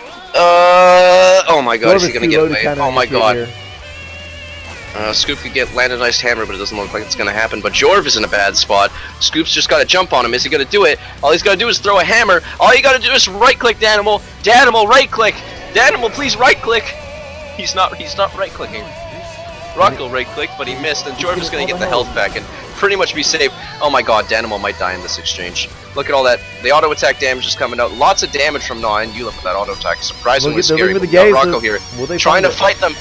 Oh, Shiz is gonna go down to the binding, so there's Danimal making the plays that he needs to make. It's like Jorv here almost gets hit by the precision shot, just managed to dodge it. Just manages to dodge it. It looks like Scoop's actually going to die because of DOT, and Jorv's gonna get all that health from the creeps. Oh my god, is he gonna 1v2 this? Is he gonna pull the God Gamer plays? Well, Persis, Oh man. Jorv took Persis creeps and Persis took Jorv's creeps. That's Oh my god, he hit him! All the plant slam! He still has It's a little bit happening! left, and is there still health at the top? Yes, there is. That's exactly what I needed. He's gonna teleport. LOL. Just memed on the dude. He's gonna go spend 445 XP. And I was about to say, I want to see him picking up Mirror Cure. That's the 120% health regeneration increase on Vengeance, and he does. And that is something that's gonna let him help him brawl not a lot better. The more sustain he has, the better. There's the spit, there's the gaze. Jorva's on the bottom line, not ready to lead slam. Unfortunately, lack of communication is between them all game. They're still winning, but it can go wrong. Now Jorva's going to go down to Persis, less than half health. Just again, they need to have that coordination. They need to have the follow-ups on the initiations. And now, looks like they're going to push back up the bottom lane. Might see if they can try and take the bottom off this. They're not entirely sure if they can yet, but you know, she can only gaze one of them, and they're gonna go ahead and take a few more bars off of that.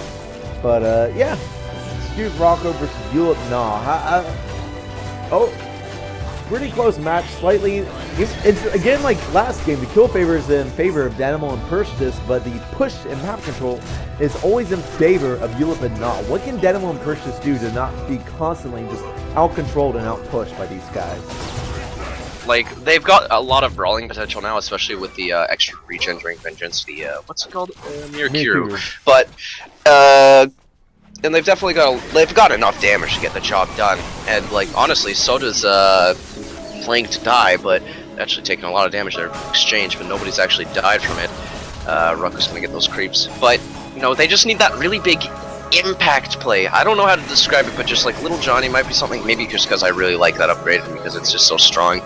It's more just kind of just my personal taste, but either way, it still would make a huge difference if they can get that double stun and just win the game off of that, because they've got such good push if they can just body a turret, but they haven't really been able to do that just because of the area control that Playing to Die has. And you know, Jorv and Shiz have pretty respectable damage just through unconventional means like, say, auto attack.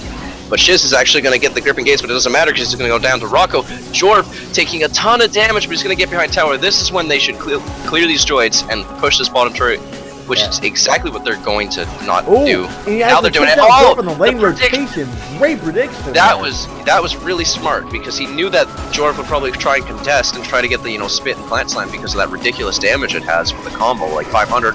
But he actually predicted it, jumped up and killed Jorv while he had like no health because Rocco's auto attack does so much damage. Yulip is only just dropping now and he's still got to block back, so they're going to take 2 towers here. They're finally making the push they need. We might be getting close to GG just because this push is so good. Oh, but Shiz doing so much damage to Rocco, but he kind of mistimes the grip engage just a little. They should be able to body this turret, but it seems like Rocco isn't committed to it for some reason. They easily could have bodied that turret since Yulip was off cooldown slow. But it looks like Jorv is going to go in here, take a bunch of damage. Are they actually going to get the kill here? Oh, they just do! Just barely! They're taking a bunch of control back. Like, they're chain feeding now. This is not good. They need to calm down. They need to recuperate. They have to play on defense. They don't. This is kind of interesting. This is the first time we really see Shiz and Jorv pressured this hard in either match, and they don't really seem to know how to respond. They don't seem to realize that they need to say, "Hey, let's stop going in for just a second to get back together." Now Shiz is gonna have a tough time defending this. They might end it right there. They got Super Droid, 2 droids, and Rocco and a Scoop all on this. Signals to Dino clear, but I don't think it'll be enough. Without the Na to clear things up, Na needs to get out there right now. They need to get out. He's trying to just keep them away. And as soon as Shiz is ready, I think he's going to go in, but Daniel and Perseus know this. Now, the amount of pressure that Daniel and Perseus have picked up because they managed to kill Null on defense 2 times in a row is just immense. You can... Dying on defense is like the worst mistake in the game. Because, okay, if you die when you're on offense and you have map control, they still have to get the push back up. When you're on defense, that means that they just take the turret free. They're already pushing. So they get a lot more push out of it. The time they would normally spin pushing up the droids and clearing droids, they spin on your turret. And now we're thinking engagement droids going down again. This might be the game. There's no way you'll win the 1v2 versus Russell. Oh, he's got that movement speed on Vengeance, but it's gonna run out. Shiz taking a lot of damage. Is this gonna be the end of the final match of the day? He doesn't have precision shot, but it doesn't matter. GG. Shiz is admitting defeat. And that is game. And that is a win for endangered Danimals. Are you telling me Shiz is Yulip lost in competitive? Nah. There's something wrong with this replay. This replay is bugged. There's no way Yulip lost the game in competitive. I mean, I don't know, man. It says defeat on my screen, you know. It says victory on mine because I was on a red team character. Must be bugged. Haha. Very, very, very funny. So, all that said, what should the blue team have done differently?